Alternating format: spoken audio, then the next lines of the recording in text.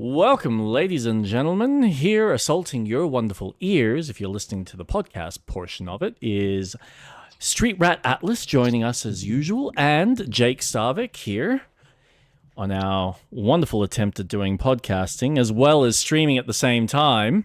How are you, Impulsive? I see you already have your butt popcorn ready and waiting, as per usual. Munching away there.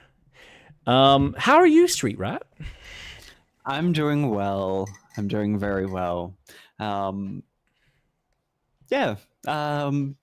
are going good. I'm working. I don't know. I'm kind of excited because I've been playing more with Affinity, and I'm now working on my starting stream and doing graphic design side of things. So I'm really excited. Yep. Because now I'm like knee deep in designing it and getting the moving pieces for the animation. So I'm excited to the end product. I'm excited for it. Good. So, that's How are you going? I'm doing okay. I potentially might have a new job.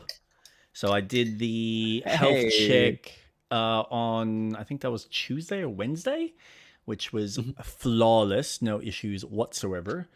Amazing. Yeah, even my eyesight was like almost 20/20 as far as him getting me to stand there and like check one eye and then the other eye. I'm like, oh yeah, I can see the bottom line. Oh, great. It's nice to know that my surgery was A-okay and that the eyesight hasn't degraded in any kind of sense. So yeah, but I'm just waiting for the A-okay from them to make sure that everything's good from their side of things so that I can then write up my resignation letter to my current job. So, yes. Yeah, I'm kind of like, I am excited because it's something new, but I'm also dreading it because it is not necessarily in an industry that I am overly passionate about. I don't know how to feel about it because it's just a sales role for air conditioning and refrigeration. But I am up for the challenge and the kind of new experiences that I'm probably going to get out of it. So that's fun. Yeah. That's awesome. It's something different. Yes, and of course it comes with a slight increase in pay, which I can appreciate. So I'm very grateful. Always. If anything, I'm more grateful that they even just gave me the opportunity, because they are very much taking a risk on me. So yeah, we shall see how that all pans out. Nice. Now, what have you been playing, sir? A recent. I've been playing a lot of RuneScape. Really? Okay. Because, I finally found a game that I can multitask in.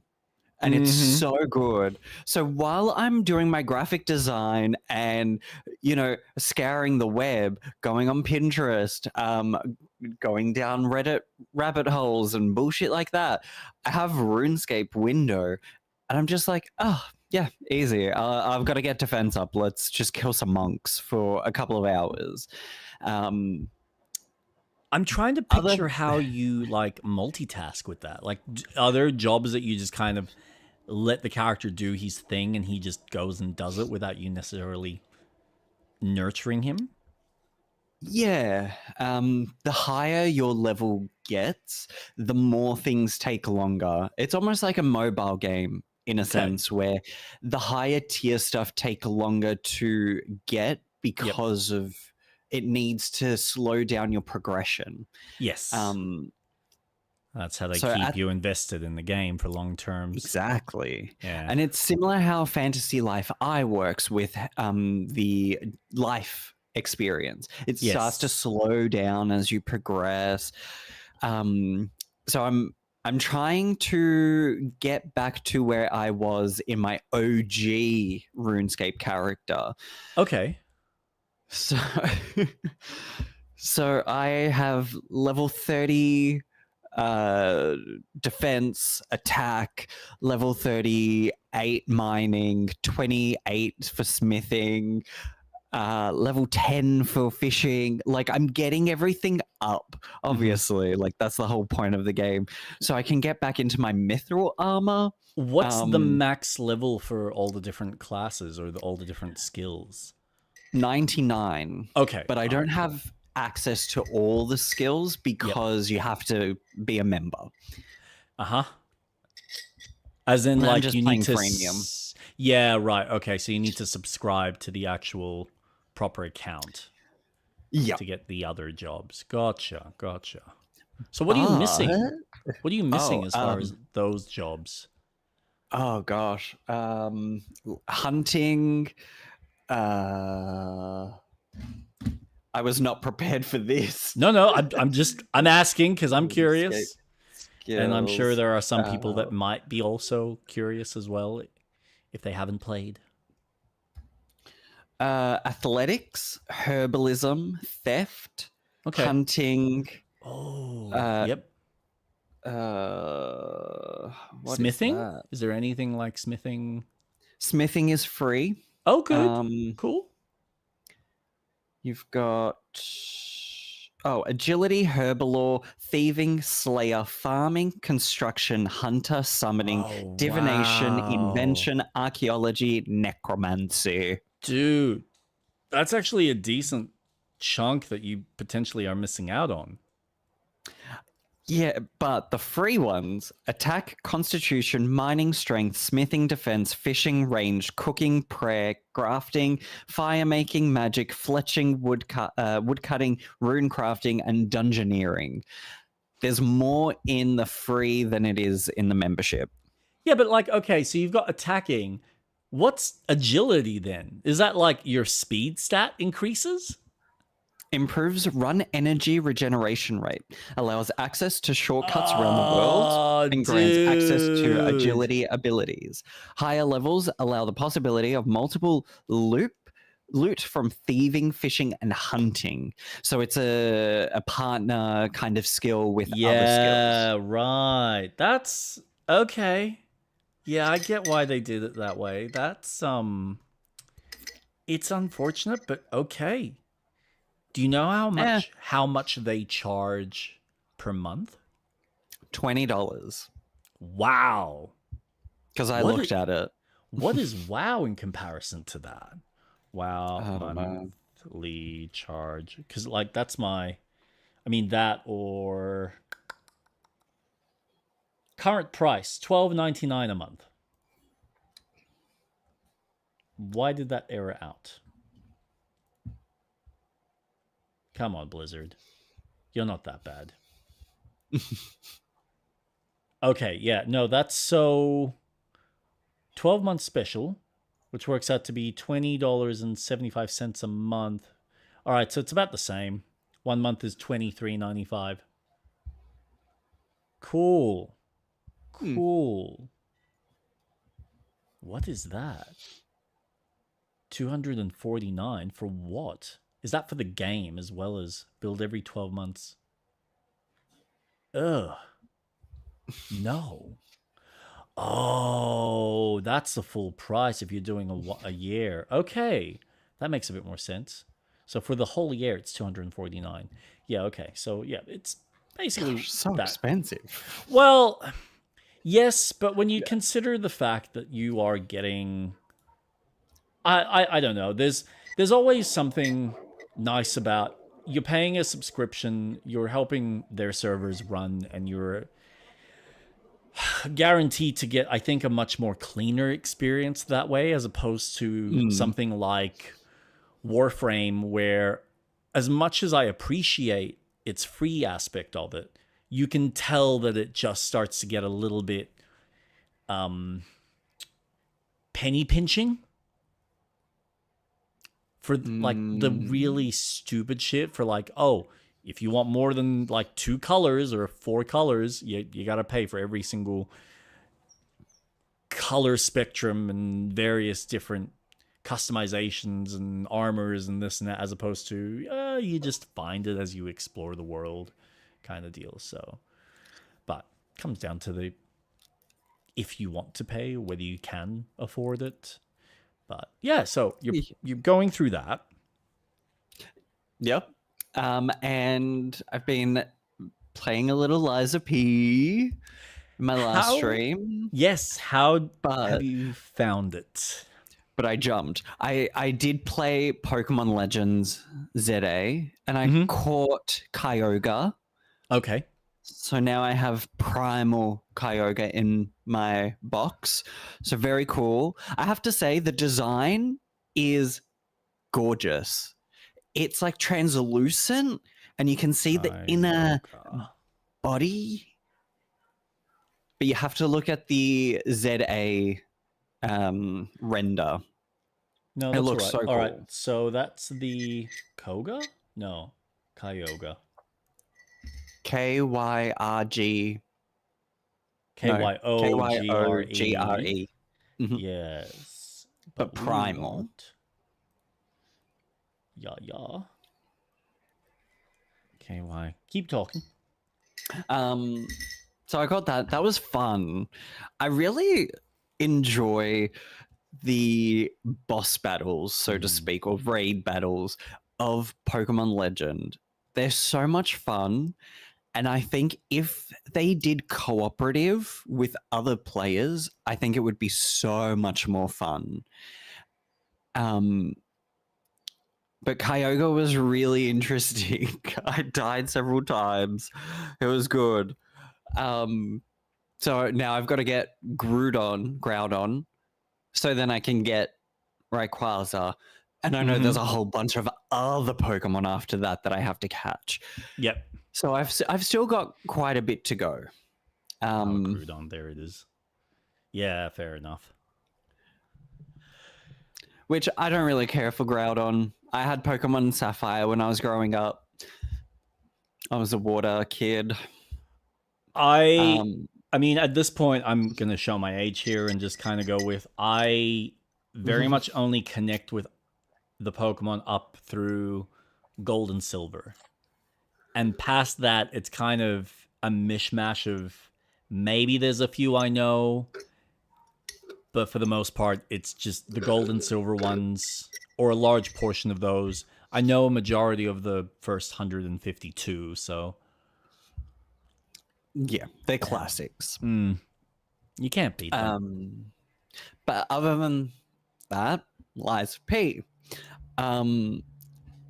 Woo! I did it! That stupid motherfucker went down. How did you go with that? So I took advantage of the summoner because Okay. I find Okay. I can get through phase 1 really quickly and get into phase 2. Yep. It's almost just okay if you can get through to phase 2 and you need to speed run it just to get back to where you were, the summoning is really fucking helpful. Yep. I don't know how I did it. I don't think I was breathing when I did it either. Yep. I get that sensation. So I was just going for it.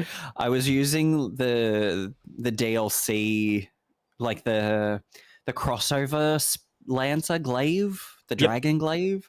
Yep. So I used that as my main weapon, which I should have been using had begun using because I'm building towards technique. And that's an S ranking in technique, so I should have just been using that. and it had fucking distance, so it was really helpful. It was really good. But fuck me. Oh, I did it though. I did it. And I'm so happy. That's good. The second phase is stupid. Stupid. When he is forward, and if you're attacking from behind, he then changes forms and then goes backwards. Yep. And then he starts doing this weird launch attack with his arms. And you're 100% correct. He's not designed to be in that arena.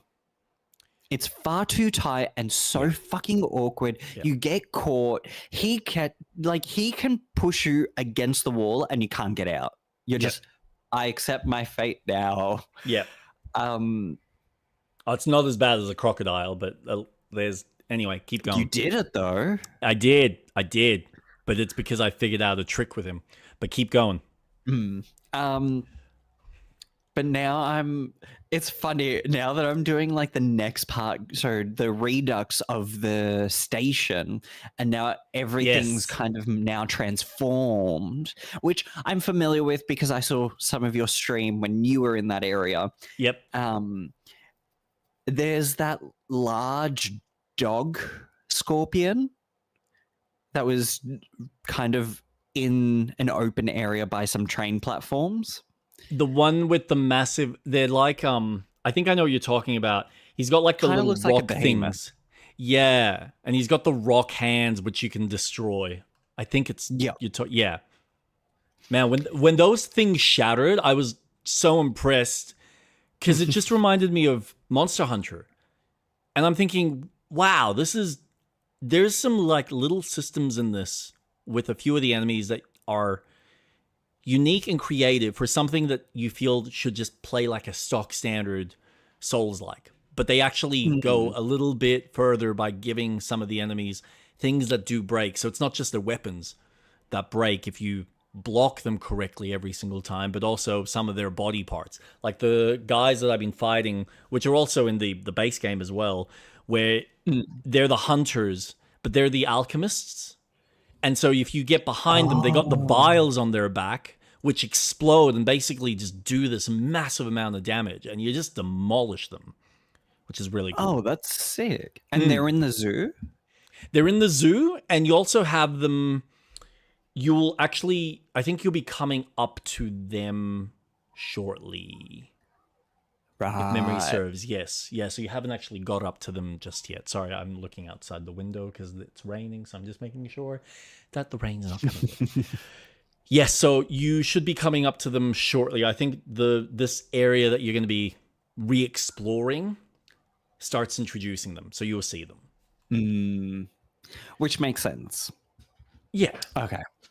But I think I'm about to fight a field boss. I think there's just someone in a large square room, and I'm like, oh, I'm just going to step out just very quickly. I'm going to clean out this area before I go and attempt. Yeah. Because I can tell it's a boss fight. Yeah. But like one of the field boss fights. But how is your experience with Lies of P? I'll be honest, I'm having such a love-hate relationship with it. So I gotta admit, it is a hard game. Without a shadow of a doubt, it doesn't have a lot of the niceties. And it's not the hardest of these types of games. Like even Impulsive can probably attest to this himself because he's played through all the last two Neo games. But Neo 1 has some ridiculously stupid spongy bosses that if you don't get the timing right or you don't get certain movesets that the enemies use on you and the cadence and the patterns down, you're just going to get curb stomped. And it's kind of the experience that I have with this, where they are so relentless. And it's to the point that when Jason was looking at my stats and he's telling me, you have more health than what you should have at this point in the game. You should be putting your stats into other parts and other things that would theoretically make it easier.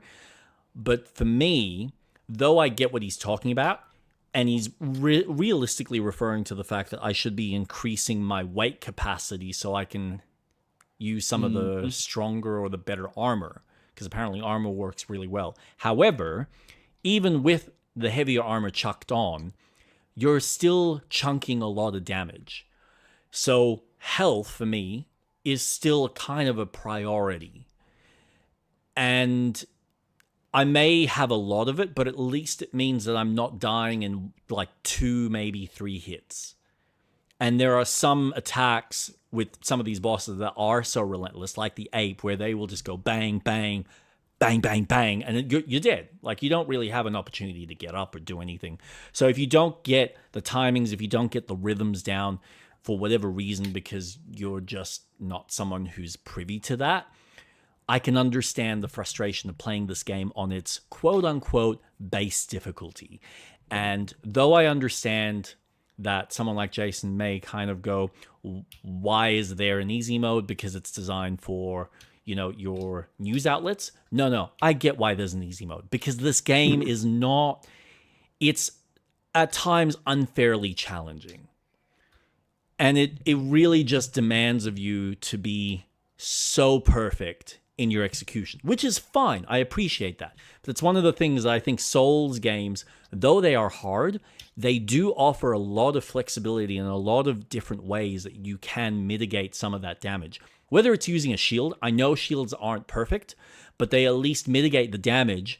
You take stamina, but you're better off taking stamina and then finding ways to avoid the hits than taking health and then dying completely.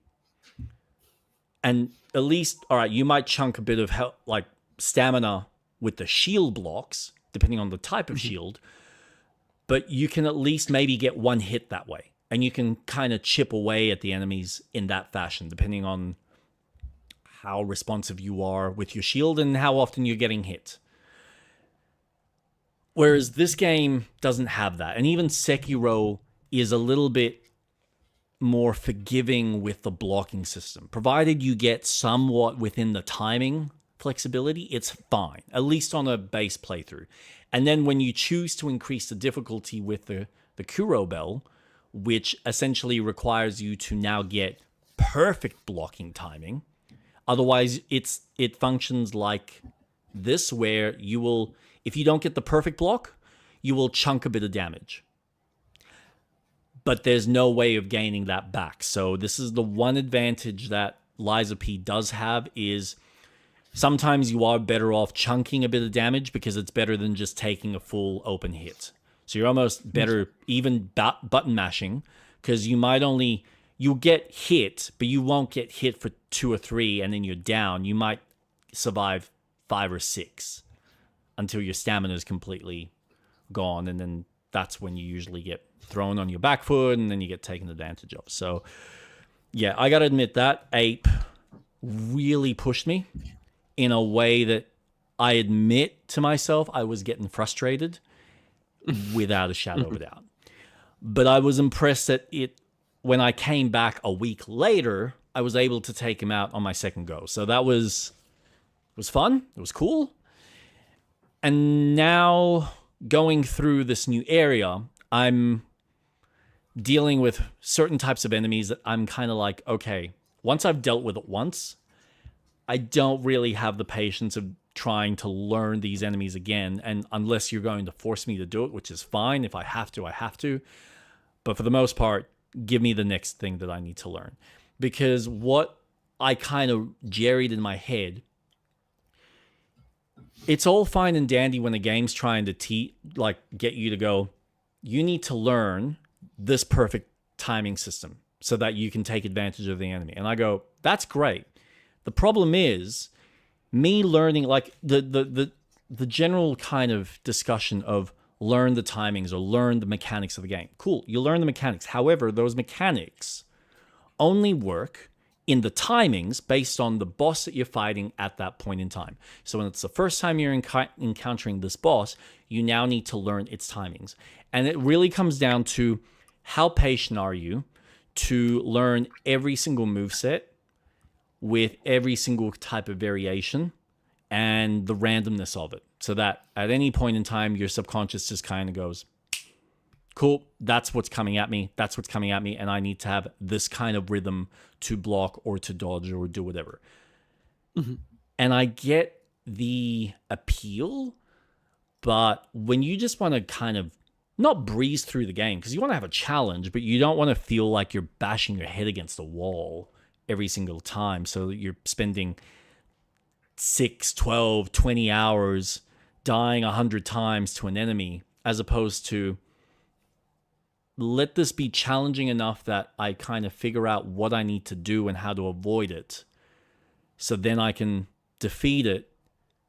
And then if I want to up the challenge, give me some of the difficulty options to do so.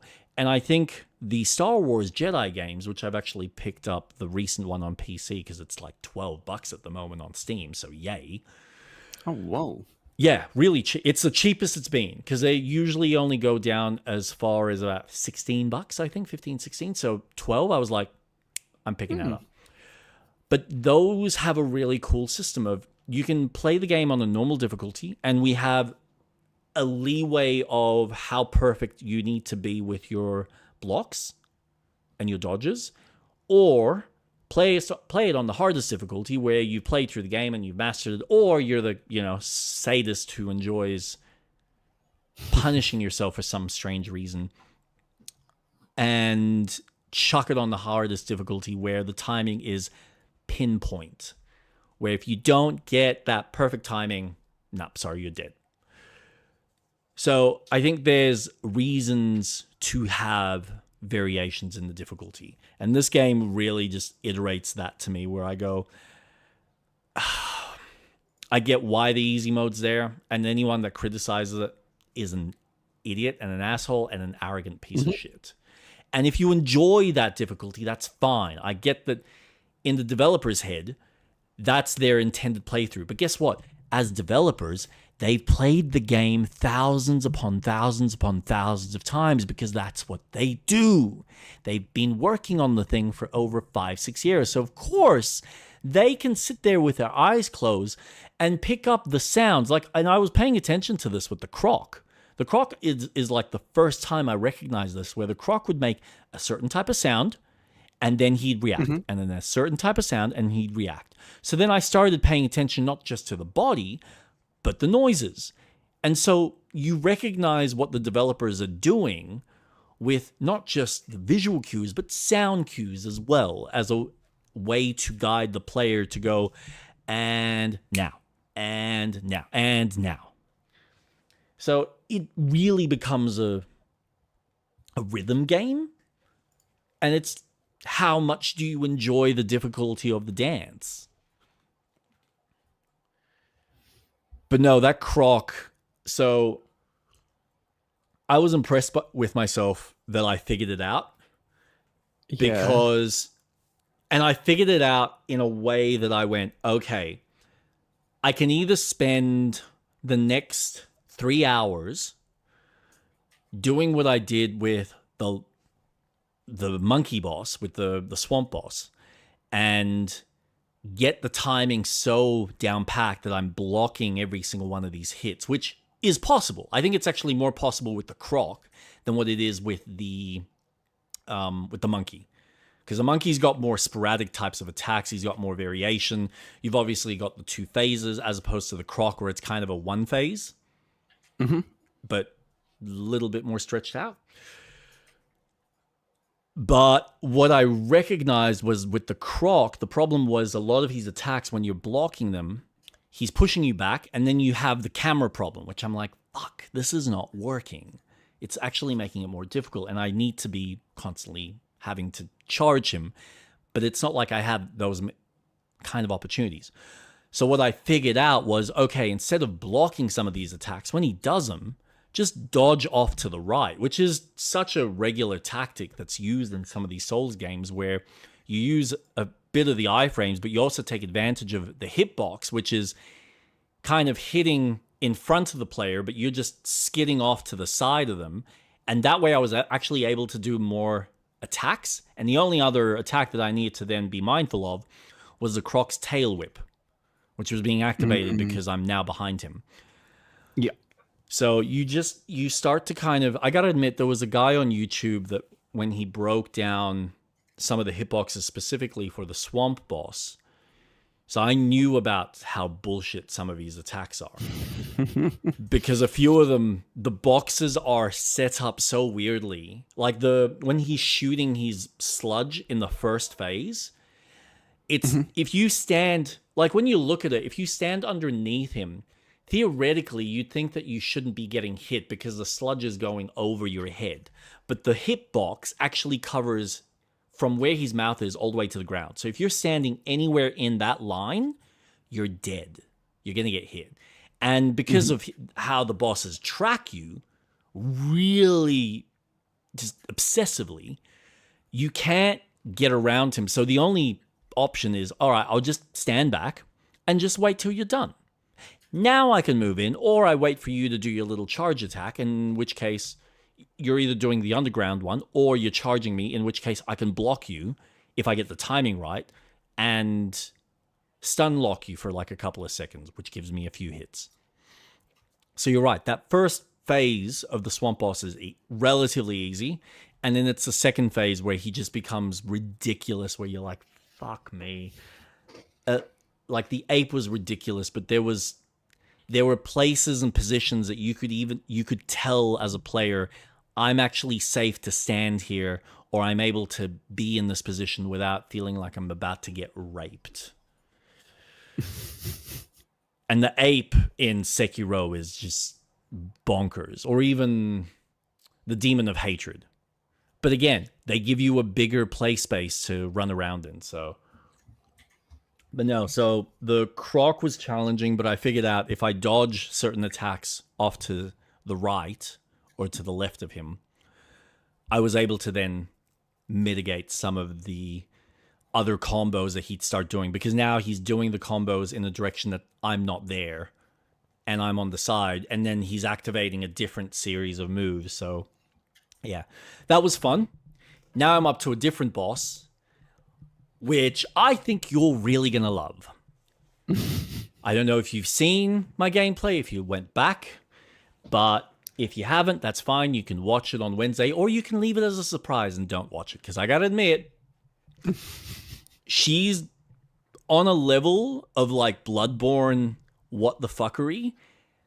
Oh. Times 2, I want to say. There's something cool about the boss battle. The way it works, the way it operates, it's well thought out. So, I mean, I'm going to enjoy that. That's going to be a head fuck.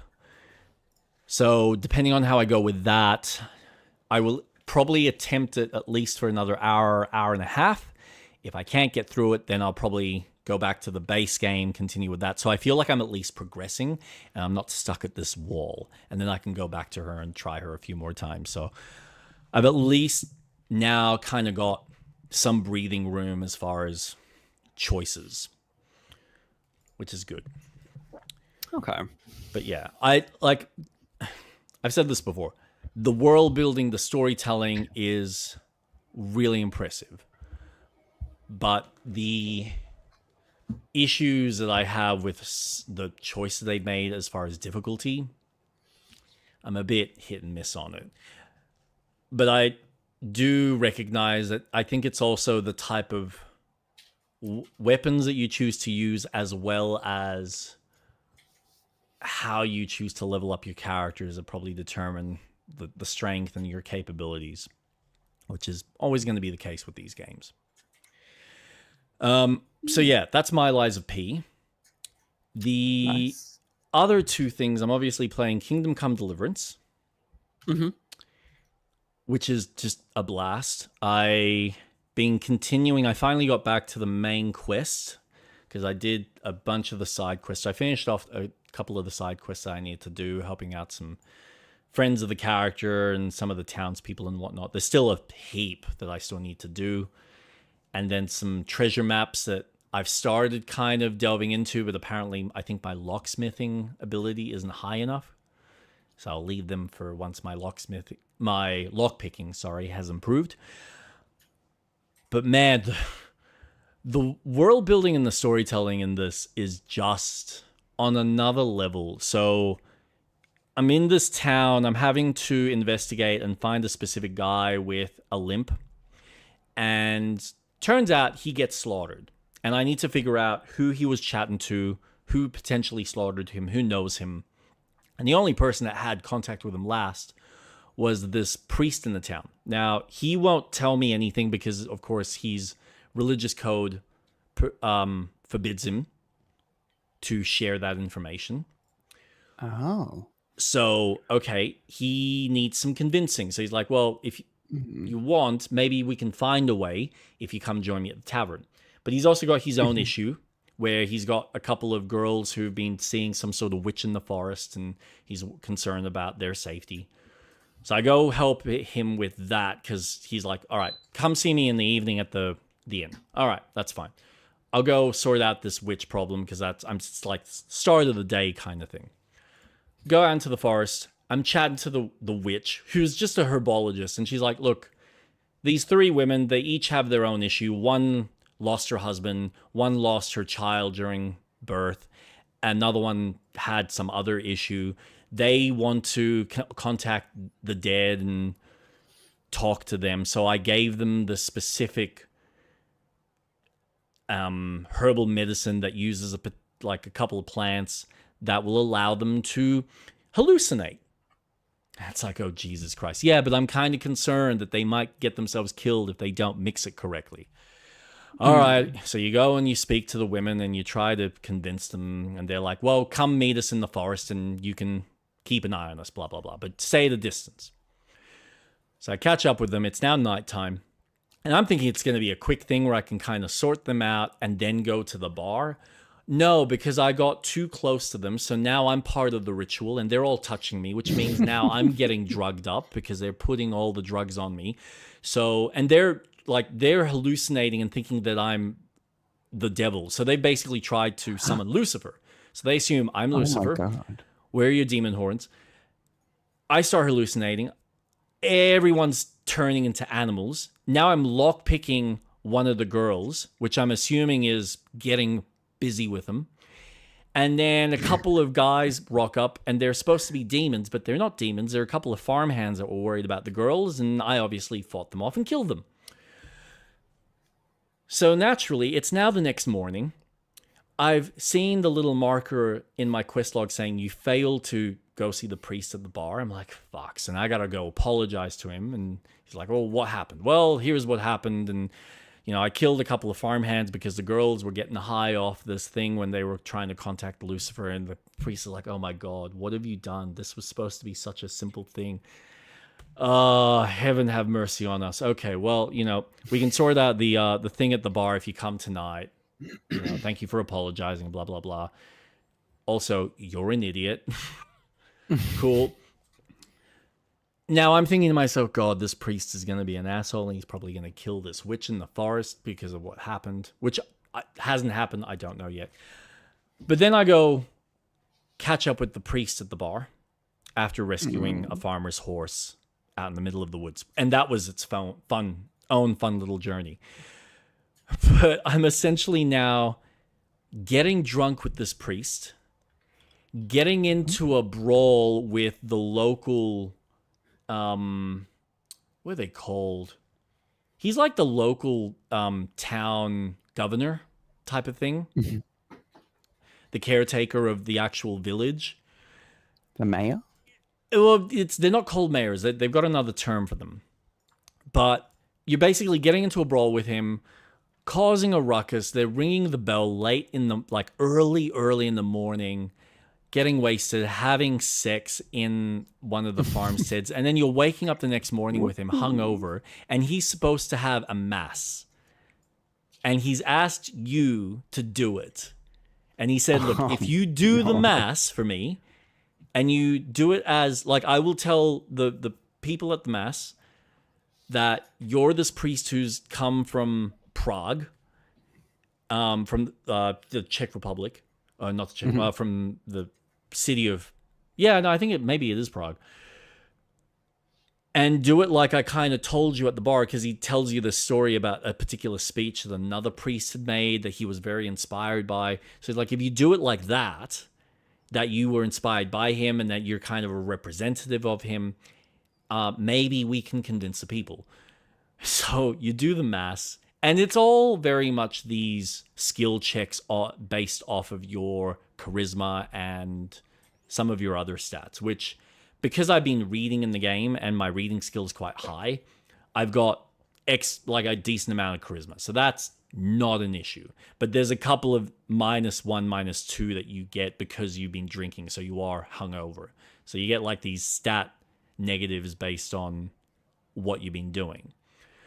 But I pass it with flying colors, and of course he's turned around. It's like, man, I shouldn't be telling you this information. And Henry's like, well, we've just had a massive fight on with the local caretaker.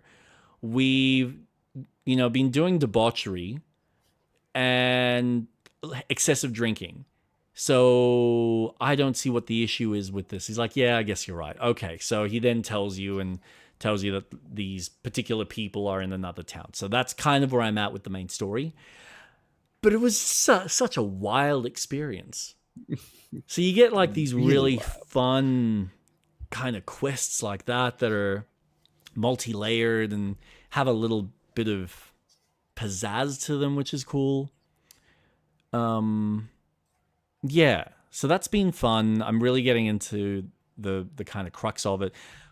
I will admit, though, the combat in the game, when you're dealing with more than 3 people, it's fucking shit. It's kind of the one time the game really does fall apart. Like, it will punish you severely if you have to deal with 3 enemies at once. Because there's no way to be dealing or blocking with an enemy. You kind of need to guess on the timing of the counters and the blocks and hope to God you manage to get it. So, yeah, it's just one of those things there's other ways to mitigate multiple enemies, but it's not an easy thing. So I'm curious to see how the late game kind of operates in that fashion. The other one that I've also started on my Steam Deck, because I figured I'd do something just a little bit different, is Styx. I think it's Styx Master of Shadows, I think is the first one. Yep. No, Blades of Greed is the new one. STYX. Let me just have a look here. Shards of Darkness. All right, yeah. No. Shards of All right. Master of Shadows. My bad. Styx Master of Shadows. That's the one I'm playing at the moment. Shards of Darkness is its sequel, and Blades of Greed is the up-and-coming one on the 20th of February. So I'm doing Master of Shadows. I'm giving that another go just to see what that's like. Honestly, it's fun. It plays like a Xbox 360 kind of stealth game. There's a lot of things in there. Like, you've got a very basic kind of skill tree that every time you do certain missions or collect certain things, like you usually have in every, so it's set up with separate missions. And at the end of each mission, you kind of come back to like a hub base, and that's where you level up your character. But in that, you will have a space where you can pick up a couple of the resources that are like your regular, like you've got your health potions, you've got your amber potions, which is what you use for your certain abilities. So like you can turn invisible, you can make a little clone of yourself that you can control and use them to either go through doors or open hatches or like lure enemies away from you. And you can also use it to do Batman vision, as we call it. So you can see through walls and see all the highlights and stuff. And you've also got daggers, which I haven't used. And now I've got another type of acid, which you can use to dispose of bodies. Because you get incentivized to, when you kill someone, don't just leave them on the ground. Even though you might not have anyone come past and see it, you will get extra points if you hide the body. So there's little things in the game where when you complete a mission, you get rewarded on finding all of these coins that are littered around, completing the secondary objective, which is usually find this extra relic or something that, you know, one of the characters wants and needs, as well as can you go through the level without killing anyone? Can you go through the level without setting off an alarm? All of that kind of nature. So it's got that repetitive or that replay value if you want to perfect the game and master it, which is nice. It's really cool. But I'm not really interested in that. I just want to see what the story and the kind of general gameplay is like, which is very much it's very much a stealth game. There's some mechanics that are derived from like Thief. So you will mute the sound that you make if you land on things like carpets. So you can land right behind an enemy provided it's on a carpet. If it's on like metal or other pieces of the environment, you will make a sound, which means that they will hear you. If you are walking around chairs or other tools or like brooms and buckets and stuff, you will make sounds which lure the enemies to you. So there's a couple of things in there that you can sense that they've developed some really cool systems that give you there's more risk. It's not just, okay, watch the enemy patterns and try and get past, because sometimes the table, like the chairs might be out of the table, which is great. Then you can go under the table and you go into first person mode, so you can just hide under the tables and move from table to table. But sometimes the chairs are close. So then you almost you're incentivized to move around the chair. Otherwise, knocking the chair makes a sound. The guards now will go and investigate, and they will look under the table. And if they see you, they pull you out. The combat's not really existent. When you go into combat, it's kind of this, you get this one-on-one camera, and you now have to time your attacks, and it's like a parry system. So you have to time the parry 2 or 3 times, and then it gives you the prompt so you can do a finishing kill. But if you got like 3 enemies on you, they'll all come at you at once and like stab you and kill you, and it's basically, all right, game over, start again. Or you try and run away and hide, which is also another option. You can obviously kill enemies in silence or aggressively.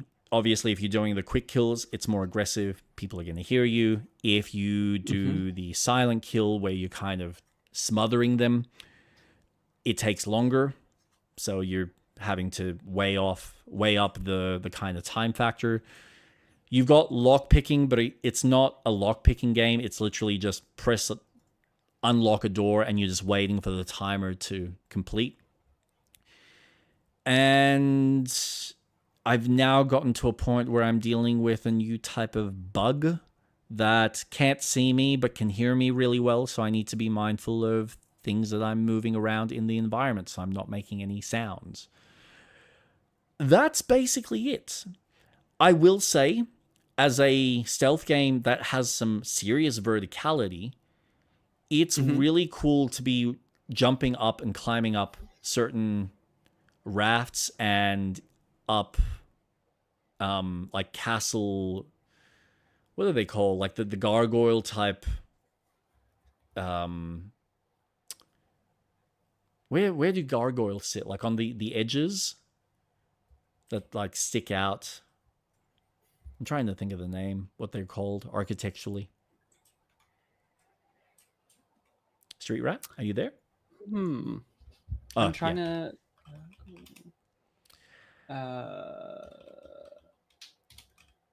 But yeah, regardless, you've essentially things like balconies and whatnot. They sit on these nuts. Yeah, like there we go. Thank you. That's the word. So you've got you've got perches, you've got balcony edges and stuff like that you can basically just jump on, and it's not like Assassin's Creed. It's kind of refreshing because it actually just plays like a stock standard Mario platformer. Oh, it doesn't play like Batman? No. Apart from when you're having to climb onto, there are like these black crosses that you use to climb up certain bits or climb down. But otherwise, when you are on a balcony edge, you're just walking around on it normally. So you can just either just walk off and fall to your death, unless you land on something that you can then grab onto, or you just jump up onto the balcony itself and then walk along. So it's kind of freeing, and there's this sense of, I feel like I'm actually in danger. Like I need to pay attention to where I'm jumping, how I'm jumping, because it doesn't have like your typical Assassin's Creed where when you're jumping from, say, perch to perch, or if there's beams up in the rafts, you're jumping from beam to beam to beam to beam. You're literally having to land on each beam. It's not Assassin's Creed of tick, tick, tick, tick, tick, like it auto climbs and auto runs for you. None of that. So it's refreshing in that sense. It's one of the few games that I go, yeah, okay, and I don't know whether this carries on to the other games, but if it does, and I hope they improve it, it's a positive for the game. Because when you do get an edge where you kind of, you might miss the perfect timing to get on top of the perch, but if you get close enough, he will grab on. So it's like Tomb Raider in that sense, where it's like, oh shit, oh no, he's grabbed on, he can pull himself up. Awesome. That's cool. It almost reminds me of Dishonored. Yes. Yeah, it is a third-person version of Dishonored, but I'd probably say Dishonored has more interesting combat, more interesting landscapes to explore. How you doing, Impulsive? We can hear. We see you. He's here for Baldur's Gate. He is here for Baldur's Gate, which will be starting soon. Yeah, it is a good game. It's a very competent game, but you can tell that it does have that low budget, not ultra low budget, because there's like, I mean, your first cutscene that they have is in game, and then all the other cutscenes after that are a flat screen animation, like they're stills, which is just bizarre. Yeah, like you have an interview that you're having, because you're playing. It's like the story's being told from your perspective while you're being interrogated by one of the human commanders. Mm-hmm. And so the first time you see the two of them chatting, it's in-game cutscene, and then after that, every single interaction is just this like single panel type, couple of little still images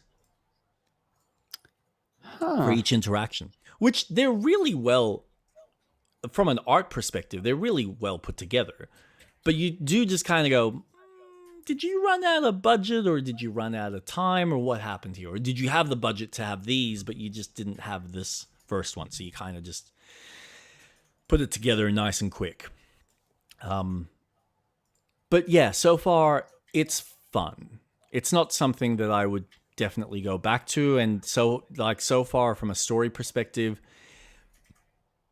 there's something interesting about the world building, but I haven't gotten deep into the lore of it quite yet. All I know is that he's kind of forgotten why and what he's been, and what, like, he's got some idea of who he is, and he knows that he needs to get to the specific tree, which is, it's a kingdom that's got the elves. The humans are basically in complete control, as they are.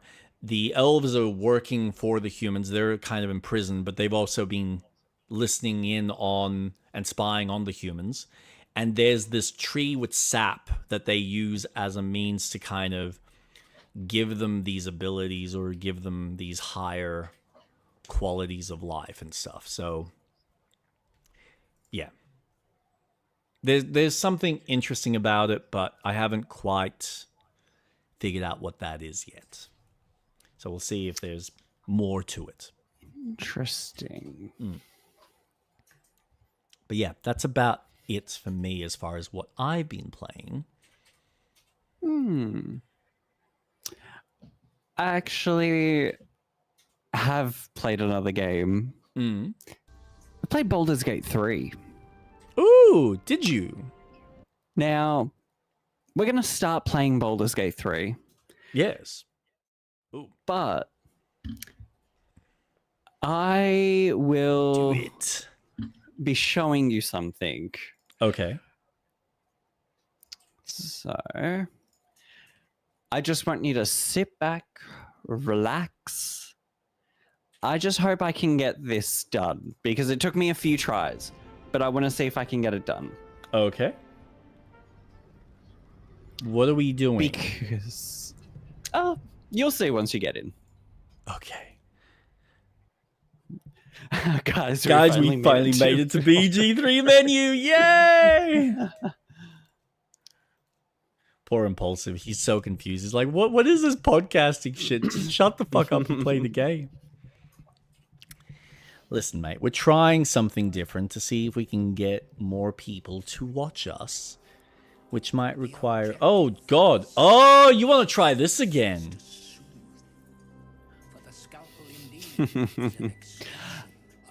I just...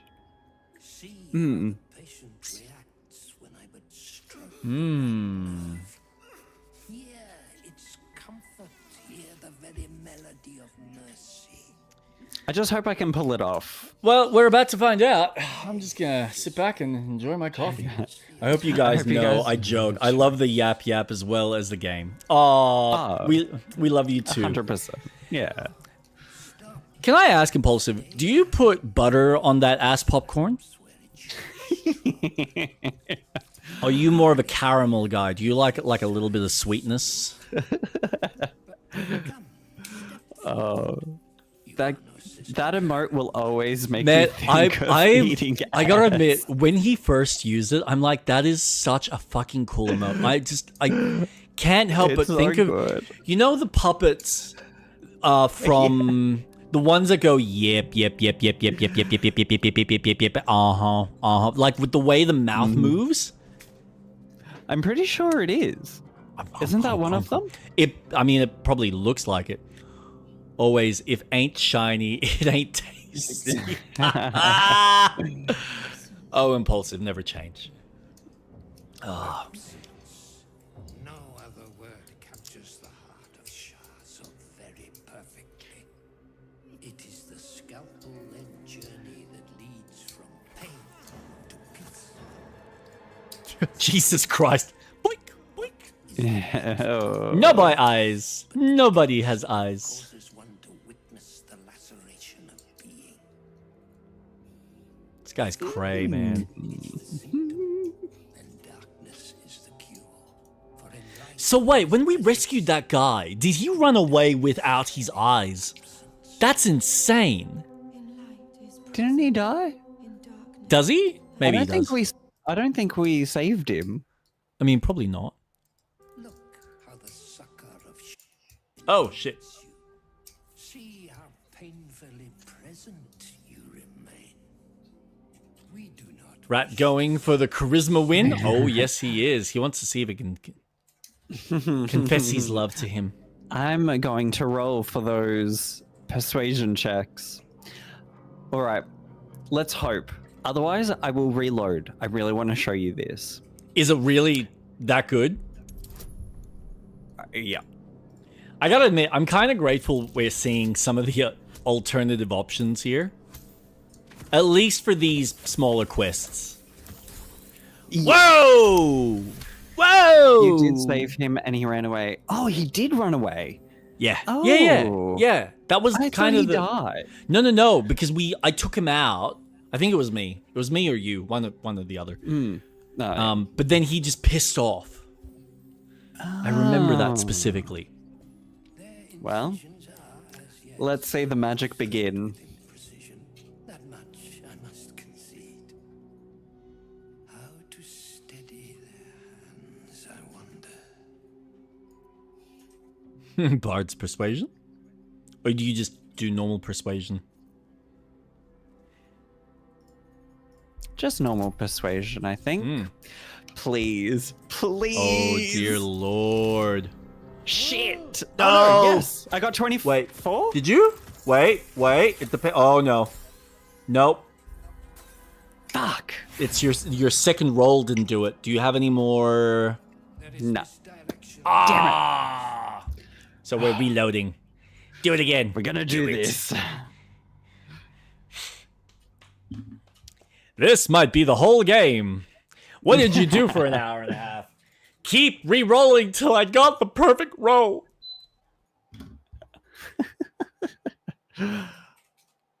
Oh, It's going to be worth it. Oh, absolutely. When you can fucking nail it.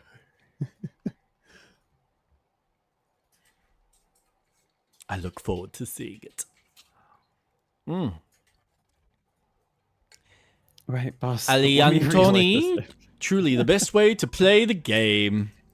Wait, boss, let me reload the save.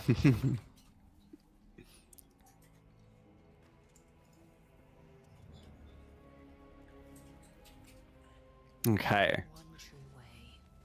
One true way. There's more than one true way. Yep. Step forward. Yep, Skip, yep, skip, yep, skip, yep, skip, yep, yep, skip, yep, skip, yep, yep. skip, skip, skip, Yep, skip, yep, skip, yep, skip, skip, skip, skip, skip, skip, Us cue you. skip, skip, skip, skip.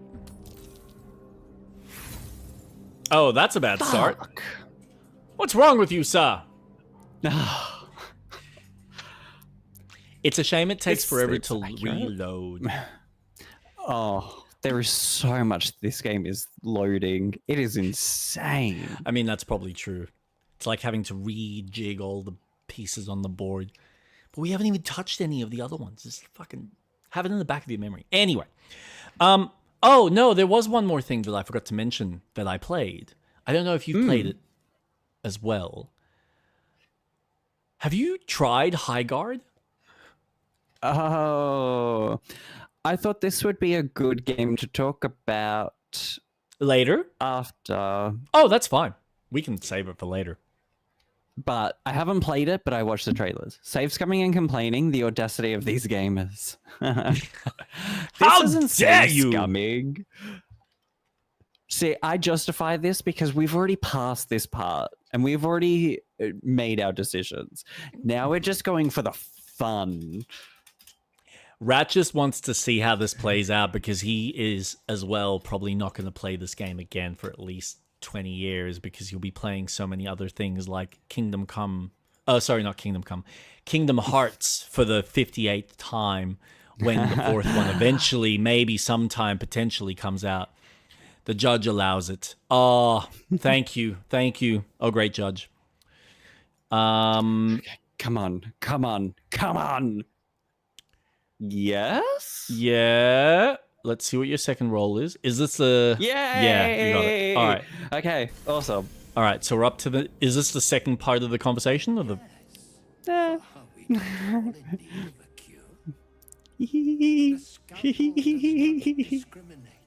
Let each and every one of you partake in its soothing journey. Absent sisters, acquaint yourselves. Do it. Oh! It is a proud moment when one sees one's teachings so lovingly taken to heart. Dude! Oh, yeah, go at it, girls! Woo! You are to be commended for their graduation, rewarded with the promised cure. Ooh. Come, I will acquaint you with the lady's dark-fingered embrace. Okay, come on. I'm not worthy. Nat 20. Oh. I would be honored. Please show me how a master works. I would be honored. Come on, give me a nat 20. Oh, God. That's all I need. Oh! Wait! Sing 17, 18, 19, 20, 20. Yeah! Yes! Yes, guidance came in clutch. Okay. Your diligence is exemplary. Very well. Well, your own scalpel you will be. Observe, then succeed me into the succor of Shah.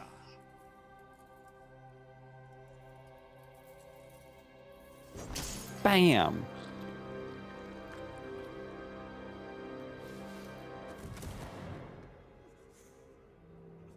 Are you for real? That's it. He literally just kills himself. Isn't it funny? 2 bosses I've shown you were completely with dialogue options. And I feel like the Witch is probably the same. Yeah, there's probably a bunch of bosses like that they just kind of go, provided you've got the charisma character, there is other ways too. Yeah, which we gathered, but it's still... That's impressive. I really wanted to show you that. No, I'm grateful. Kind of like, I'm spewing I didn't see her actually explode, but the money, the demon or whatever it was. Oh, I'm so was sorry. Do you want to see her explode? I'll do it again. No. Don't stress about that. Like, I saw what happened and how it all played out, but I can always watch it on YouTube. Nice big pop. Pop. The bar drinking boss is awesome. The bar drinking boss? The bar drinking. What bar drinking boss? Is that later? I'm not too sure on that one. Huh. Now.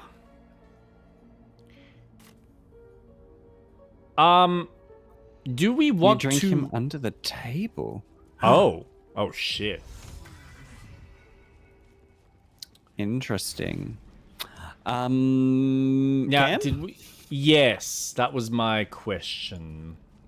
Absolutely. we Cam. need to sleep. Yeah! Get some rest now. Oh. This is nice.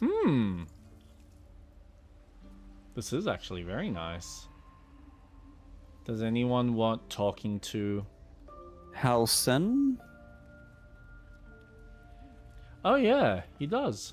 Looks like he's got a main quest type of conversation. He is in Act 2. Wait, what? Halson's right here. I discovered what's wrong with him. The shadows rendered him in two when they bore him away to the Shadowfell. Half of his essence remained here, amidst the curse. What stayed behind would have been the strongest part of him. But after all these years left in the darkness, corruption must have taken hold. Tell me how I can help. Oh, can it be undone? Perhaps. If we can find Thaniel's lost half and make him whole again. Only the missing half may not come willingly. The curse will have sunk its tendrils deep, twisting Thaniel's essence into something else. The ideas on how to find this missing half. How it's been twisted by the shadows, it is still part of Thaniel's essence. It will resemble him somehow and may show signs of his power. Look for signs of life in the darkness, wildflowers where everything else is dead. The curse cannot subdue the power Thaniel bears. Not entirely. In fact, I saw just the sword before. Not long after we first came within reach of the shadow curse. Fool that I am, I did not grasp their significance at the time. So it's somewhere near the entrance? Some way outside of Last Light. I caught a glimpse of fresh blooms there, but did not investigate further. I shall mark it upon your map. Lovely. Perfect. Leave it to me. It doesn't have to be your burden alone. Every moment counts, and I've asked much of you already without being at your side. If you want me, I'm yours. Oh. Against the curse, against the absolute. Anything. Oh. Just say the word. We now have another character. Stay here for now. Ready. Cool. So I think we can now use Halson, which is nice. Nice. Awesome. Always handy. Oh, I think so. I'll think so. All right. End of day. Do you have enough camp resources to restore it? Yes. Oh, you have. I'll be on the lookout for his half. Is it like his arms? Wait. Usually. Just quickly. No. What's wrong? No. I'm just checking before we go to sleep. Schlep? Schleppity bappity. Also, I if going? it's okay, I'm probably also gonna want to go past town. That unspeakable. Unspeakable. Please. I'd really like to do some shopping and maybe sell some of my gear. Please, please, please, please, please, please, please. Please. Interesting. What Thank did you. your father say? He said you'd take me. Provided I eat my vegetables. I had my broccoli, and I had my asparagus, and I ate all my potato, and I only had a little taste of the meat because I don't like it raw. Well, you know we can't afford fire. Fire is hard to come by. I know, so I tried blowing a lot of hot air on it. It didn't do much, but I had a little nibble, so I had my protein. Good. And did you do your chores? Oh, owlbear! Yes! You guys are ahead of this quest. You already found some clues before, but you had no idea it would be connected to Helson's quest. No, that sounds about right. You'll hurt. Let me see. Oh, yes. If I get a nat 1, I'm quitting. Okay. Did you save? Oh, Why didn't you son of a save? bitch. You got a nat 1, didn't you? That's fine. No, I got a 2. But I got 11 from my bonuses. Oh, good. Oh, you can't see this? Not your rolls. I'm seeing what you're seeing. Oh, okay. It's barely a scratch. You'll be fine. No, I'm gonna heal. I've got +3. I want to take care of him. Aww. I feel bad that we Yes. killed its mom. We had to get the owlbear. Seriously? That's how that works? Yeah. That is fucked up. There has to be another way. How did this happen? Claws. Bigger. You fought something bigger than you? Why? Strong. Fight. Win. Did you kill any? Take on something closer to your own size next time. And did you kill any? Gods, not even fully grown, and you're already trouble. And did you kill any? Kill. No. Nibble. Oh, Show you. The little beast's quite charming once you get accustomed to the smell of rotting flesh. I saw something ridiculous with this character specifically. So he's got an ability that allows him to grow. But apparently, growth? yeah, but apparently there's Yeah. like another thing that you can put on so that you essentially get triple the growth. And he just becomes like this ginormous mammoth. Yeah. Yep. That takes up the whole screen and does a massive amount of damage.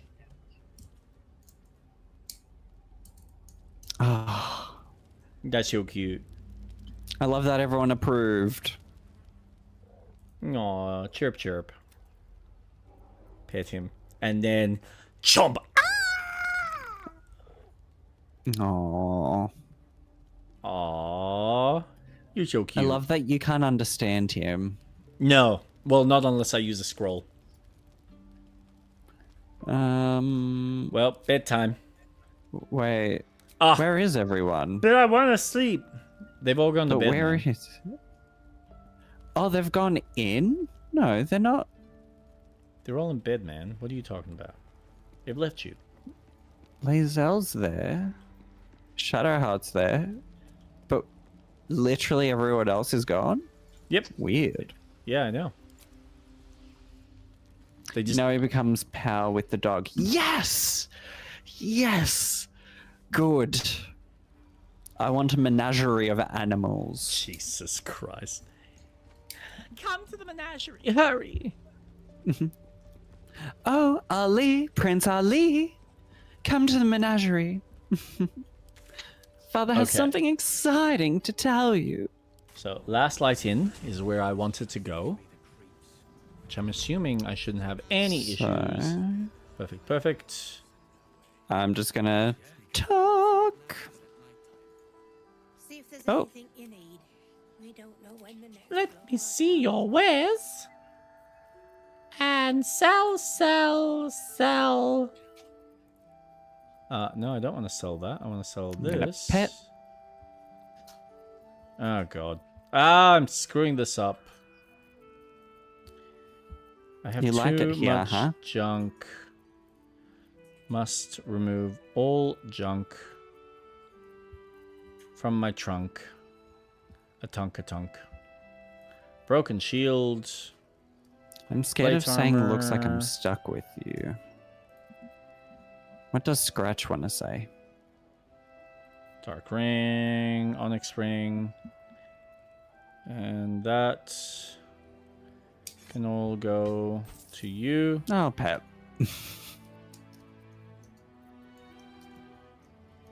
What else can I sell? Can I sell anything else? Lazel, do you have anything that I don't need? I don't think I need any of that junk. Oh, yes, you do have stuff.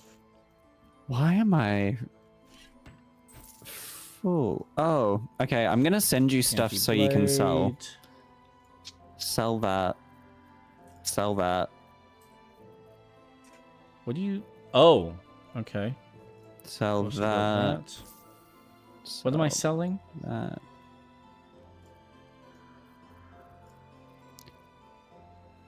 There's a Did you go bedroll. as Lazel or No, as as my main. Lucian? Loose. Oh, But I okay, see good, both. good, I good. see both. So it's all good.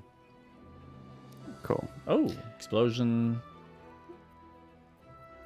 I'll keep that. Crescent moon, earrings. Oh,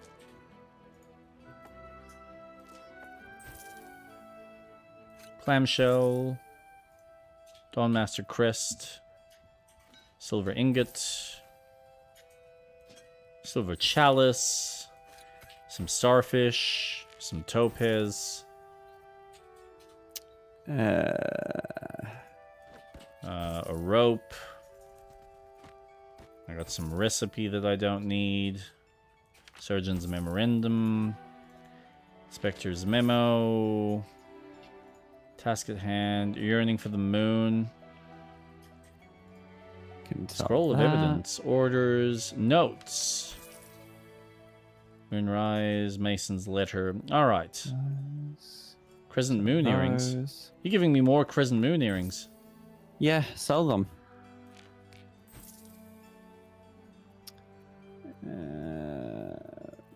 That. Okay. What's that? A syringe. As fun as that would be to use on an enemy, I don't really think. Infernal metal. Oh, that I think I want to keep. I think. Oh, we have to keep those. Which is why I'm keeping it. Githyanki sword. Don't need that. Githyanki longsword. A great axe +1. No, I'll just get rid of that one. Protective plate.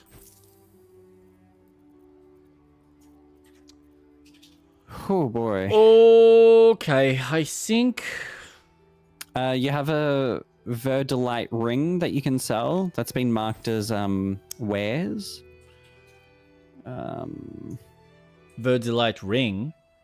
Mm-hmm. You also have a tourmaline ring. A large Cup of bottle. oil. Rotten fish. Rotten mushroom. Oh yeah, Oh, you there have it is. 3 pearls? Man, I had heaps of shit. I know, I'm looking. It's crazy. I got a nice collection. Allows the wearer to receive warding bond from a creature wearing that matching ring. When you deal damage with a cantrip, no.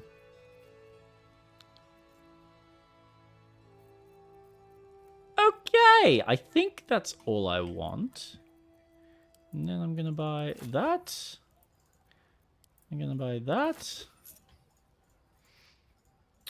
And I think that's all I'm gonna buy for now. Did you need another scroll of resurrection?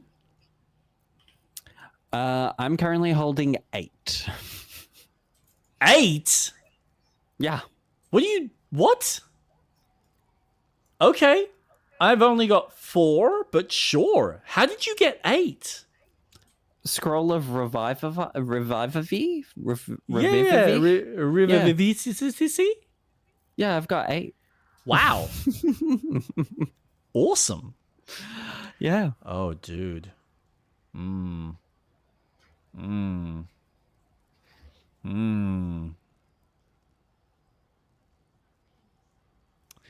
Yeah, but that's not really gonna help me. Oh, ranged. Oh, that's a ranged spell attack +1. Yeah. It's not real. Oh, no, it is because it's. No, it really isn't. Nah. I'll leave it. Damn it. All right. Take care now. Thank you. I love you. Look after yourself. All right. Do you want to save so we don't have to repeat any of this frickin' process? Yep. Thank you very much. And now I'm going... Where am I going? Where did we last... Grand Mausoleum. But it's like underneath the Grand Mausoleum. Ability bless. Yankee Krish. Grand Mausoleum. Gauntlet of Shar? I think that's it. Yeah, Gauntlet of Shar. I'm just cleaning out because I have too much that I'm carrying. That's fair. That is fair.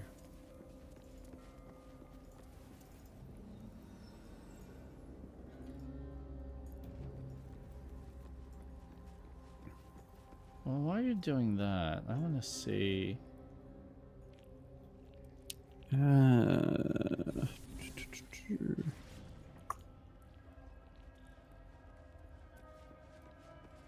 Oh yeah, we've already dealt with him.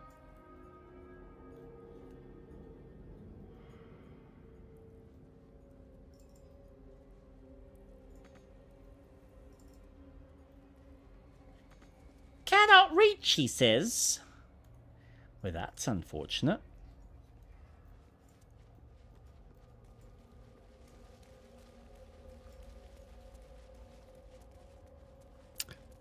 Jeez. Okay. God still weighs nothing. Yep, good.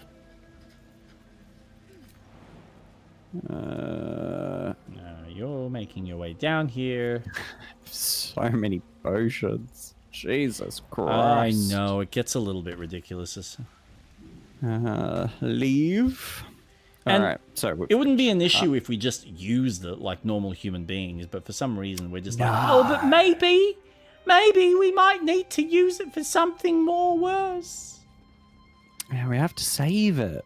Every single one of them. Can you believe it?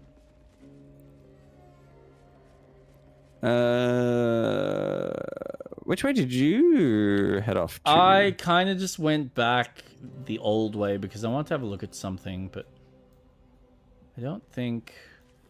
I think we did technically solve this. I'm just losing my mind. Yeah, that's fine.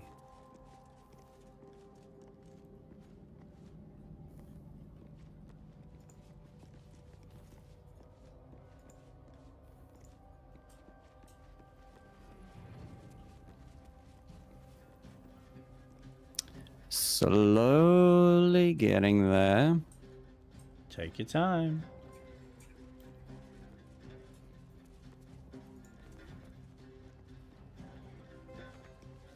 Can't reach. Well, that sucks. You guys are like an old couple, always losing each other. I know, it's so cute, isn't it? Where did you go? I'm over here. Where? Over there. Where? Stop running away on me. Hold my hand and don't go anywhere. Yes, dearest.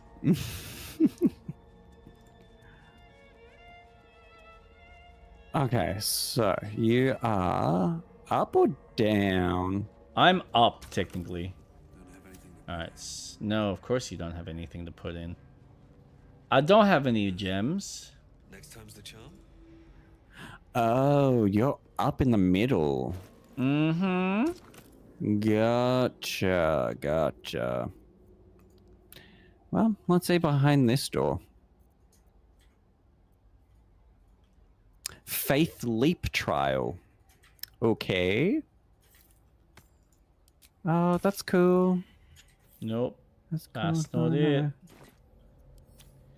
That's not what I put in there. I need to put something else.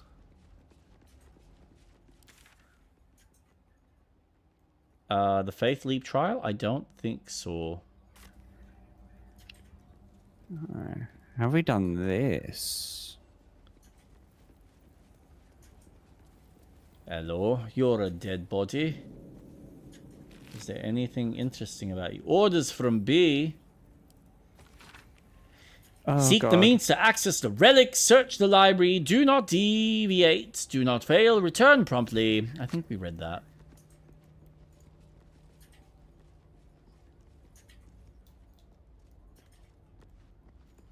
Oh, hello. We found each other. Hello. So, did we want to do... So this is a trial. Okay. Oh. Yeah, because it's gone red. Mm-hmm. And what do we do with this trial? But I don't know if we've done this trial. Which trial? The one over to the left. Yeah, that way. Okay. Her most vaunted treasure. I don't remember this. Most vaunted treasure. I don't know. Soft step. step trial. This seems like we're going to want a stealthy person. Me? I mean, if you're good at it. Sacrificial bowl. Contains an Oh. ancient rust-colored bloodstain. It forms a neat disc, as if spilled calmly and willingly. Calmly, yes. You're going to bleed out. Lady Shah's trials. Allow me. It's important. Okay. As you wish. Oh. Stand down! No. Don't do that. You piss her off. Now, just a little bit from your Oh. boob. Oh, I mean, sure. I was going to say boob, but alright. Oh. Values those that can remain unseen and can still obtain what they want. Oh, no. She lost a single Death is point of virtue health. derived from her very Oof. essence. Oof, oof, oof. Okay. Wait, why do we need to stealth? There is Oh, what's something that? that's seeing us. Oh, there's a shadow. There's a few of them. Oh boy, here we go. Oh, is this one of those classic things where we have to go in time and we don't get seen? I What would if I say do so. invisibility? I mean, how good's your invisibility? I could do turn-based mode. Make it last longer. I mean, you can. Best be on my way. You saved, right? Yeah. Okay.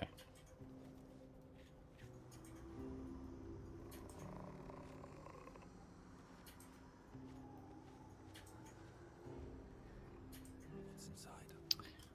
Huh. How are Grease. you able to... Oh god. And I slipped. I've been knocked out, and now I need to get back into this. Oh god. Wonder if the gods are watching me. Oh, wow. Okay. So you get a few tries at this. Damn. That shade knocked me right back to the start.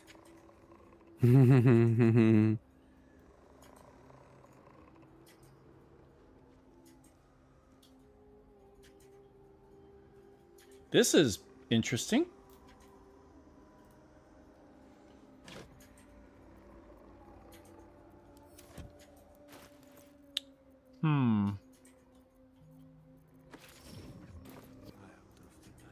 Yeah. Sucks, don't it?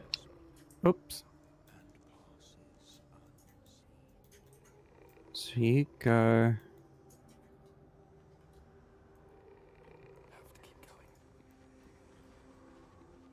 Okay, no.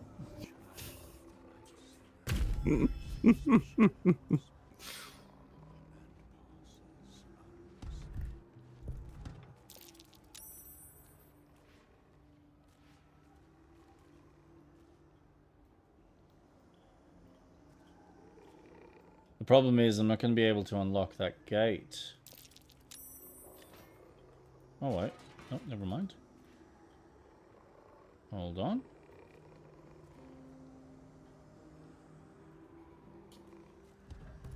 Oh, no! Shit! Oof. Damn fire. Trap. Oh, boy.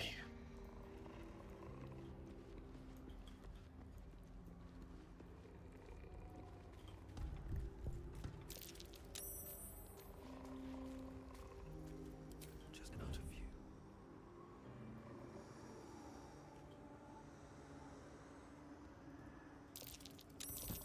Please, please, please. Never wanted the easy path.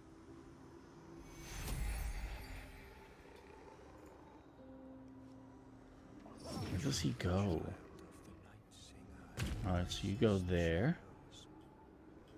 Let's see. Okay. I'm just gonna do this. I think I got it.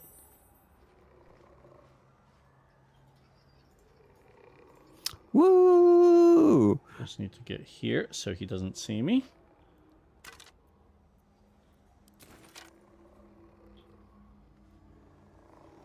Just in case.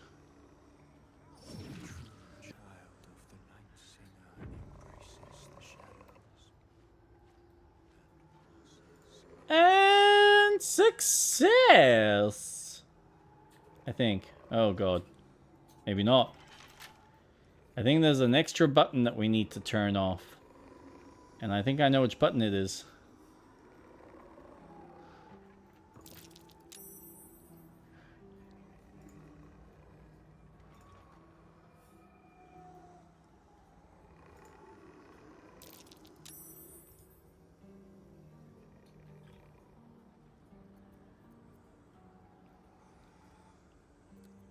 Indolence breeds madness.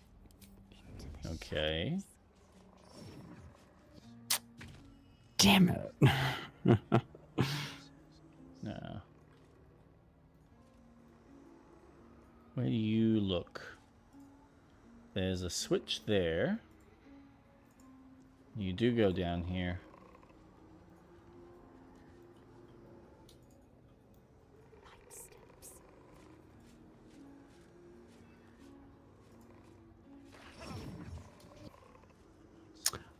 Oh. Oh, sick. Come on. Oh, what? Oh, dude, this is a cool, trippy trap. Oh, God. Ooh.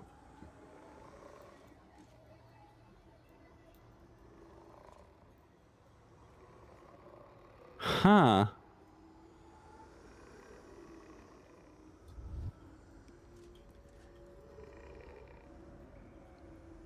Okay.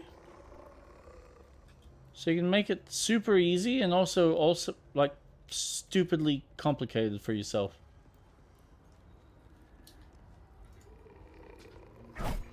Oh, there's a trial key there. Oh, shit. Where is it? It's on that table. Just in that next room. Oh, where you are? No, it's right in front of you.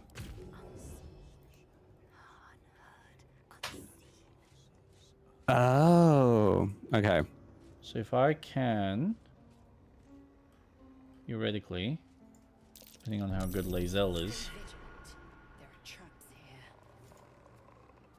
Yeah, that's closed off because I pressed one of the switches. So you're gonna have to go the other way.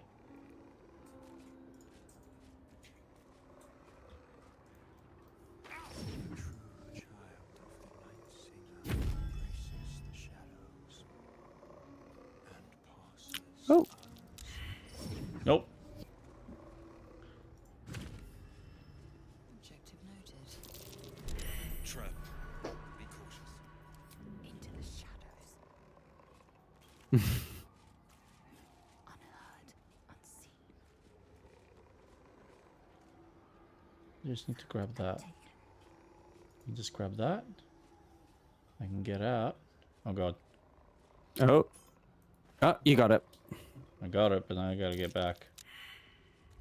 Back getting seen. Oh god. Does that reset the key? No. Do I have the key? Where's the key?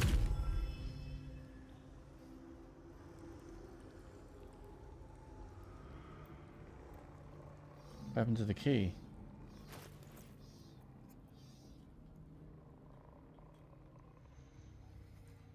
Is it not in Lae'zel's inventory? Let's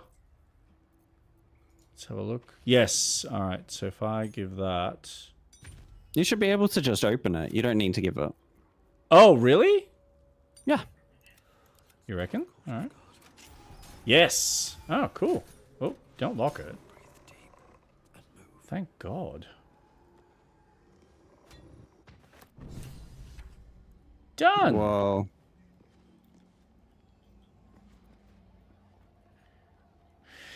Wow, look at that! The first... So- oh. The bowl contains an ancient rust-colored blood stain. It forms in But you want to give more blood? as if spilled calmly and willingly. This isn't a blood bank. Na na na na na na na, here, take all. Mm-hmm. Interesting. Okay.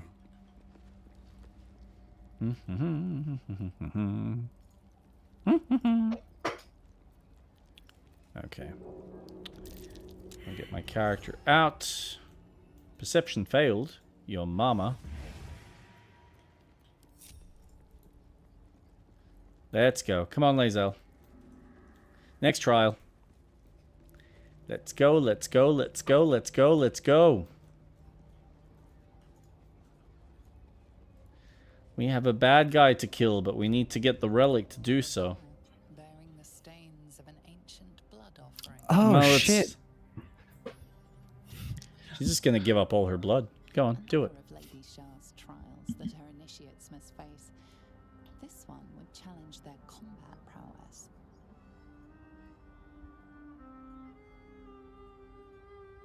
I'm gonna offer blood. Go for it. I don't know if I should. I mean, at least not I without saving, but sure. Oh, true. That's alright. If we fuck up, we just gotta go through that stealth portion again. Which at least we know what we need to do. Is that closed? Yeah. Oh shit. Lae'zel's not in. Well, Oh. this is gonna be Oh, fun. well. Let's go. Sorry, Lae'zel. Oh, Oh, that is funny. just a bit. Oh. Bearing the stains of an ancient. Who are Coming. you conversing with? The bowl. I'm having a conversation. Trying to convince her. Can you let my mate in? Like, that'd be really nice. There's a Shadow Heart level 7. Oh, do we have to fight her? Oh. Well, no time like the present. Oh, God. There's Shit. 3 of us. Shadowheart. Half elf. Oh, is that me? And I would you? maybe, Oh, yeah. it's us. Oh, dear Lord.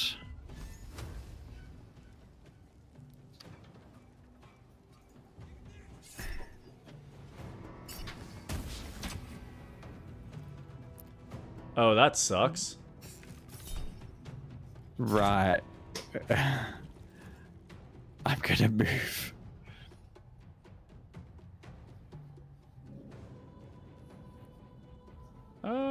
Where can I hide? Can I hide anywhere? Make it Damn, harder you're too for far. me.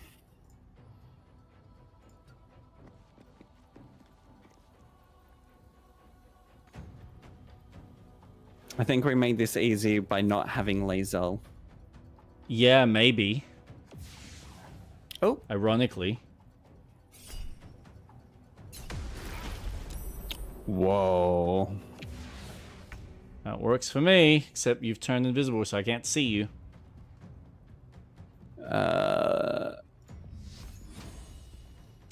My monk with his bow.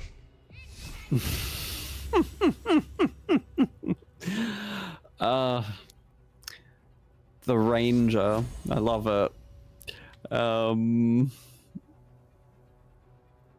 Imagine if there was a Lae'zel just hiding in the corner and just comes out and goes, "Yeah!" with the sword. That would be insane. Massive fuck you. Psych.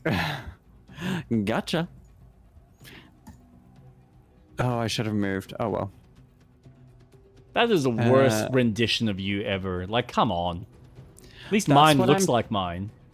Technically, that's what I do look like. I just have optimized my camp outfit over what I'm wearing. Oh, right. Okay. So you look like a that's what cowboy? Yeah, that's what I Yeah, actually boy. look like. This is your actual alter ego here. Come on. I want to come out and play. Let's go. Hey, boy. Howdly doodly. Hey, boy. Come on. Bend over so I can shove my fucking arrow up your butthole. Oh, Jesus. Do it. Let Impulsive have some more ass for his popcorn. Shit, I should have cut. No, that's fine. Jeez. Okay, Bardic so inspiration. take tips. Bardic inspiration. Take tips. On how they do things? Yeah, then I can learn how to play. Shit. Silence. I kill Oh, you. shit. You're like... playing. Silence! Gotcha. I kill you.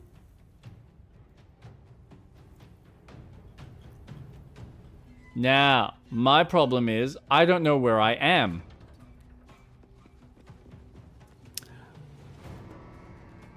And without knowing where I am,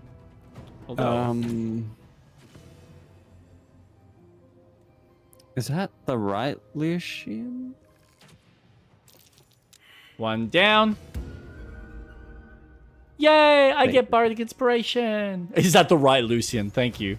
I just needed to make sure. I appreciate that. Do I heal him or do I hurt him? I can't tell.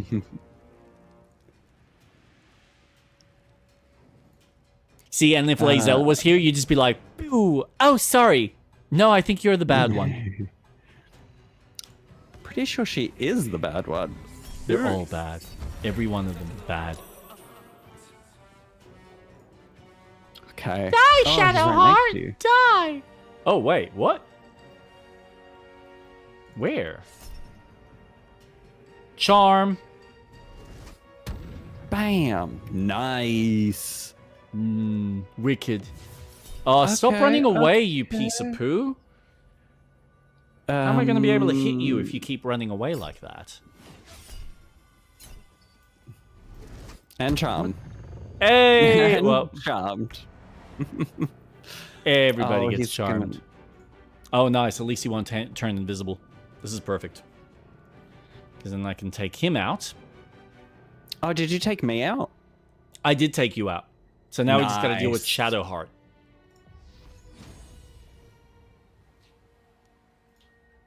We can do this. I honestly thought this could have been so much harder. But no. It's actually not too bad. Hmm. All things considered.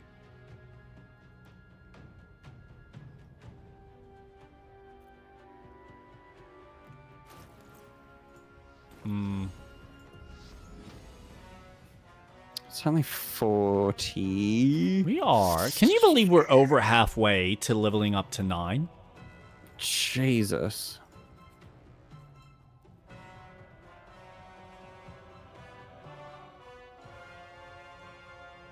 Oh, okay. They're gonna. Don't have anything. No what? Bye. You can't see me now.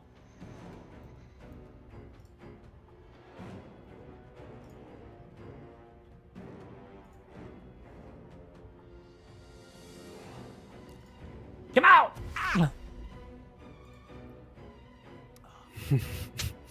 Someone's enjoying the show. Eat an ass.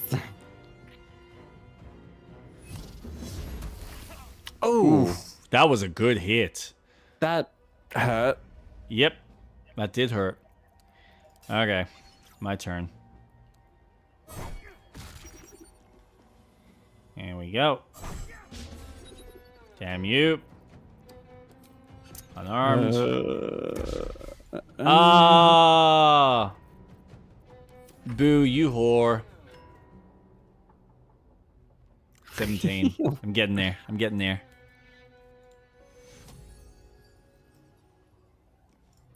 Bird. Bird on 4, a feather. 7 for 11.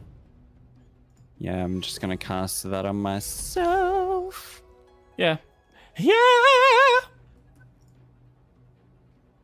Oh, man. Shrinking Season 3 started. First ep. I was fucking bawling my eyes out. Such a good show. Yeah. Yeah. Yeah, really good. Ow. Michael J. Fox is in this season? Yes. Yeah, they do a really cool thing with him. I was actually quite impressed. No, no, no, no, no, no, no, no, no, no, no, no, no, no. Oh, no. Missed. Fuck off. Good. Haha. Apparently, I'm stunned. Oh. Can't move or take action. Oh, come on. For one turn. Let clown. I need to take out. Oh, that's what I should have done. Never mind. This is what Impulsive keeps talking about. I am not using my abilities correctly. Or using them at all. No.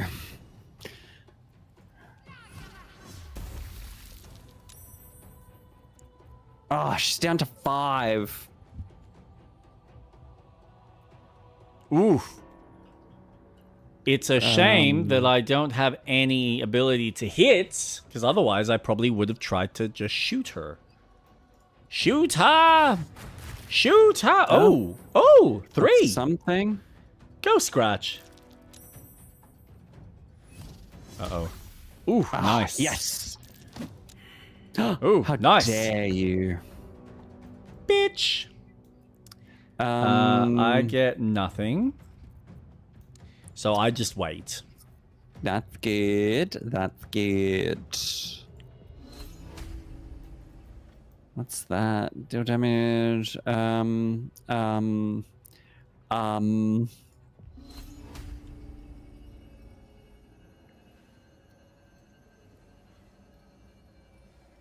Also, we watched Nuremberg last night. The Russell Crowe film. After they captured, what was it? Hitler's like right-hand man Or he's second in charge. Yep. What a fucking film. Really impressive. Really well done. Okay. Ow, no! Ooh. No. Go away. Don't touch my friends. And she's dead. Nope. Damn it, I thought she would die. Nope. You're not that cool. Yeah, imagine the dog killed it. Now the dog dies. Oh, no. Aw, puppy. Oh, dude, that doesn't help me. That does not help me in the slightest, because I can't see anything. Okay. I'm gonna take a risk. Fuck. Yep, that's a pretty good risk.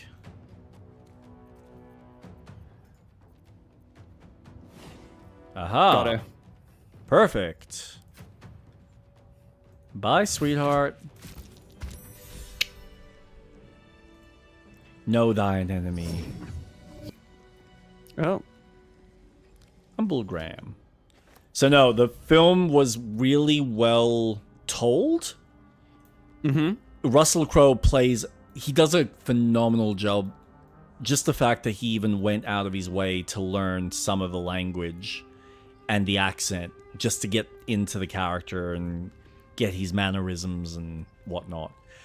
But what was really impressive was the way they approached the idea of human beings being in a position of power, making some of those decisions, and just assuming that what they know or what they are doing is for the right cause. Because the whole film essentially is, you've got a trial that's happening that the world really doesn't want to happen, because as far as what most people are concerned, they just want these guys hung. They want them to suffer for what they've done. Mm-hmm. But one of the American judges decides, with some help from a British judge, we should make a tribunal. We should have the main heads from a main head from Britain, from America, from Russia, and I think France, and probably a couple of other places in Europe, to obviously have this guy stand trial, because I think that's the right thing to do from a civilized perspective. So we should at least have him speak. And then you've got this psychologist that comes in to psychoanalyze him. But at the same time, while he's doing that, he's also decided, well, I'm interviewing one of the greatest minds here, and I might as well write a book about it. About, what makes someone evil. And this psychologist kind of concludes, after spending enough time with him, that it's not so much that he was evil, it's just under the guise of a higher authority, which was Hitler, as well as his role and his responsibility in the position of power that he was in. That's what he was expected to do. So he was still a loving, generous, kind man. Like, he loved his wife, he loved his daughter. But it was just, unfortunately, he fell into the line of someone who was a really good, charismatic speaker, and he went, yeah, fuck it, let's do it. Hmm. And he probably almost would have gotten away with it. Theoretically, I don't know how accurate this is. But if it wasn't for the fact that he got undone by the Brit judge, or the Brit lawyer, because the American lawyer couldn't kind of figure out how to best him in the court. Mm-hmm. Because he had the army, the German general had basically perfectly written a lot of the letters and a lot of the requirements and the correspondence about what they were doing with the Jews. So he made it seem like, oh no, this is just I didn't intend for them to get killed. it was just an immigration thing. We were just trying to move them out because we had a Jewish problem and we just wanted them gone. So it was just an immigration thing. And it's written there in the documentation. But then the British guy basically comes in and says, so, you know, you were in this position of power for this year and this year and this year and this year and this year, and you didn't know about the 250,000 people that died at this point in time, and the 350,000 people that died at this point in time, and this amount of people that died at this point. And he's like, no.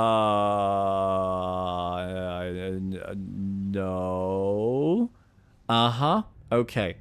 And so you would follow Hitler and you wouldn't change your thoughts at all? Like you wouldn't go back and he's like, no, I'd still follow Hitler. And it's like, well, yep, cool. So you've proved your point. Jesus. Yeah. So he was supposed to be hung. But he obviously didn't want that. He apparently, in real life, he wanted a firing squad, but they decided, nope, we want to hang you. So he had a cyanide pill that he snuck in that they didn't know about. And they were doing their best to avoid any of them killing themselves. So they had 22 of these prisoners, and they put them in cells with little to no, like, cardboard table, no belts, no physical things that could potentially be used as a means to hang yourself or kill yourself or stab yourself in any way. And they were obviously checked.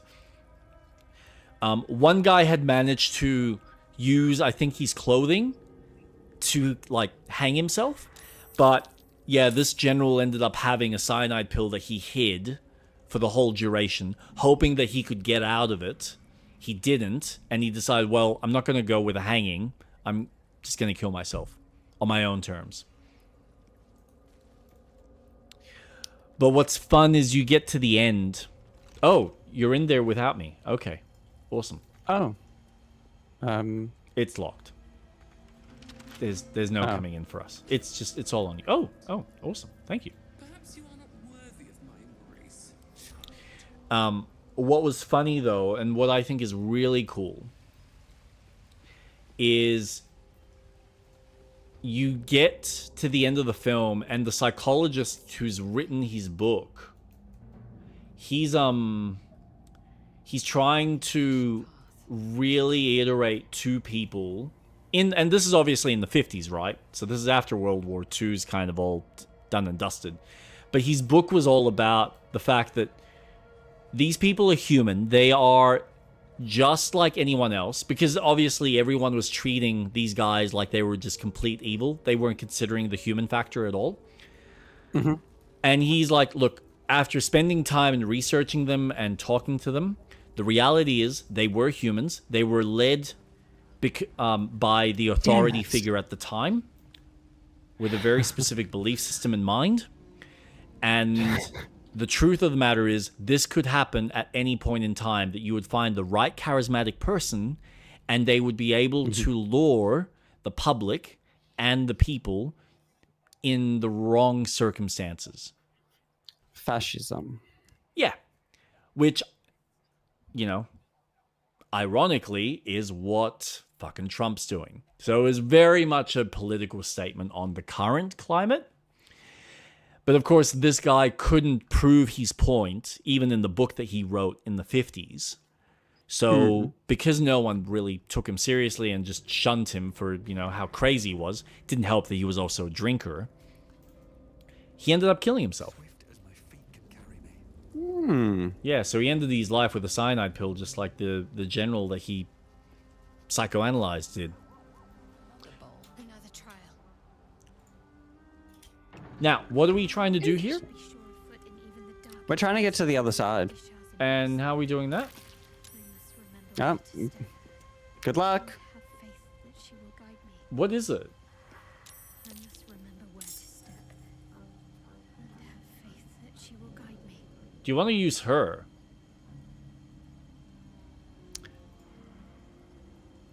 Was this like a light thing that you need light? I thought so, but I don't think it is. It's about there. How do Like, you know? I know the answer. Oh. How do I know? Oh! Oh, right. Oh, that's crazy. Oh, dude. You kind of want to go down from there, I think, a little bit. Oh, wait, where are you? Oh, you're already there. Okay. I'm Yep. there. Yep. I would say a little bit more. Yep, and now start going up.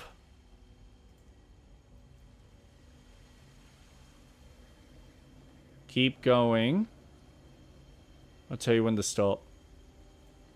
A little bit more. A little bit more. Yeah, probably about there. Hold on, let me just double check the map. Yeah, so now you want to go down. Down?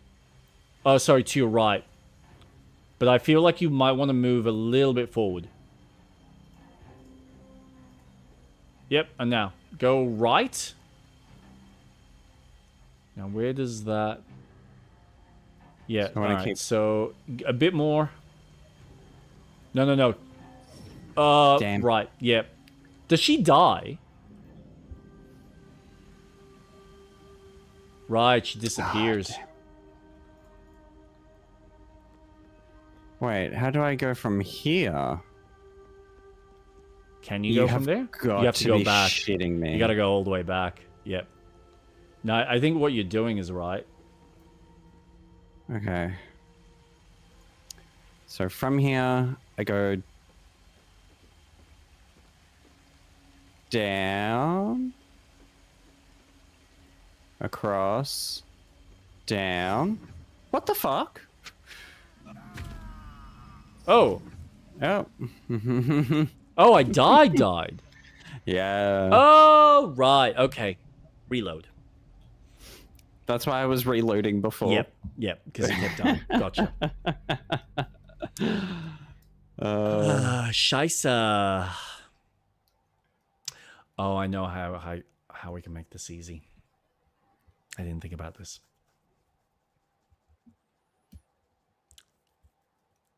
What are you thinking? Top-down view will make this part so much easier. So change the viewing point.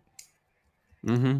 Because you need to get it... I can see what it's doing, where it's trying to get it in line with all the statues. And the blocks. Moving ahead. So... Another bowl, another trial to judge the mettle of Lady Shah's iniquity. If you want, maybe just say from here. Okay. And have faith that she will guide me. I must remember where to step. And have faith that she will guide me. Alright, so I want to go here. So like the middle. Now I need to go up to about the second. So about there. And then right. About there? One. Yeah, a little bit further. And then it's up. Kind of in the middle. So it's like there. And then how far we go to the first block where the statue is. And then we go up to the just before the statue on the next one.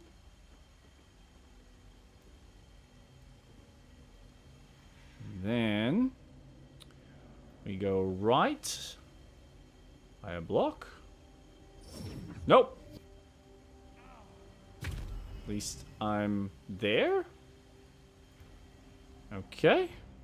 That's great. From here, just jump. Oh, can you do that? I don't see why not. That is true. Well, if that's the case... Oh, then just go right to the end area. I don't know how and then far I just can jump. from Where's my here, you might jump? be able to jump. Okay. Let's see. Because you can walk a bit out. Because you can jump, you can walk from there across and then up. 1, 2. So I need to be this line. It needs to be about how far? Because it's like on the side of that.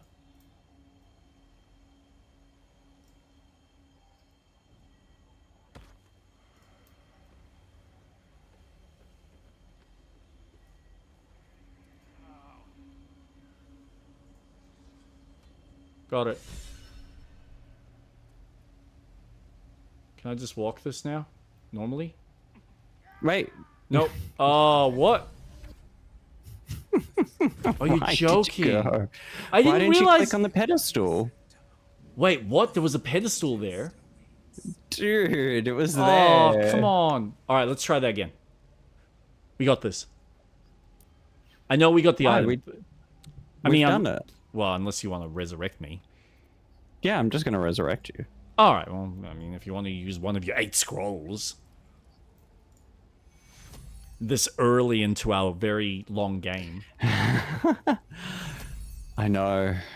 This is like only starting. I'm gonna spawn you Starting. I love that. there. Yeah, right on the edge. Thanks, man. No, the reason why maybe I wanted to resurrect or reload is I don't start with 1 health. Ah, dude. There. We'll be here for a while. There you go. Look, no, I can. let's- No, it's fine. I'll just use my very expensive potions. I mean, I've only no, got no. 22 I'm gonna of do this. them.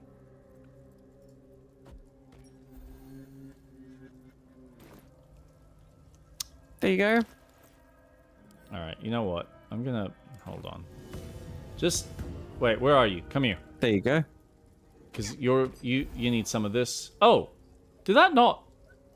That'll do. That's fine. I thought that would have gotten you as well.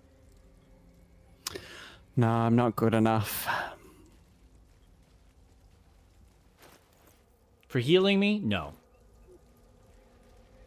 Healing can I you, say, you man? got 25. That was good. Oh, now, yeah. Lae'zel, where are you? She's still... She's like all the way. Yeah, well, because I didn't tell her to follow. Oh, well. I know, it's Lae'zel. Nobody cares. Oh. Lucian's Where you like, going? wait for me! I'm coming. I'm coming. What's with that door? Can we go in there? Or not yet? I don't know. Is there a plaque there? Silence. What? You didn't see that? I thought it was a barrier. I didn't even think about... Well... The librarian.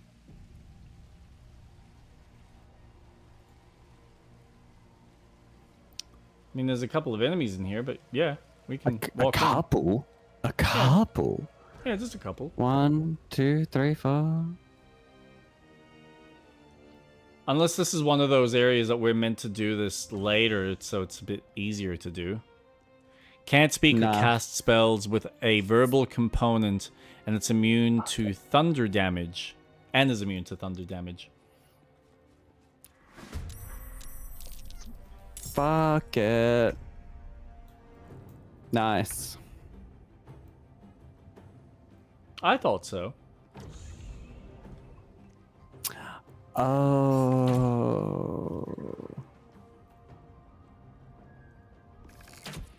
Well, at least I can shoot pretty well.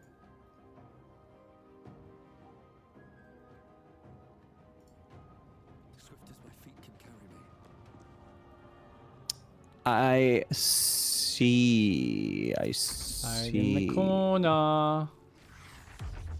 Shadow step.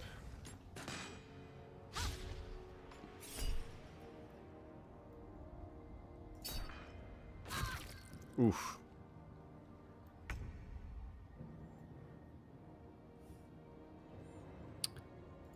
Okay.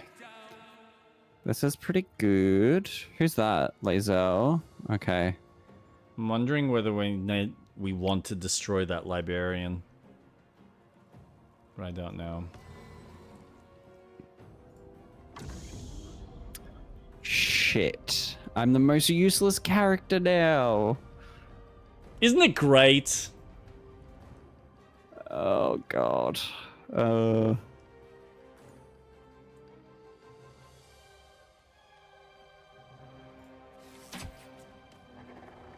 Yeah. Yeah, you can do damage. That's something. Yep. Better than nothing. Oh. Oh god. Me? No. Charm, charm. Yes.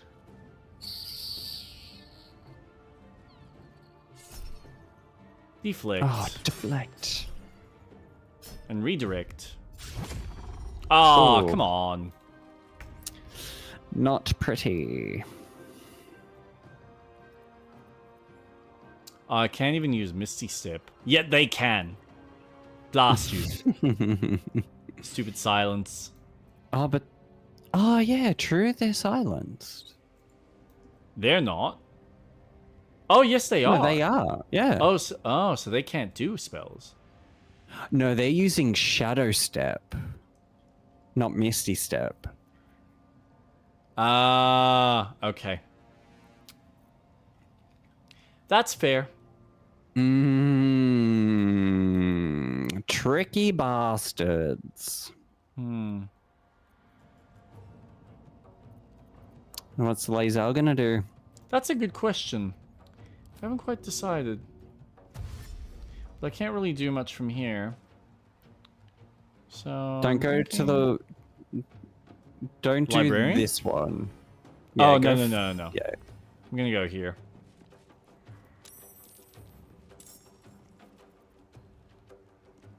And if I do this... I can now, potentially... Nice. Get rid of Oh, awesome. We're no longer that. Hey! silenced. Now you I can will do your not be magic! silenced. I don't think I will be, Queen. And the problem is... Oh. This might be problematic for me, but we'll see how we go. Nice.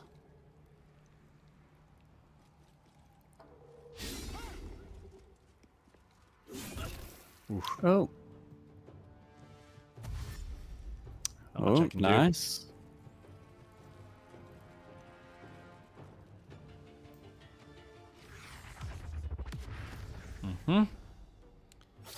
Yep, from behind. Gotcha.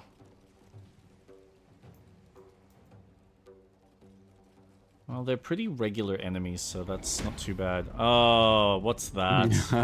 Oh, no. What does that do? Necrotic condition.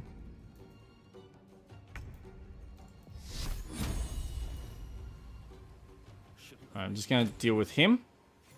Perfect. And then... Where's the other one? Nice. You're done. And since they're all on that side... Actually... It's easier.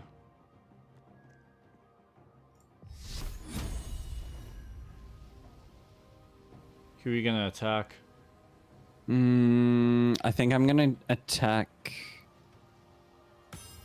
this one. Okay. And what I might do then is head down here. Damn, he's only got 4 left. Ooh. And do that. And save that. So I end my turn. And Ow. Oof. Ow. Not cool, man. Not cool. All right, let's go Lae'zel's back to done nothing wrong. Leave my crazy bitch out of this.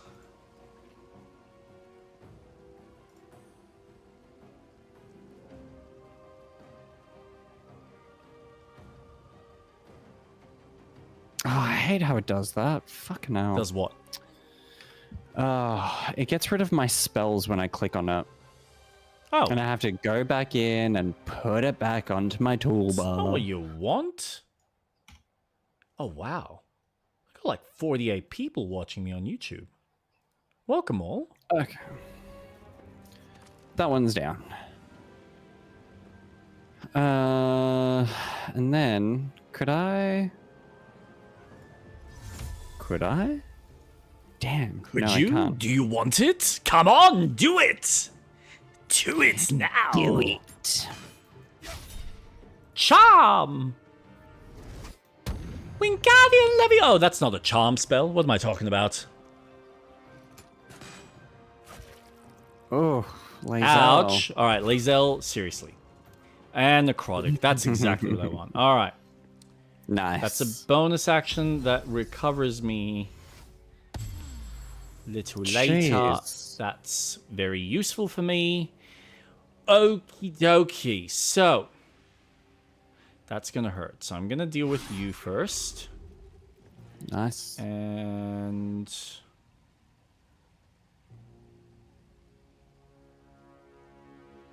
Ooh. Mm. Whoa. Oh, what happened to my mouse? My mouse just... Anyway. Disarming attack? Ah, what a waste. Never mind. No. Thank you. Wow, that was useful. Welcome. That did the job. Ouch. Oh. Can I, like, hit back? Nice. Hey, thank you for the bardic inspiration. You are most welcome. That was very useful. Very useful indeed, sir. Is that trade? That's just an action. Alright, so we go bang. Can I topple you now? Yes! That'll knock you on your butt. And let's do unarmored. Haha. Now stay down. And while I'm at it, where are you? Do we have any other enemies? No, it's just the two of them. Yeah. Just up here. Okay. Oh, no. Just these two. Well, I might go up here. Oh. Did that get in the way? Sorry, I probably should have asked. No. I'm gonna... Because Lae'zel doesn't have the same move capabilities as Lucian. That's why I figured I might as well position Lucian a little closer. No, that's smirch. Smirch. Closer. Where are you going? You don't... No, you don't get to go. Just because you want to. Oh, come on. Dude. Ooh. I know nobody loves Lae'zel. Really? Maybe I should have just left... You know what? Next time, I'm just going to leave Lucian where he belongs.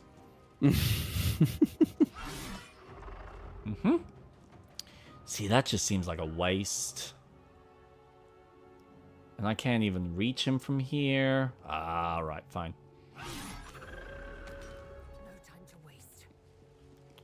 All I can do... Perfect. Oh.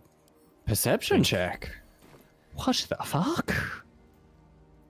End turn. Alright, well, since I'm already this high up... Oh, I can't even reach him? Well, that stinks.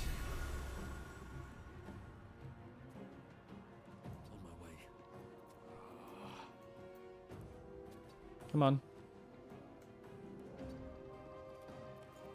And then... Don't have the advantage. So we'll just shoot a couple of arrows into his face. Yaha!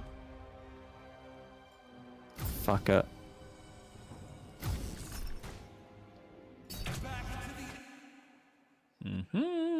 I'm just gonna fix this. I just want to see something. No, that's Oops. literally what it is. Okay, cool. What happened? Nothing. You burnt the area. I saw what happened. Lae'zel nearly got her ass singed. Nothing. There's a button. Ooh. I think that's what the perception check was for.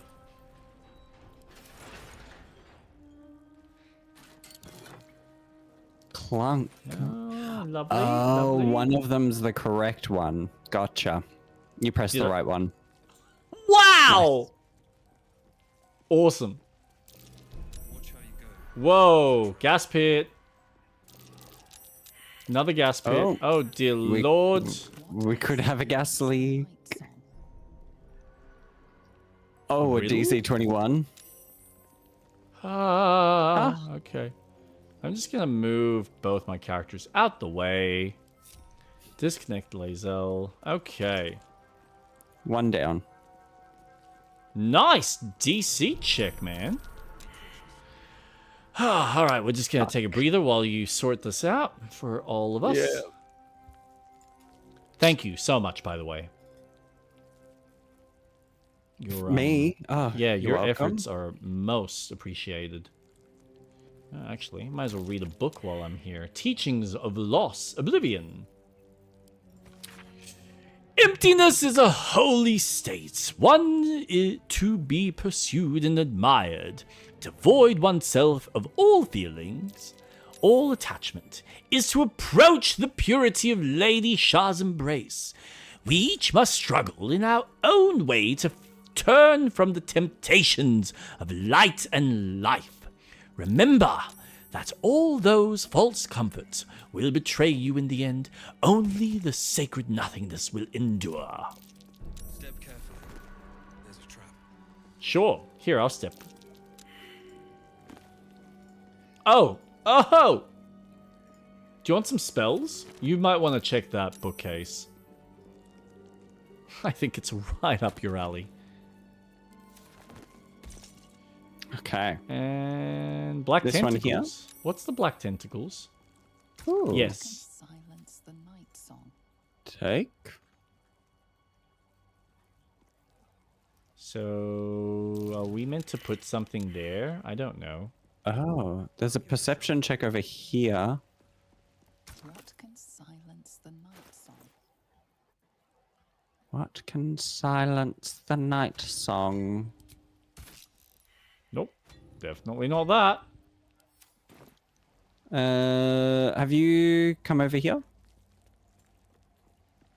I'm coming. Yes, thank you. Not going to Oh. work. Maybe Yeah, not. but we need to give it something so it'll open. What can silence the night song? That's not going to work. Do you know? Do you? Well, what is it? What can silence the night song? Your mama. Open up. What can silence the night song? Oh, I'm sorry, what? Why am I doing a dexterity check? Well, that was horrible. that's a... Uh-oh. Your tongue may claim to have complete faith in Lady Shah, but does your heart follow suit? Dare you trust your instincts and navigate her sacred darkness That'll do. with only your faith to protect you? For those who believe, the darkness is a holy path that leads to the night singer's embrace. For those of weak faith, it shall become hungry, pitiless more, intent on swallowing you whole. Tread only where Lady Shah bids you to, and you shall have nothing to fear. There's something as slight as a passing These glimpse. nuts. Love is aroused. Arson, a destructive flame offering fleeting light and comfort to the one who feeds it. While insulting Lady Shar's cold, infinite darkness, extinguish the fires of love. They shall burn you with their heat, choke you with their acrid smoke, and in the end leave you with nothing but cold ashes and a hungry heart. Hungry heart. Unbreak my heart. Say you'll love me again. Undo this hurt you caused when you walked out the door and walked out of my life. Oh, That's right. fun. So that's what that was. So there's stuff on the books that's obviously designed to fuck with Poison. us. So what the fuck I do love we poison. do? I believe there's an item I that love we need, but I gold. don't know what it is. Soft step trial. Oh, look, there's like information on each of the trials. The Have Night we Singer. looted everyone? I will that. loot you shortly. I'll take. Read. Oh, a What can silence the night song? Only the night singer herself, Shar, mistress of the night, lady of loss. Her names are many, but her purpose is simplicity itself. Light was a mistake, and life is an illusion. A discordant song composed of lies, breaking the peace of oblivion. Put your faith in Shar as your champion. Allow her to silence the false song in your heart and return you to her embrace. Nothingness is all you need, the eternal womb where you are safe in the darkness with Mother Shar. Okay. So is there a statue of Shar? Or something? Yeah, Are there's you- statues of Shah everywhere. Can we grab it? Is it in this room? Or is it something we have to discover in a different room? I don't know. That's the jolly good question. And I'm not seeing anything on any of these wonderful minions. Hmm. Close library section. Empty, empty, empty, empty, empty, Four empty. controls adorn these walls. One permits entry. Place yourself at the center of the sanctum. Seek the northwest corner, but be wary. Enter here unwelcome. The darkness will be quick to find you.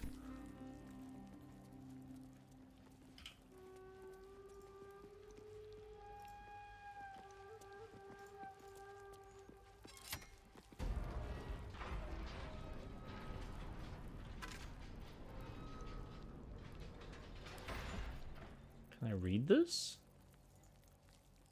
No. That's not going to work. Take that, though.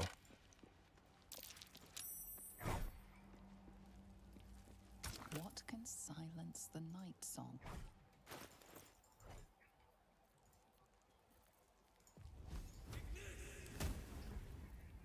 Hmm.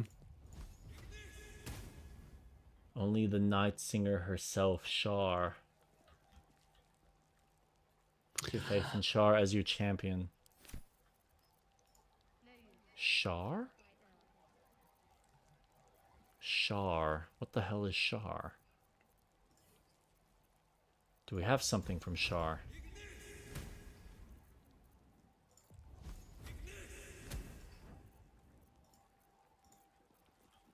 Do we have like an amulet or something? Hmm.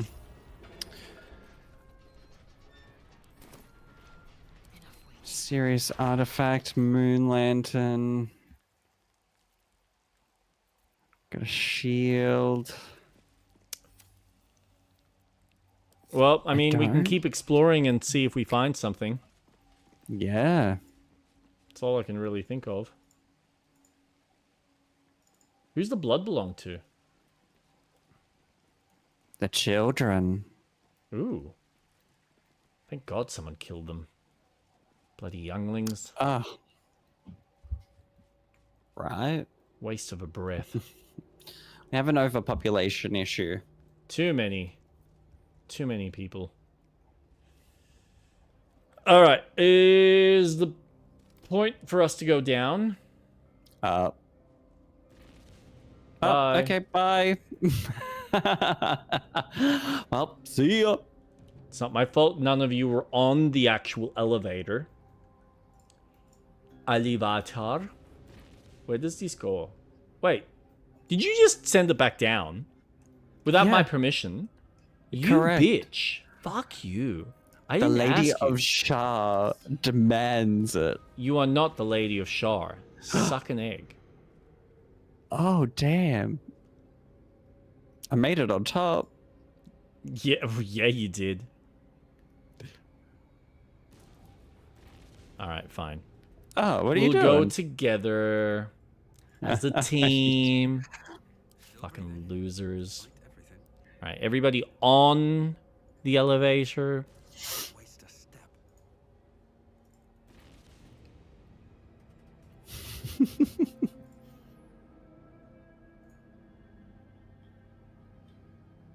This is nice. So peaceful.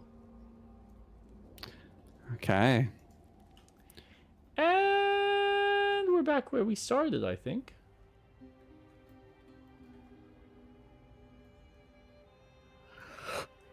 So...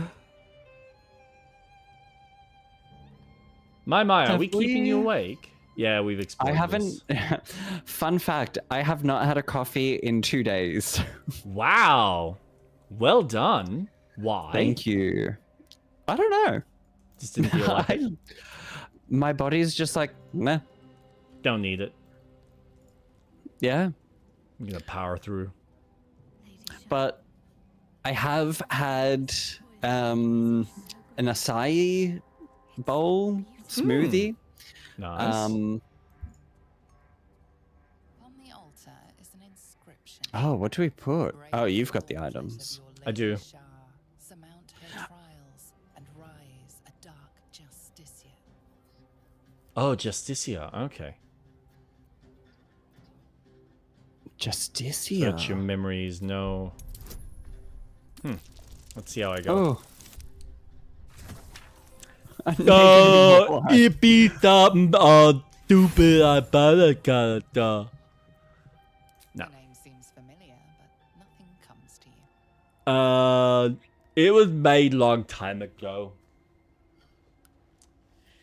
Religion. Yep. Oh my 'Cause god. I'm gonna succeed this. There's some sort of inscription that seemed like it's related to a biblical belief system. I love that it's a -1. Yep. Hey man, I'm just a monk from a distance. Examine. Recesses on the altar look intended to house something. Another such receptacle already contains a gemstone. Ooh, someone solved one of the puzzles. Leave. Yes. I know what I must do. If you just permit me to do it. Ooh. I know. Oh. Oh. What's wrong? Then why bring it up? Nothing's wrong at all. Then why'd you say wait? What's going on? Tell me. Nothing more I need to do, or the trials will have been in vain. There is a holy weapon hidden away, the Spear of Night. I have to claim it, then use it to make a sacrifice in Lady Shah's inner sanctum. If I succeed, I'll become a dark Justicia.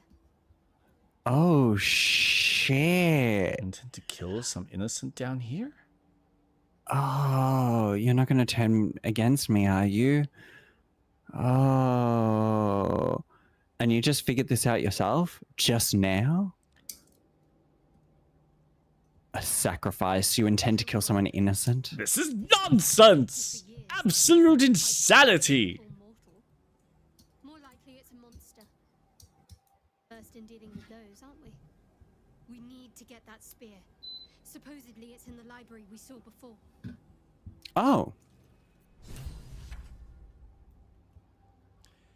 So we know where it is, but we need to figure out how to open that damn thing.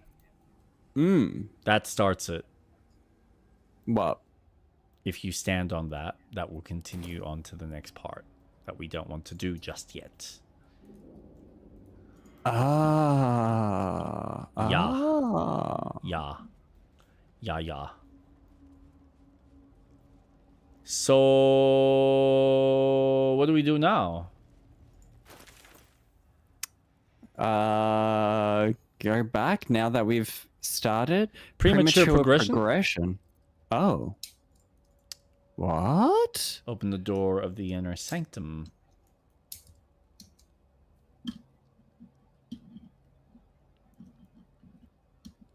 Lol. But. I like butts, and I cannot lie. Me too. But. How? And where? And what? Treasure room. You're in the wrong space. Or are you up above? I can't tell because this map doesn't account for the height aspect. Verticality. No. I've gone back into the room. I don't know if this is actually gonna fucking do anything. Oh. I mean, we can be those people that just go, I'm gonna look it up. No. Boo. The Gauntlet of Shar. Gauntlet of Shar. Somewhere an army of dark justicias shall rise and join the battle against those who shun her embrace. Shunned. Unshunned. Its way is clear. The final sacrifice beckons and spilled.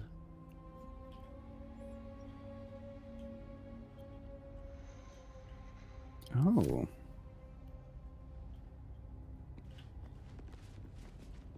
Okay, what if we talk to this now? This does.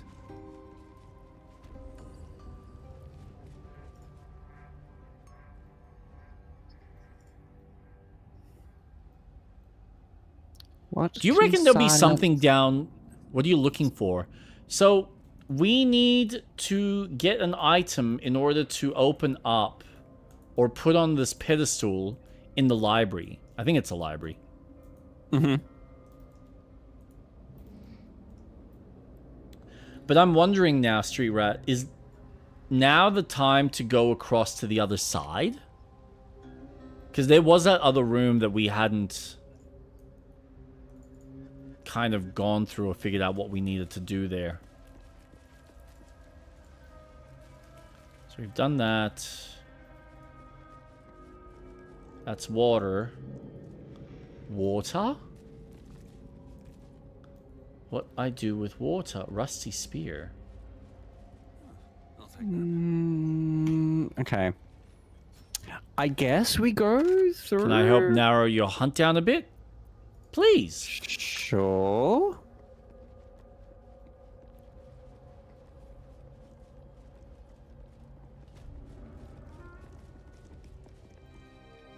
The thing you needed was in the library. In the library.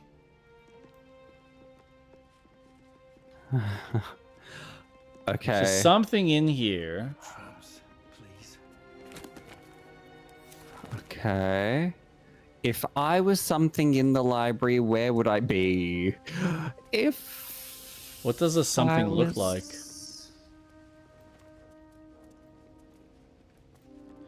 How do you describe a something?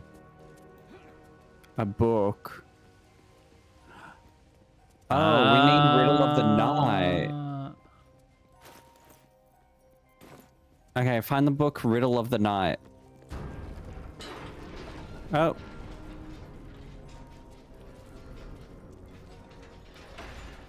What can silence the night song? What can silence the night song?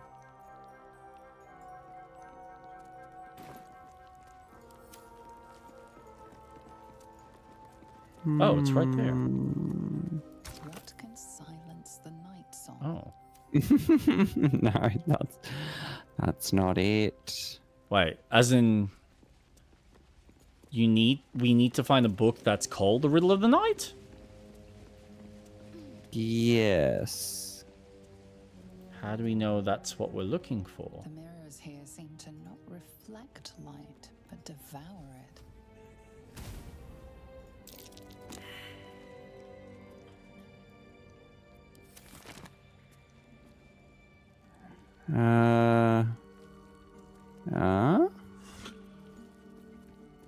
Silver glass. Not there. Holy shit. Where could you be? Okay, so let's just... What can silence the night song? Only those who have proven themselves worthy to the Mistress of Night are invited to look upon her secrets. 4 controls adorn the walls. 1 permits entry. Place yourself at the center of the sanctum. Seek the northwest corner, but be wary. Enter here unwelcome. The darkness will find... will be quick to find you. Oh. Also, I think this will go really well with Shadowheart. Since Yeah, no she's shit. about This is a to become... quest.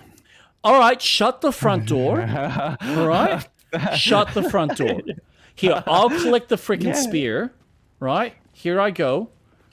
I'm collecting the spear. The spear is mine. And I'm going to use it because I'm a monk from a distance. You've just ruined her quest. She'll be fine. Was she pissed off? I'm sure she was. Unbelievable. Now you've did ruined it the whole story. No, I haven't. She still gets Everything to use is it. ruined. What was that? Oh, that looked really cool. Can I see that before you go put it on? Oh, that's sexy. There you go. All right, kid her out. Go on. Go on. Trust your secrets to the night. Magical durability. The wielder has a +1 bonus to saving throws against spells. Convert critical. While obscured, the number you need to roll a critical hit while attacking is reduced by 1. This effect can stack Constitution saving throws. Sexy. And then... Where's the spear? I just gave it to you. It's in her bag. Go into her menu. Go equip it. Spear of Night. Yeah. I didn't think it would be blue. I thought it would be a rare Okay, weapon. don't be so prissy about it. Just be grateful. Just be grateful. Because I could have kept it and used it for my monk. I mean, if you want it. No. I got my bow and arrow. I'm perfectly content with that. Thank you very much. Chart allows it use this spear to kill Night Song. She's probably going to need it for this quest. And then you can throw it away. Who cares? I can give it to you. Yeah, but does it have a bonus for a particular enemy type? Because she might actually need it just for this. Nah, it really is beneficial for just Shadowheart to use. Yeah, that's what I thought you were going to do. Give it to her. You put the mask on. Very good. So now she's a Dark Judicer? Maybe she's... Whoa. That was cool. What the hell happened there? Whoa. Oh, dude, what a glitch. What a glitch. Blink, bye. Oh, look, they only left halfway. You have nice shoes. What are you looking at? So every time I look, you know when you press tab and you've got the menu for all 4 characters? Every time I press it, your character and Shadowheart go whoop up the top. I love it. Now they're not doing it. That is awesome. Now they're just stationary. But do I want Shadowheart to be a Dark Judas? We're about to find out.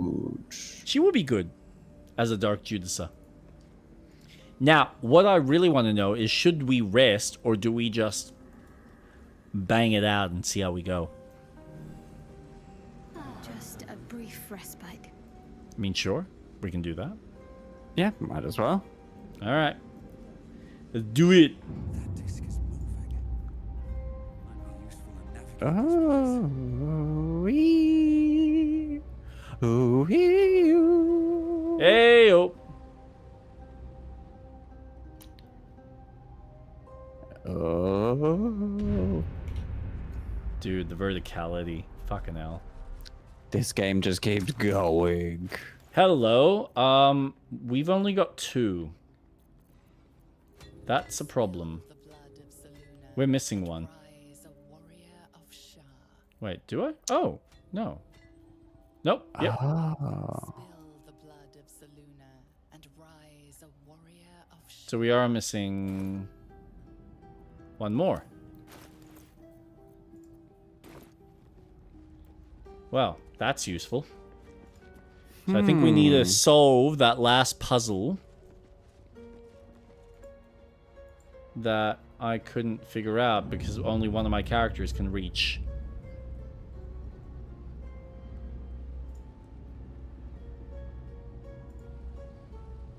Unless there's another trial that we haven't found. 1, 2, 3. Where's the other trial? Is it on the other side? Surely it must be. Has to be. You would think so. 1, 2. No one else has got it. Interesting. Don't jump there, you dumbass. Nope. All the way to the edge. Thank you. Whee! And splat. Okay. No, I want to go this way. You can't get there. No karkarash.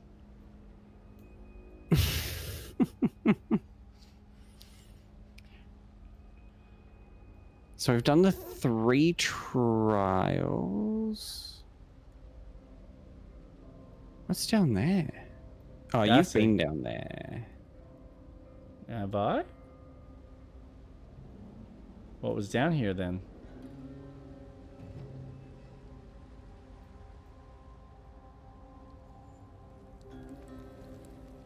Ooh.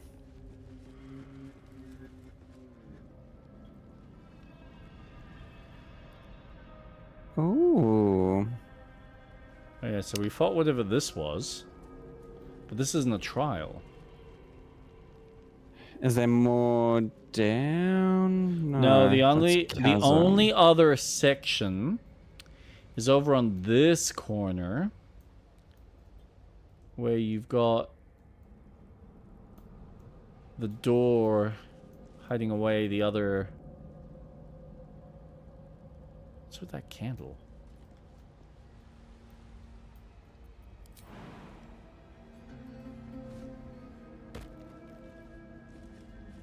So yeah, this was the problem I had. Because I can't jump there. However, Lae'zel can. Alright, settle down, bitch. We know you're a crazy mofo. Quickly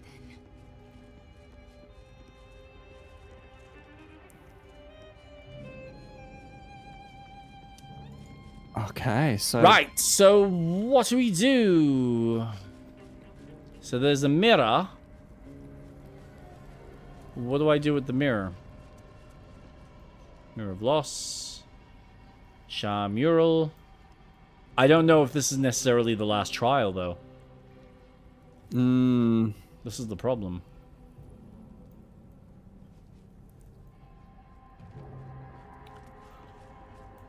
What's that? What's what? Okay, I'm gonna... I don't know if this is gonna be a waste or not. How many can I do? Oh, I can't take you. You don't need to worry about... No, you don't need to worry about... Can you take her? Because maybe Shadowheart can... Can she jump across? No, she can't, but... Unless there is another trial that we're missing. What's this? Nothing? Okay. What? It's so purple.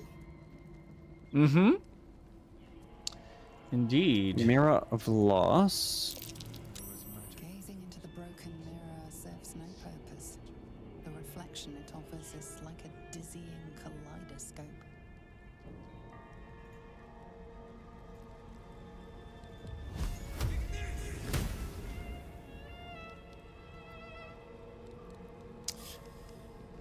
Yeah.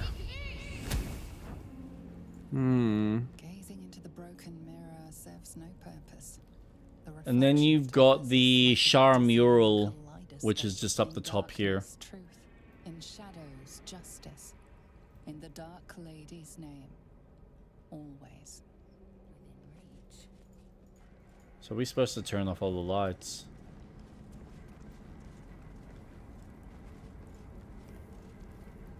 Oh.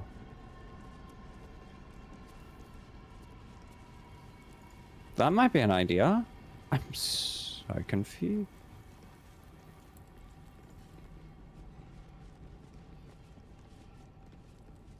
Maybe I was meant to do the opposite. Oh, spooky. I know. No candlelight. Huh.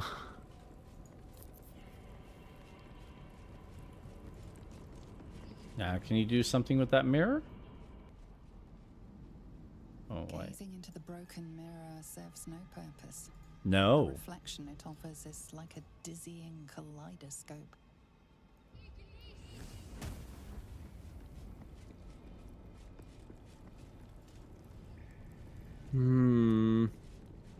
In darkness, truth. In shadows, justice. In the dark lady's name, always. In darkness, truth. Gazing into the broken mirror serves no purpose. The reflection it offers is like a dizzying kaleidoscope. Okay, but what do we do? I have no idea.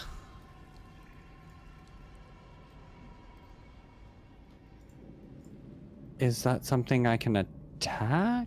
There is also another mirror here, so I don't know if this is also something. Do I attack this? No.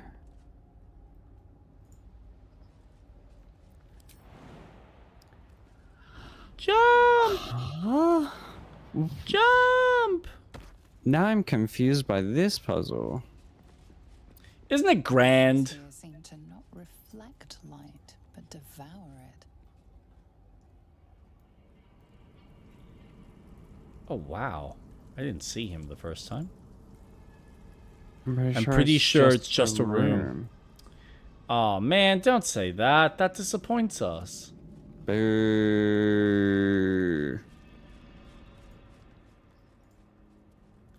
So therefore, we are actually missing one more of the trials. But where? A very important room?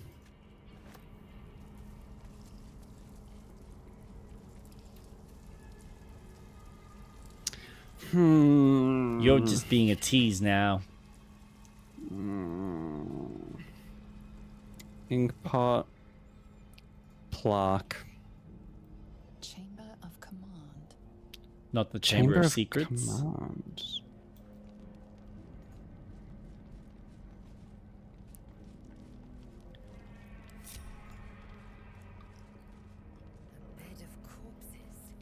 I don't know if there's Oh my gosh. I actually don't know if there's anything that we can do here.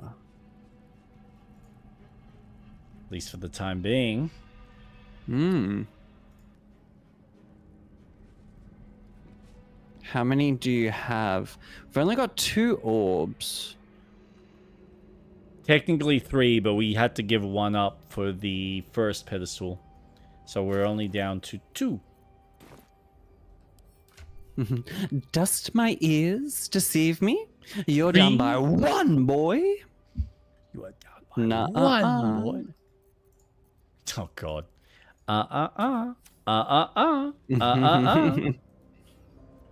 Damn it. I hate this tour. Oh, God. Jurassic Park. Such a good movie. Glorious. What 3 did you get? So what we got? We got the silent room. We did the maze puzzle, and then we did the combat. So what other trial are we missing?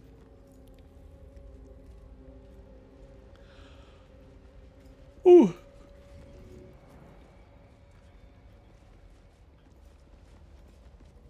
Because I feel like we are so close to finishing this, like, area. Yeah, we're in the tail Doesn't end. one of Jurgen's people have one on them or something? That's a good point. I didn't even consider that.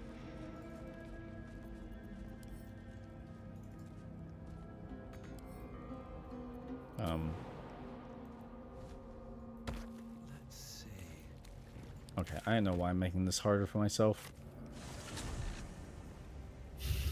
Just teleport to the damn section I need to be at and just go from there.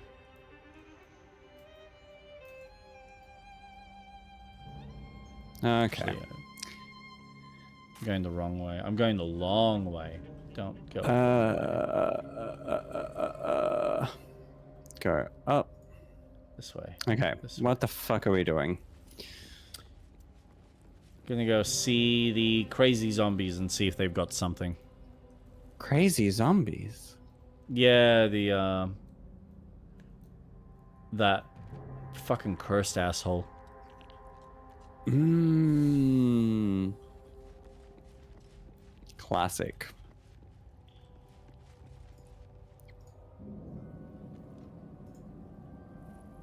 How interesting.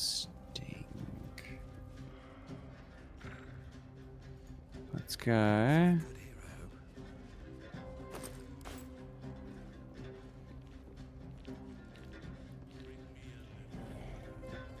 I don't want to see any bite marks on it. Never, Master. Oh, you're way ahead. Okay. Yeah, except I don't think I see. I'm just gonna chill by here. I tend to remove those from my Could have warned me about the Orthon and what was lurking. Oh, I forgot to. Oops. I forgot the bell. Yeah. Oh, we could have used the bell for the goblins.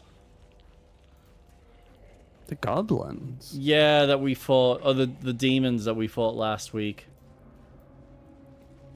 Mmm, so God, true. That would have been so much easier. Never mind. We had to do it the hard way. Oh, excuse me. Jesus. Okay.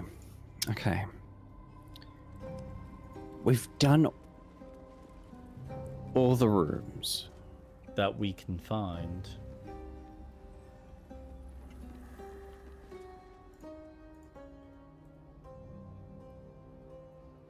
So yes, we've done that one.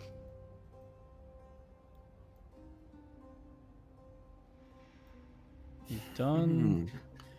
We've done this one.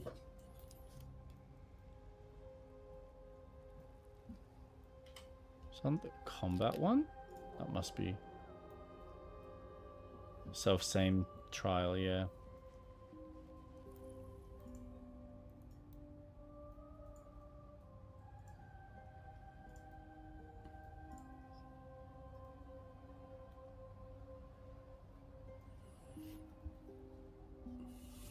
Oh, it's in Yoga's room.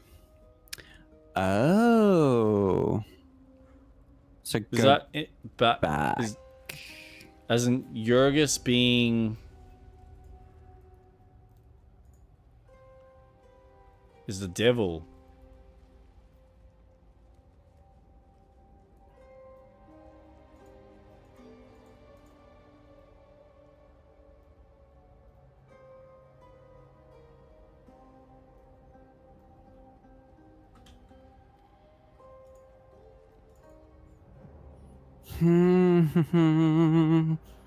My brain hurts. Where the hell is Jurgis?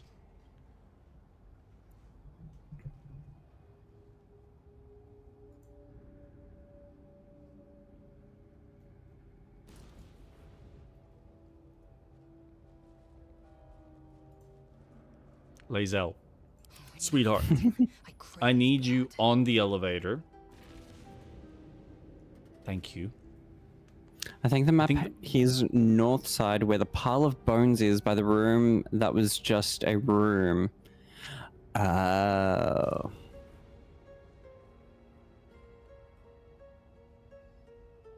Quickly then.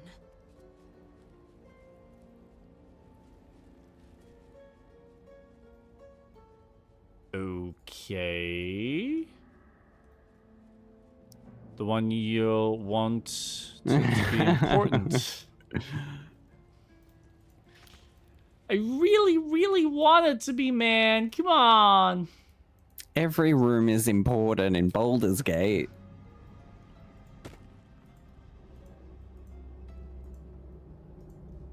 So wait, you're saying somewhere down here is a room with a demon that we've missed.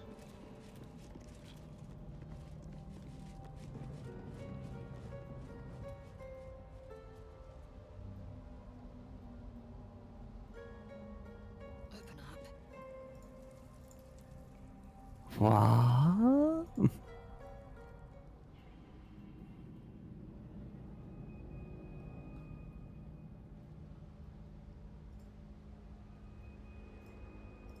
Hmm.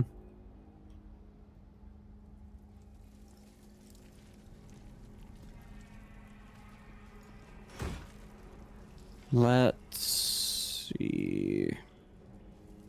I'm not seeing anything here.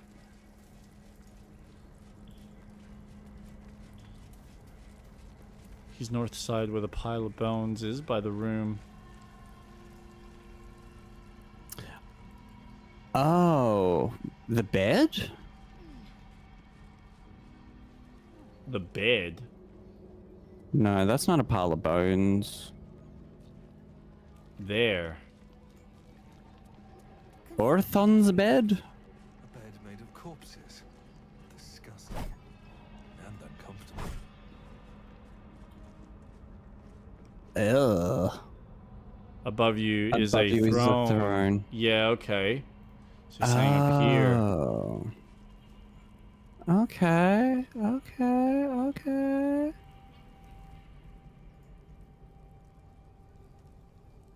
Alright, alright, alright. A hanging corpse? No. Just loot everything. It's somewhere around here. This is where you go is kill him or free him. Well, we definitely killed him. We killed everything here.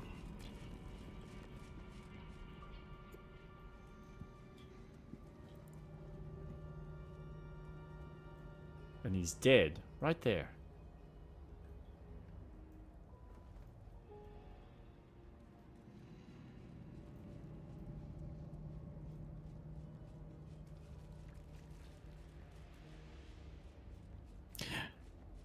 Wait, did we actually get the orb from the one with the invisible floors?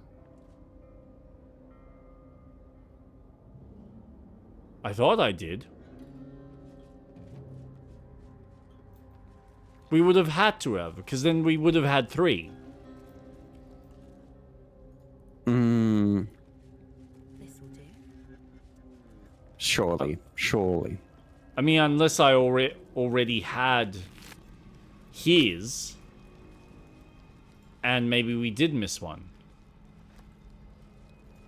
I'm really not sure. I'm not sure either. God, could you imagine if I did forget? Watch that be it.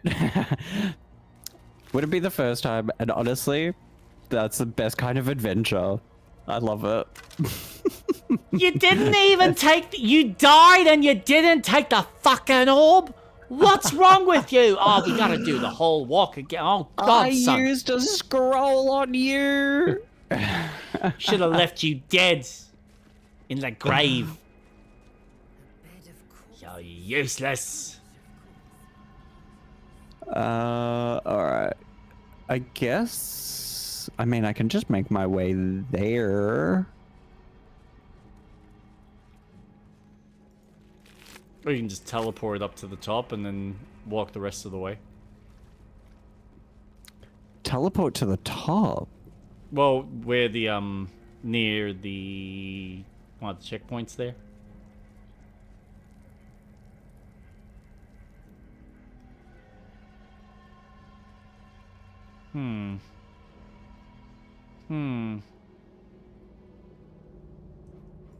Oh, here he is.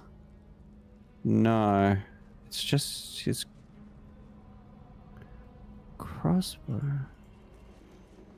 Yeah, I think we got everything from him. Yeah. Agreed.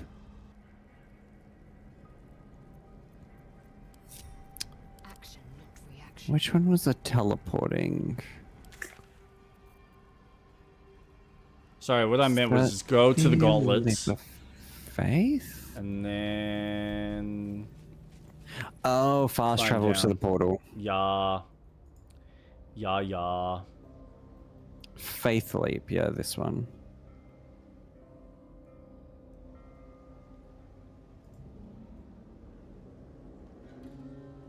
Right? Oh no, this is the battle. Yeah, I'm just having a quick look. I'm pretty sure I grabbed this one. Wait, did we go in the same one? Oh, okay. We did. Yeah, we did. I thought we went separate ones. Look, I'm sure you wanted to just follow Lae'zel. It's like, yeah, just good. Keep walking all the way to the edge. Yeah. All the way. Oh, there's a Jump chasm? off. That's crazy. You should go check it out, love. Yeah. I think there's something... Oh, did I do that? Did I do that? Oh, sorry. I had a twitch in my arm, and it just kind of extended out. Oh, it appears you're dead now. That's crazy. I have a shortcut for murdering.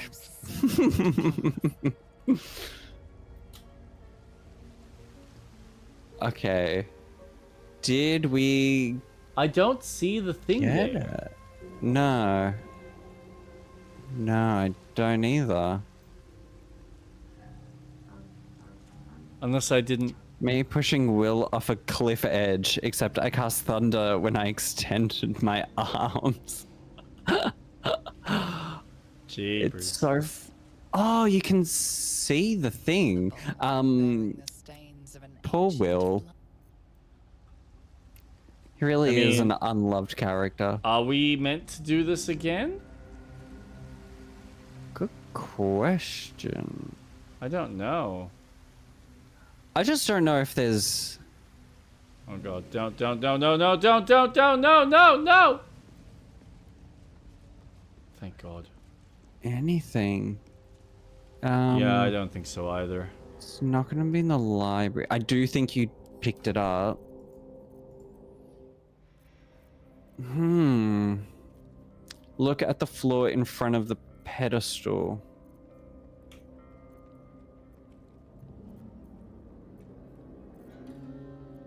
It might be too far away. I think we do have to redo that one. Alright, then I guess we'll just have to use a quick save. A quick save? And Or just save? I don't know. I can save. Let's go in. It's there. Wait, you saw it? You sure?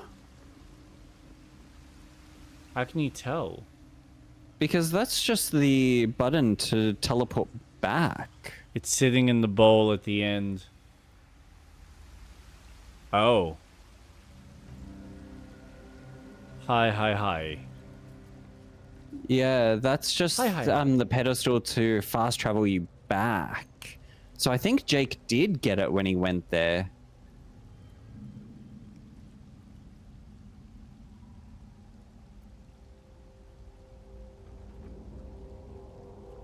I have an idea that I can... Alright, let's...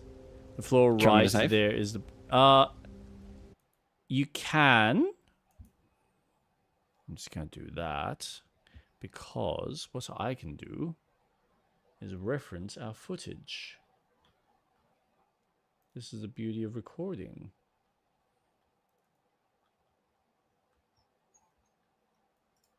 Now, let's see. That's us doing that one. That's the combat.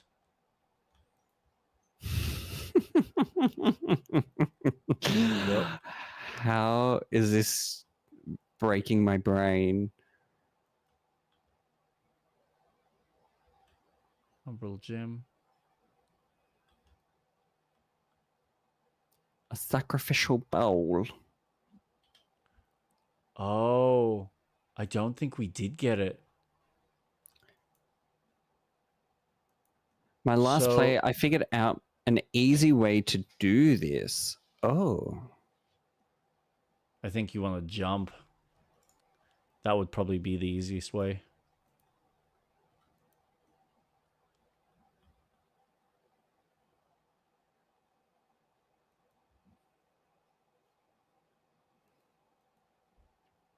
It is, but it's complicated. It's not me, it's you. Okay. So, you've saved, haven't you? All right. Yep. Oh, sorry. I'll move.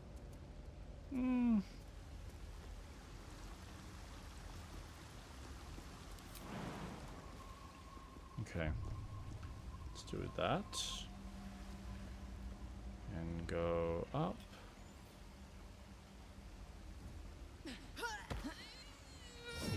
Oh, wow. Okay, that didn't work.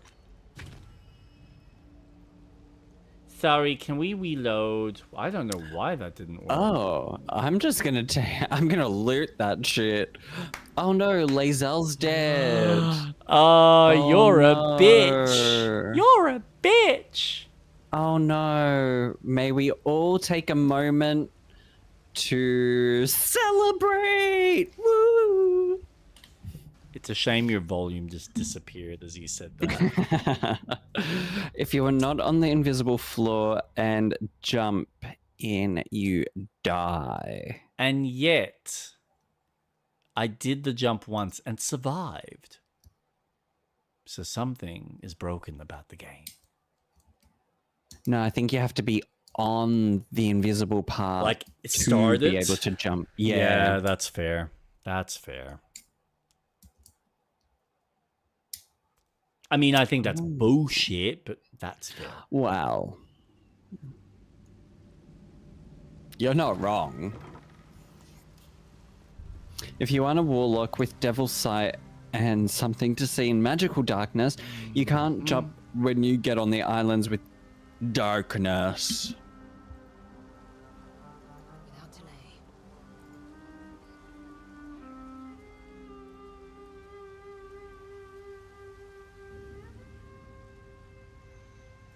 What's a middle? But combo those, you can get on the path and jump the islands to the thing. Do it. How well does this work? No, I'm not even gonna trust it. Because I don't think it's that good.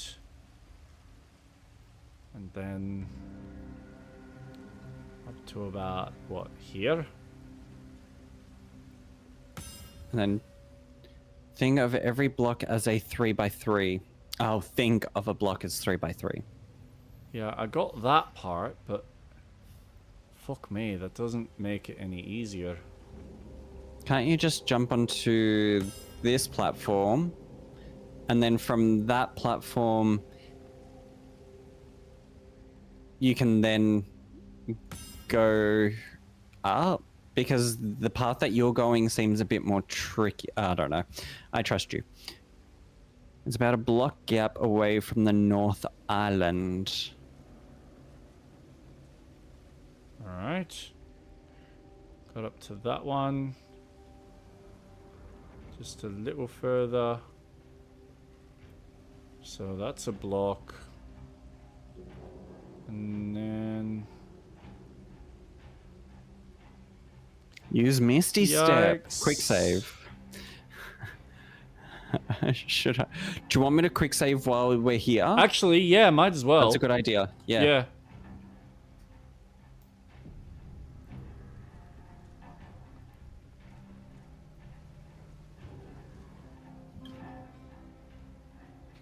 How far can I jump?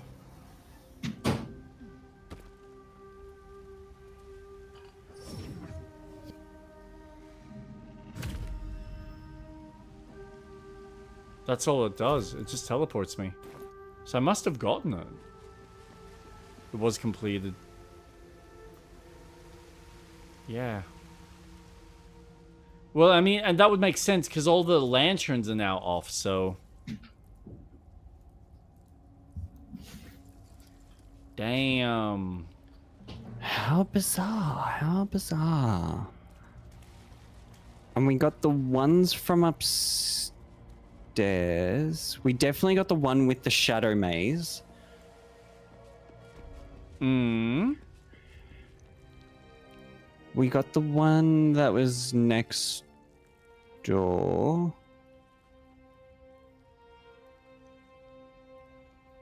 There has to be another Here. trial. The Four four are are soft step, same, faith leap, and Yerger. So maybe he did have something.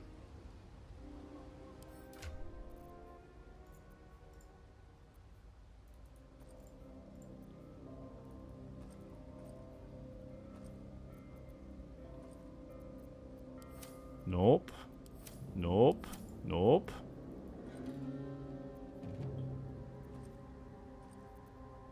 Nope. Nope. Nope.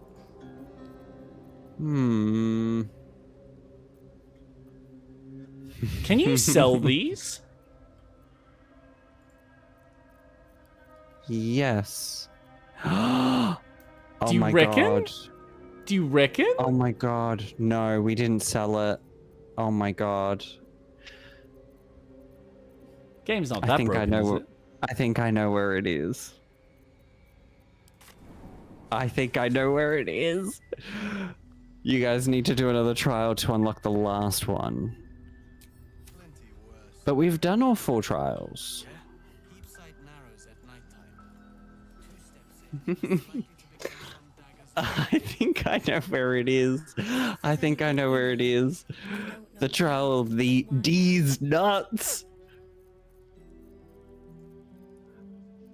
I got it. What? I've got it. Where? What do you mean? I've got it. I've got it. How? What? I've got it. Where? Did you put it in the 2 cell? No, I put it in the chest at camp. I was like, why do we need this? Yep. Well done. Well done. Yeah. We Yeah, had good it. job. We had it. Yeah.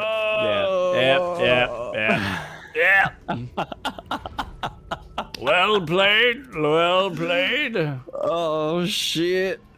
Alright, so now I gotta bring Lucian back. Where are you? Where's my map? My map is here. Good job. Good job. Alright. I was everybody... just putting it away for safekeeping. Pro gamer move.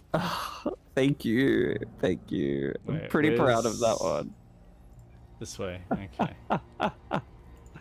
So fucking stupid. Good job, man. Good job. Oh my god. You do good. Yeah. That bad. Oh Oh. god. Awesome. Awesome. And then when Jake edits this, he's gonna cut all of that out, and it's gonna look like we had it the whole time. No. Where was it? It's here. Is it here? Is it here? Oh, it was in my chest. Sorry, guys. It'll just be very I quick. started doubting myself. Yeah, I was doubting everything. I was gonna start thinking, fuck, what if we have to reload an older save and redo all of that? Tisk. Tisk, silly bean. Oh, boys. Boys. Alright. One person's gotta have them all. Do you want to hand it to me? Or do you want me to give it to you? Oh no, I'm gonna give it to you. Give it to you. There you go. Alright, let's do it. Now that we have all three. Time. Due. Where's tre? Tre? Insert, brother! Now you can save. I also turned cloud saving off, so quick saving is going to be much quicker. So quicker. And we have Gift of Mercy, Gift of Secrets, Gift of Darkness, to be Shadowfell Entrance. Where initiates undertook their final preparations. The end is near. I just Your secrets to the night. Deliver the Night Mother's mercy upon her enemies. Shroud yourself in blackest night.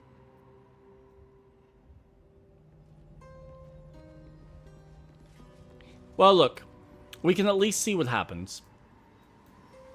It's either going to be really kick-ass, or it's going to be batshit crazy. If you go any future, all unfinished quests will fail. Oh, any further. So... This is the first playthrough? Yes. Oh, okay, so we should leave. Really? So this, like, pursues it forwards? Are you good or evil? Good, I'd say. I feel like we're yeah. floating on good, more than evil. So I would want to take Shadowheart out if we're going to do the final part of this, so then she doesn't turn into a Dark Justiciar. I can bring Gale back. And then that way, she's got the gear. Because maybe we should line her up with Saloon. Can you do that? She has to be there or she will appear. I don't want her to turn into a Dark Justiciar. Should we go back to the Shadowlands? I mean, what else do we have quest-wise? Oh, I was told that there is, if we go to the last light in, I just want to see the map. So, main quests, personal quests, discover the history of Prince Orpheus. There is. Yeah, we haven't looked Kithrak south. boss visits our camp and asked us to help him free someone held prisoner within the astral prism. We agreed. Okay. Help the amulet. Alright. Kithrak Thorn has sent his trusted servant Balthazar to the Thorn Mausoleum to retrieve the Night Song. We Are you found friendly an with her? abandoned Yes. temple of Shah under the Thorn Mausoleum. The Night Song must be within. We agreed to Can I save Bacchus's see? friend Werben and the Iron Hand gnomes he leads from Moonrise Towers. Rescue the tieflings. We ran into Alfira, upset. She told us what happened in the darkness. She asked us to save her friends. Roland's brother and sister were kidnapped by cultists along with some of the other tieflings. They're likely being held at Moonrise Towers. Helson has told us to seek a place where flowers still grow, so that we can probably still do. Arabella was very upset when we broke the news about her parents. We should check up on her once she's had some time to process the news. He who was wants to bring justice to the victims of a murderer. To do so, he needs a ledger belonging to the killer. It is hidden in the waning moon. And we found out that Mole, the leader of the young tiefling pickpockets, has vanished. We should help them find her.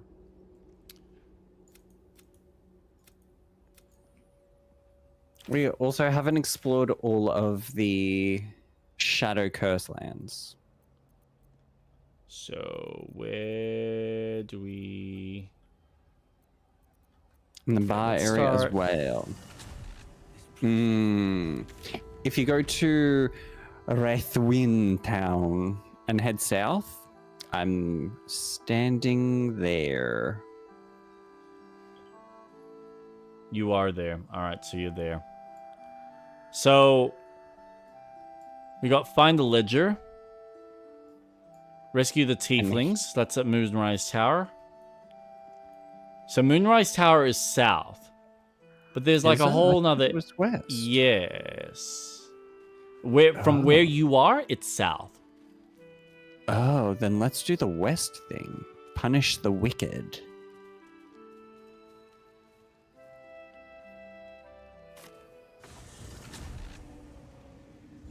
Before we continue, I'm just gonna quickly go to the restroom. I'll be right back.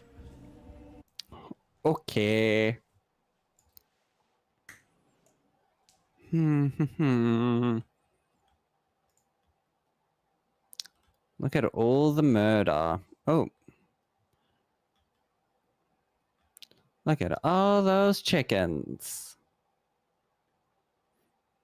Have y'all finished Halson's quest? Did you try to free the captured tiefling? No.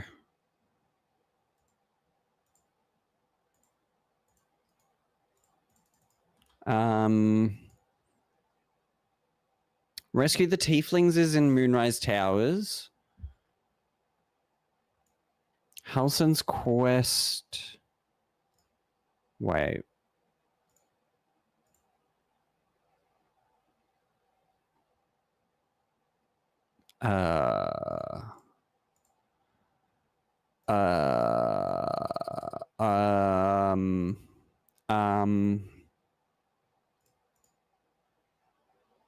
Huh? Complete, find a cure, infiltrate. Oh, is the Gauntlet of Shah an entranceway to Moonrise Towers? There is a guy at the inn that is in a coma. He'll start Helsing quests if he joined your camp. Oh, the guy he saved while we did the fighting. Companions. We finished that. The Chosen Shah. Moonrise Tower is on the southwestish side of the map you're at now.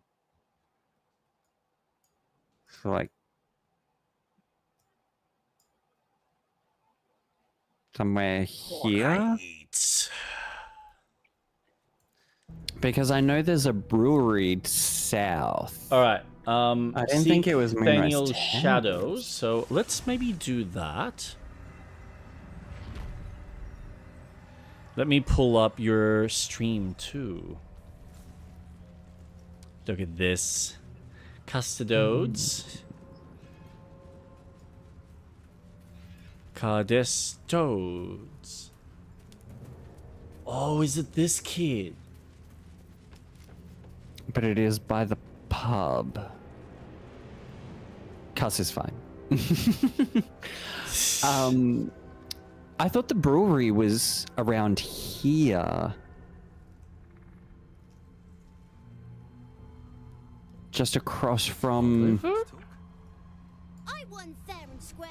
There's no point in playing. Yeah, Those shrouded you in see that shadows, bridge? Nathaniel is This unmissable. one? This must be his dark half. Put your mouse over the gold marker. Hidden treasure. Rescue the tieflings. I know who you really are and where you really belong. You need to reunite with Thaniel. Spoil sport. I'm not going back. I like it here. I made a family for myself. And punish the Then all wicked time. is west.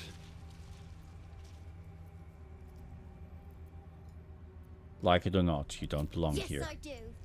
You can't make me do anything. I don't want to play with you anymore. Jesus. Back to the shadows. After him, Rastel.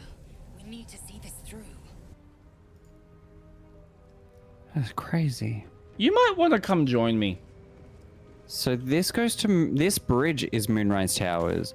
But this area is not Moonrise Towers. Or is it? Is all of this Moonrise Towers? I wish I could just zoom the fuck out and just look. Okay. Now, before you continue on with your little rant, you might want to actually join me.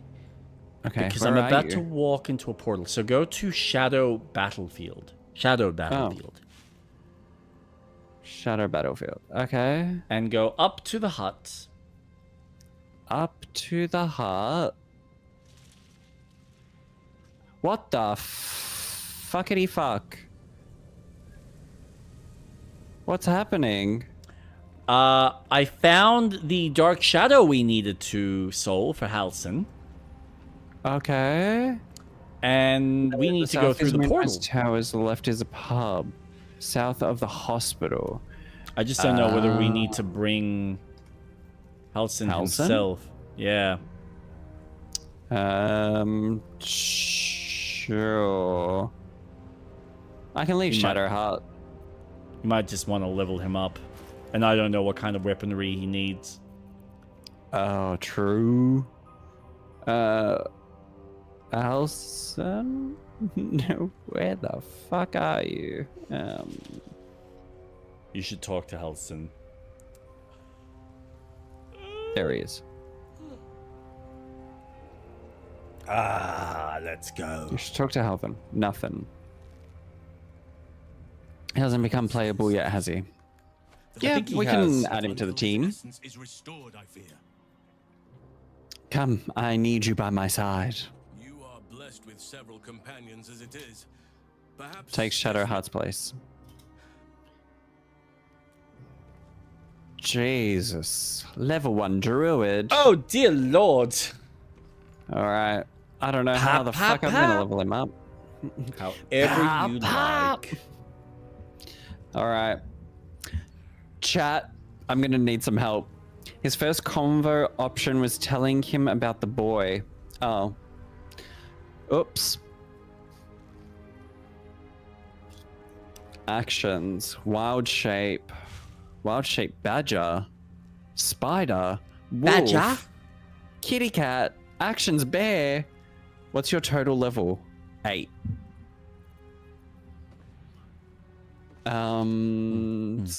Subclass? Oh, Circle of the Moon. Your form is mutable as the spores, stars. I'm gonna use the moon. Sure. Level 3. Holy We're shit. gonna be here for a while, ladies and gentlemen. Don't forget, I Prepare. think you got to do this for the little animal thing as well, don't you? Oh, I say little. She grows. Sport is great for summoning, star is verse, moon is for transforming. Oh, shit. Should I have chosen something else? I thought it would be fun for transforming. It's different. It's unusual. It's nice. It's different. It's unusual. Yeah, it's unusual. It's some Kath and Kim. In my opinion, all of Druid is strong. Oh, sweet.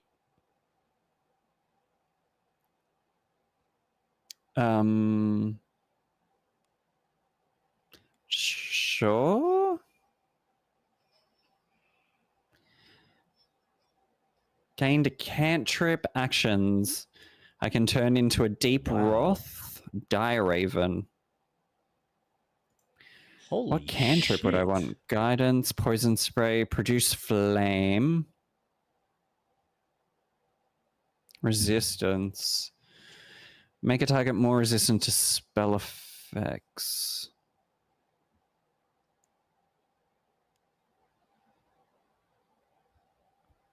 Dude, that's crazy.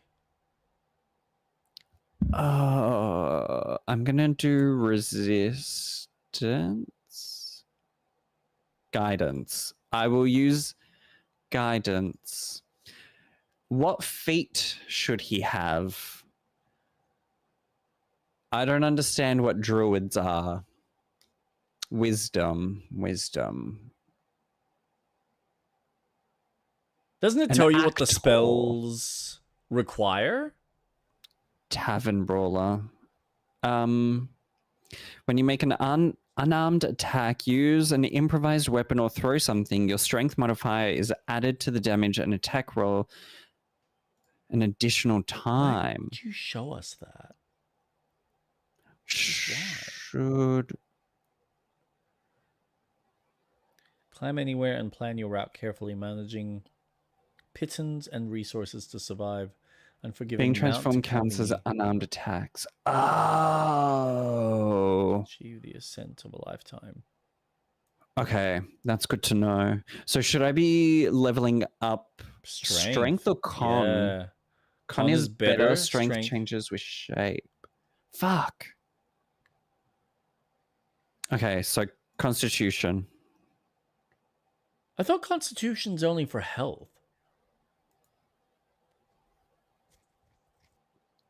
Stamina and physical endurance affects your hit points maximum. +2 to saving throws, +2 from constitution. Your ability points come from 13 base +1 from it is.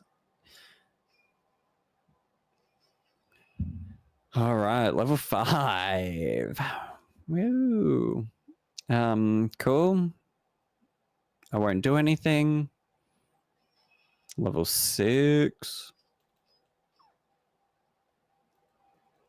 Primal Strike. While in base form, your attacks count as magical from the purpose of overcoming resistance and immunity to non-magical damage. When he changes shape, his strength will jump depending on the animal, like our bear is 21, I think, so points in strength are wasted. Right. Okay. Oh. Depending on the animal. Okay. So the stronger the animal, the strength will then increase. So really, adding points in the strength doesn't really help unless you're just planning on doing melee. But if you're transforming, then yes. Well, feet. All right, so we've got tavern. Resilient. Polar, master performer, moderately armored, mobile, tough. Damn.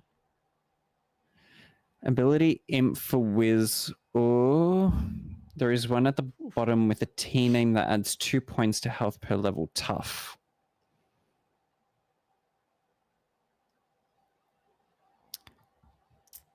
Ability improvement. You increase one ability by 2 or 2 abilities by 1 to make a maximum of 2. Your hit point maximum increases by 2 for every level you gained.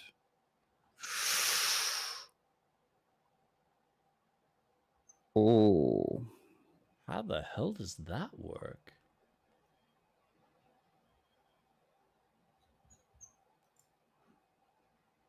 Yeah. Yeah?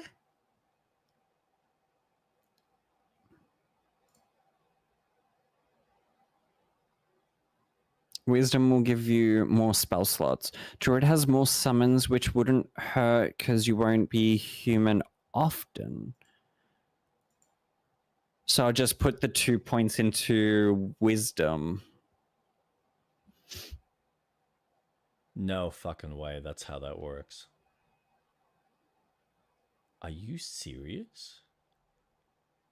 If you're at 17, leave it at 18 and put the point somewhere else. 18, 19 have the same modifier. Oh. You're joking. Then I should do Constitution?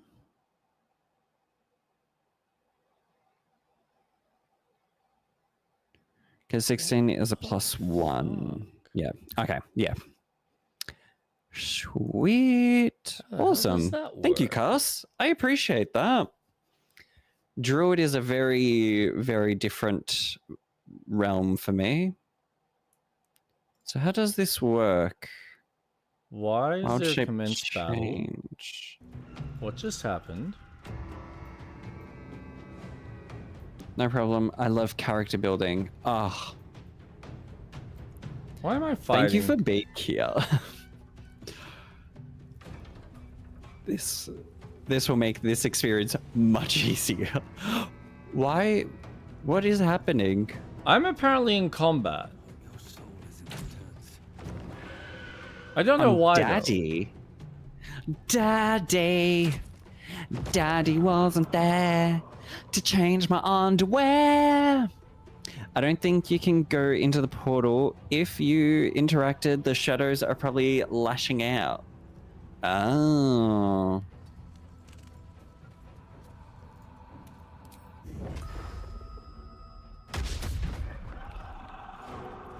Daddy.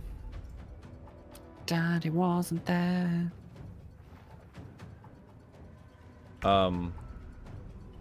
Dude. Would you like me to help with the fight? I don't know yet.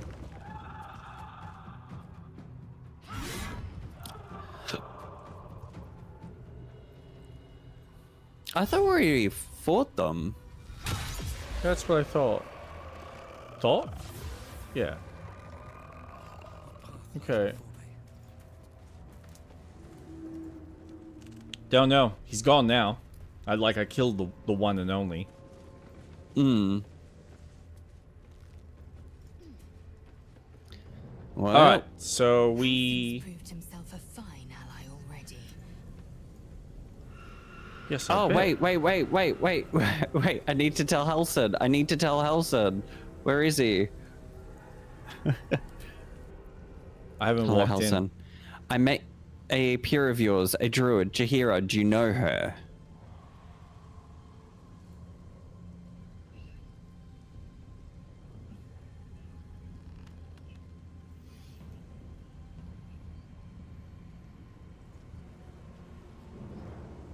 What's happening? I need to tell Helson about... Oh. Only by reputation. Here we go. She was present when we marched I need against to tell him about the Thorn, boy. but on the far end of the Boy. battlefields from where I was. boy. And in the chaos that ensued, well, our forces were scattered. I led some to safety, but You seem to admire her there greatly. is much to admire, judging by the stories. It looked like you somehow started the battle with Finor and he's in city center square ready for combat. Defended the grove. Korga. Shit. Shadow druids. At least now we can benefit from her presence, and perhaps work to a common goal.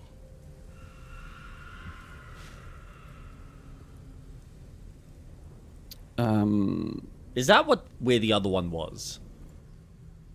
Honestly, I never thought I'd make it that far. But the Absolute is a threat to all, and I promised I'd help you with your... What other one? There were 2. I saw 2 on the map. I wish we'd gear up and head Of course. I only wish you'd joined me earlier. making me antsy. Got to have a plan first. Got to trust Jaheira to come up with one. I don't. I do. I don't know. There was just a quick flash on Jake's stream where it went to the town square and there was a shield bubble. Yeah. Yeah, I noticed that he was in a different location, but I had no idea where. That was bizarre. Oakfather preserve you.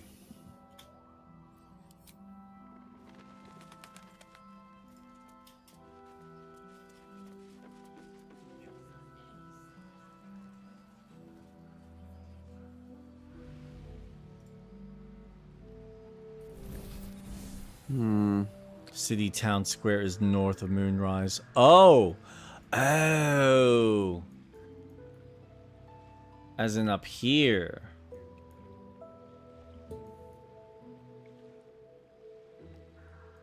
That's alright. I'm sure we'll come across it later. Okay. No point worrying about it now. Lift the shadow curse? Seek Thaniel's shadow?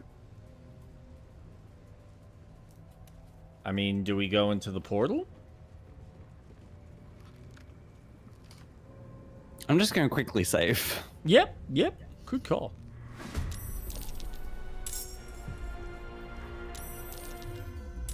All right. Oh, that's what happened. Did one of us just get put to sleep? Yep. Okay. So, the battle already started, but one of them decided to make its way all the way to where I was. Yep. How crazy is that from an AI perspective? That's cool. Long rest. Do I want to do it now? Nah. Oh, Halson. They rushed you. They did indeed. That is so funny. Because I can't really hit you from here, but that's okay. I'll just end So my that turn. little kid is Thaniel. Yeah. Oh, great. Okay. Wild shape. I'm gonna turn into...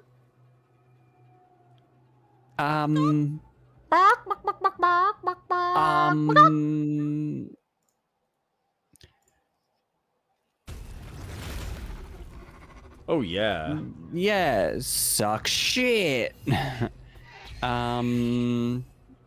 Can I do... Jesus. Oh, that does damage. Oh. Oh, sick. Jesus. Mummy. Best mummy ever. Jump. I can jump?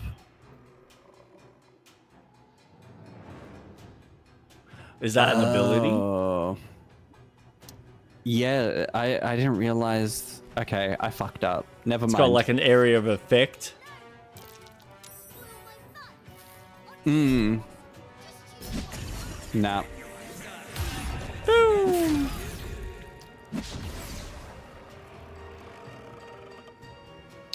Oh, is it like a ground pound? Oh, man. Mummy. Good night. Go away, mummy. I Can someone please wake up?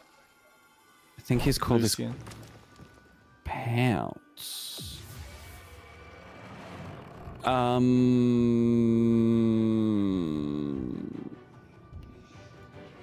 You're doing.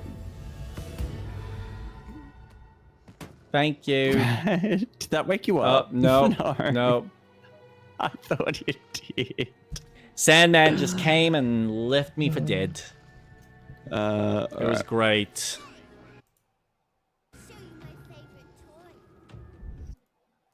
Let me just pop that to the side. Oh. Well, he's gonna keep doing that. The fun part is that if your health drops to 0 in animal form, you go back to whatever you were when you transformed. Animal shape is free health. Fuck yes! Wow, that's sick. Jump, Oh, that is drop, OP as jump, fuck. learn, Let's all just be druids. Okay. Oh. Shadow plush? Crushing flight? Oh, okay. Crushing flight is the ability. All right, let's see how this works. And nice. attack. Can I help you up? No. No, because it's like a separate action, I think. No, I don't think an owlbear could bring you up. I want Mommy to die, please. Can Mommy die? She keeps putting us all to sleep. I don't like that. What does this do? No, that's still going to reach. Okay. Look out. Oh, it's Yeah. trying to move.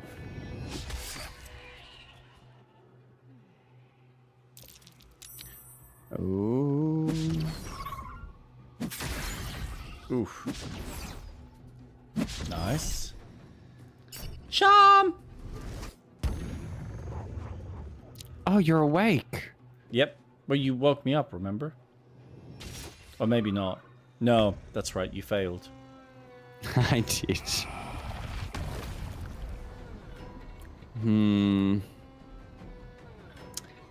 I don't know if it's time to use the repulsor. Who knows? Probably not. I'd say just use your hammer. That's one down. Do it again on the plush.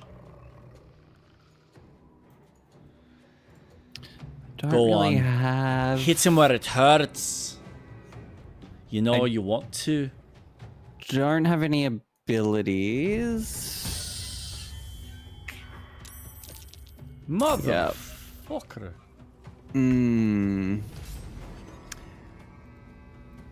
I'm so sorry, Lazel.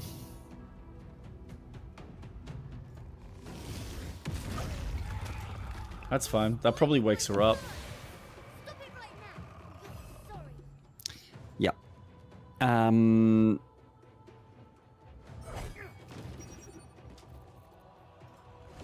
Oh, I should have done this before.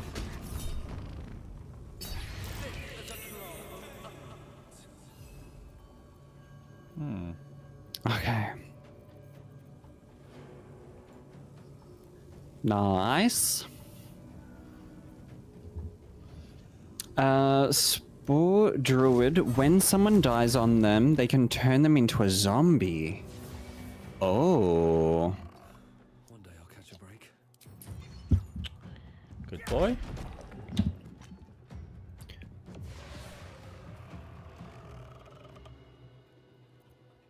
Oh. All right, kids. What else have you got? Haha. Ow. Oof. Yeah, that hurt. I don't like that. Not one bit. Oh, you're a bitch. Oh, actually. I'm just gonna heal myself. Thank you. All right, Now. focus on that.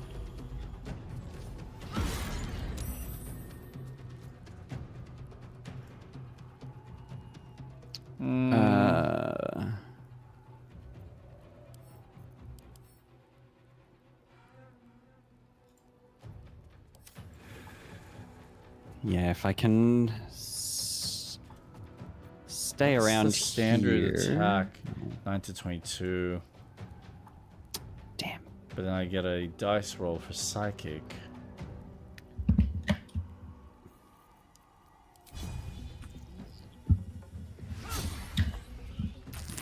Yeah, probably should have just done a basic attack.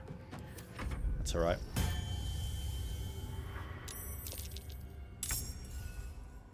Yes, give us more things to hit.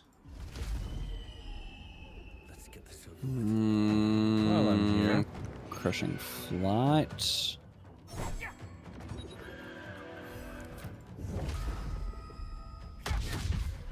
Ooh, you're joking. Ow. Nice. Poor Lae'zel. I will heal. I will heal. No, it's all good.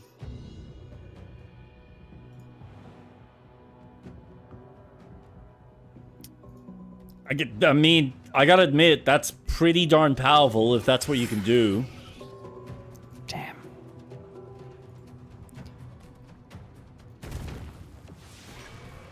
Why couldn't you just leave me alone? Whoa. Why can't I just stay here playing? Feathers. I've Right here. Mmm. And you've ruined it. I'm not leaving. You can't make me. Be gentle. He's much more than a child. Okay. Doesn't truly know that. Okay. Oh, we're getting all sorts of colors. Oh, look. We're now inside. Whoa. Whoa. Whoops. I think you broke it. Bloody Albert. Covering up the camera. All we have to do is lend Daniel your strength. You're just a thieving shadow that thinks it's a child. Playtime's over. So Daniel's it's like waiting. 2 or 3 times. A full action. Jesus Christ. She's full fighter, and at his level, he also hits like 2-3 times a full action.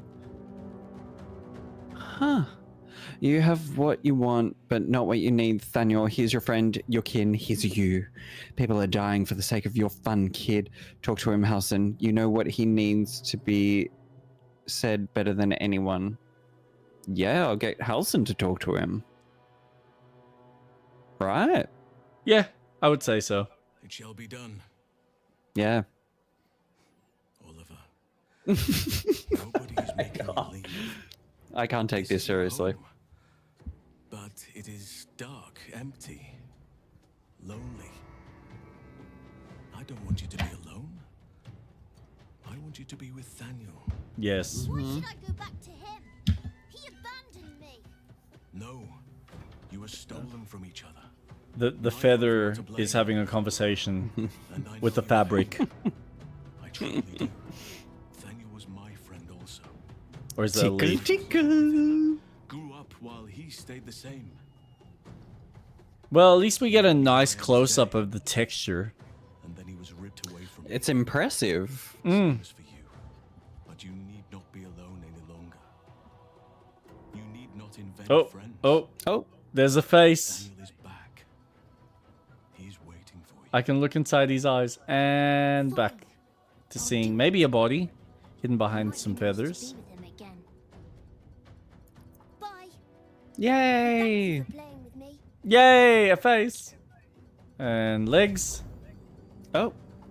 And It's done at last. wow. Soon the land will be unshrouded. We should return to Thaniel when we Oh. can. Oh, Eyeballs. whoa. That was Okay. beautiful.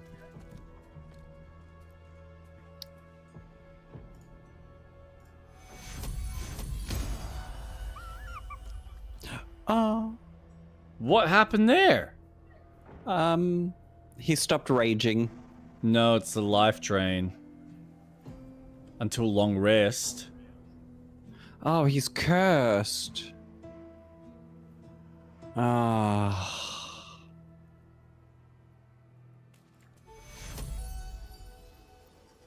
Oh, I don't have anything to decurse you. Oh, that sucks.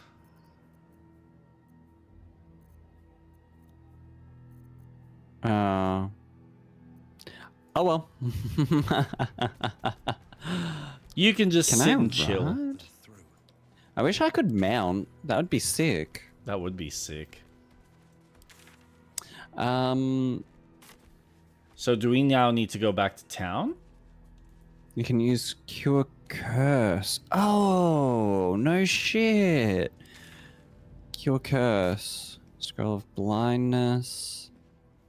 Telekinesis. Fills life.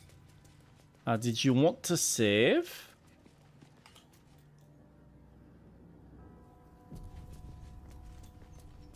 Because, you know, me being me, I'm probably going to get us into more trouble.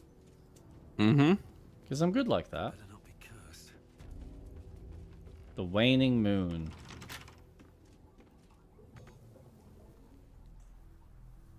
I found a building. You're a wizard, right? He is not a wizard. Me? A wizard? No. No, no. I'm a monk from a distance. So funny.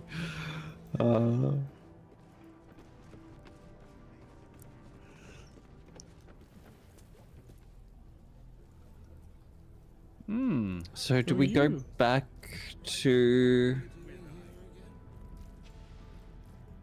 Okay, that's gonna be a whole nother quest.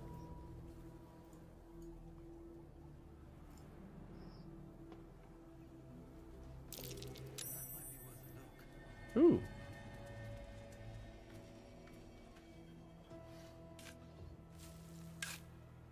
A monk and not unarmed. You betcha. No. Why would I be unarmed? That's silly talk. I haven't played Monk, but don't you have bonuses to not having a weapon? Maybe there Yep. is. We'll never know. Nope.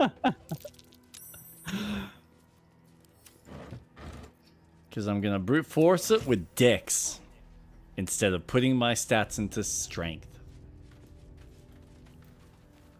Because that's just the way my cookie crumbled.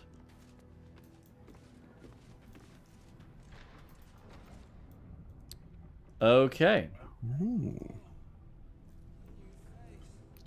This must be the brewery. Yes, No, it is. this is the bar. Yeah, I think that's right, though.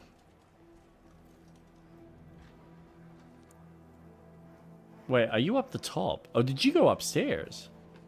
Yeah. Ah. Anything interesting?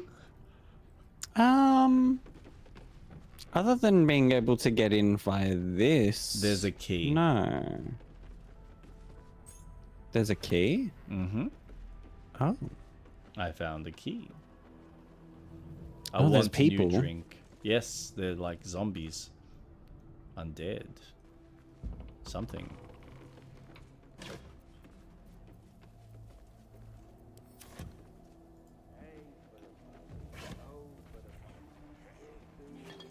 Camp supplies. Camp supplies.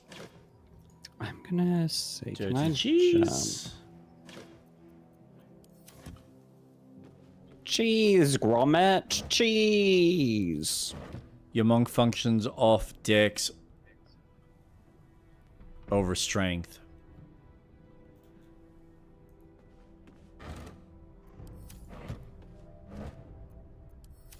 Well, I mean, that's what I've been putting my attention to.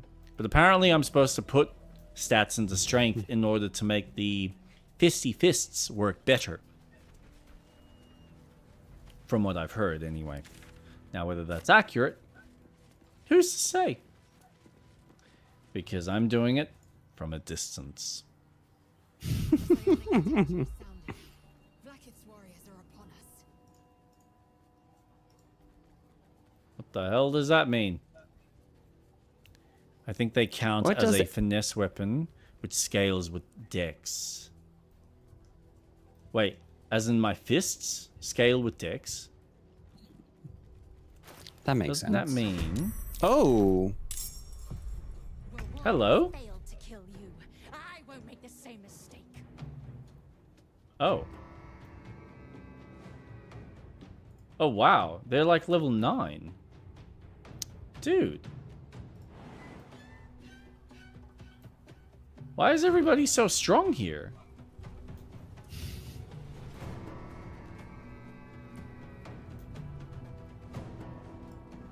I mean, alright. Yep, that's one way to do it. God, yep, I'm loving this. Me Dude! too. This is awesome. I'll handle this one. It's all good. And what I will even do is we're going so well. I'll go again. Wow. I love Halson. He's great. Whoop. Misty Step. Over here. And attack you. And end my turn. Alright. So you reckon if I unequipped and I just go fisty, that theoretically... See, I don't do the damage. This is my problem. I do more damage with a fucking staff. There are no added advantages to me not having a weapon in my arm. This is just stupid.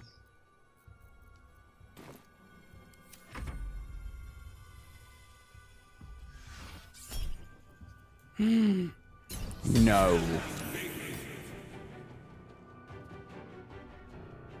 Still gotcha. Such a big target. Are you way of the 4 elements? I will take the artifact for my queen. Ooh. Form of Dread. Whoa. Wow. Still missed. Shut up. Nice. Oh. Still jumps. Oh god. Look out. Yep. Actually, jump on me. Yeah, do it.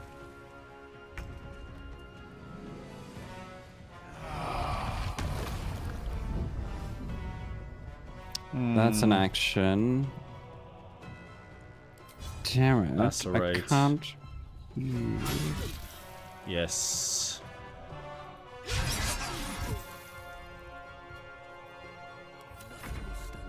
So sad news is you got the different monk. Ah. That's why. So therefore, I need to equip.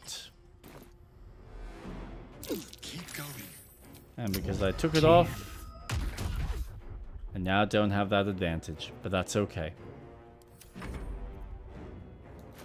So it's the type of monk. Way of the 4 elements. You focus on ki to bend the elements to your will, using them as the extension of your own body.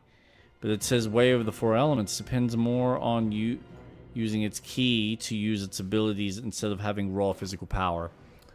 Okay. So I get more benefits. So does that mean that therefore I should have been leveling up a different stat for the 4 elements then?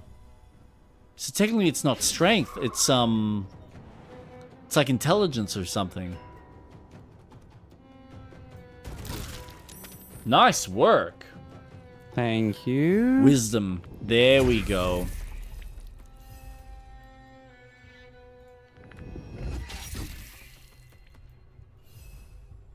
Okay. Whew. Oh, don't run away. You're just getting started, man. Oof. I mean, we've got Withers back at base, so you can respec if you want to. Yeah. That's fine. Oh. No, come back. Come back. I'm not done playing with you yet.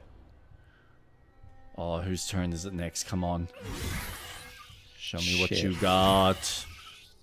Dex is still what you're hitting with, but wisdom for the same as druid power, your spells. Yeah, okay. So what you... Yeah, okay. That's starting to make a bit more sense. Ooh, man, that was quite the hit. Shit.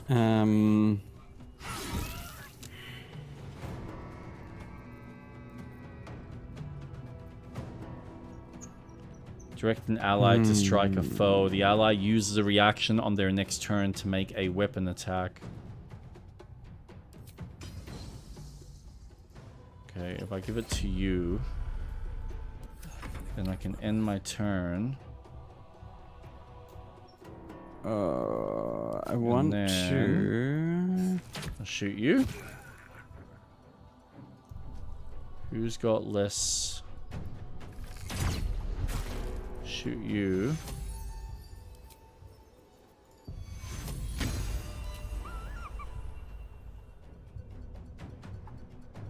Hope this ends well.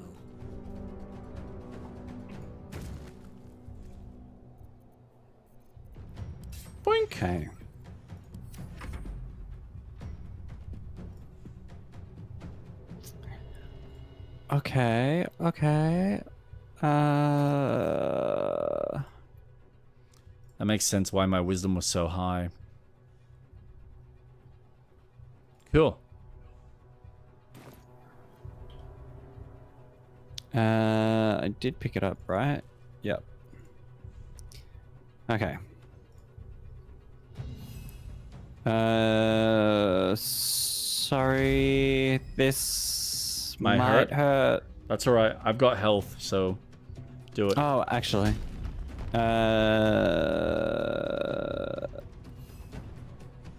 If I do enrage... Yeah. See, right. I was right. I'm a monk. From a Enrage. distance. Oops. Oof. I think that hurt me, then it hurt them. Yeah. The two monks I know about are the drunk one and the fist one because they are both listed for OP builds, but I'm afraid of them. Why are you afraid?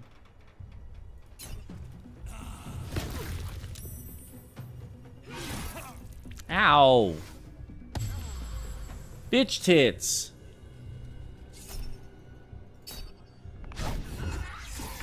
Oh. Oh. Okay. Hey, thank you. That's alright. I'm moving the fuck away. Can't reach. God damn it. What do you mean I can't reach? Damn it.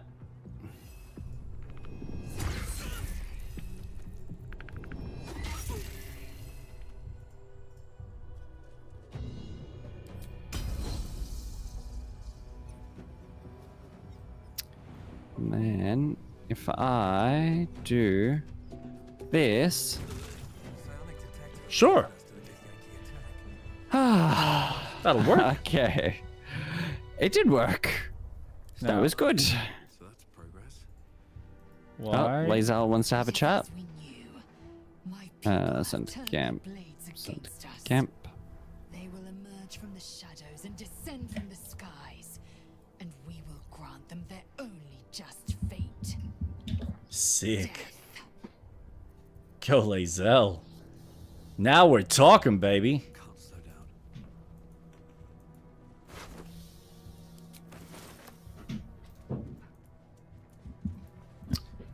Hmm. Anything of use?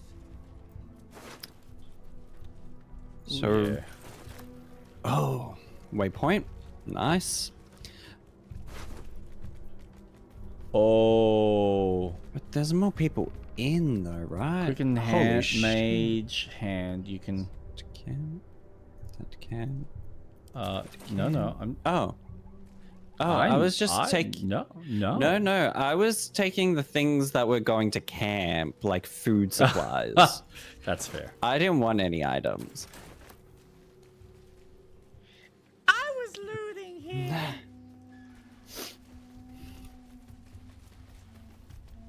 Spell Sparker? Oh, did I lose my staff? Yeah, you got disarmed. Oh, I didn't see that bit. Okay.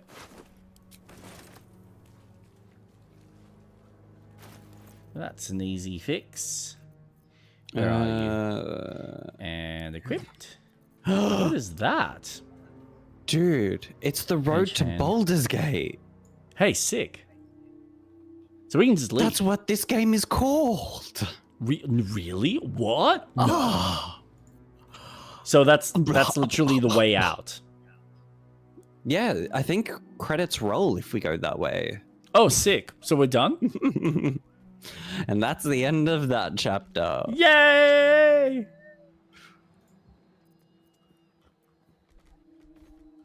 Cane Ashes. Whenever you deal fire damage, you gain 2 turns of heat. Baldur's Gate is a place. Yes, I know. I was just being funny. Really? No way! I was Strength just saving having throws. a...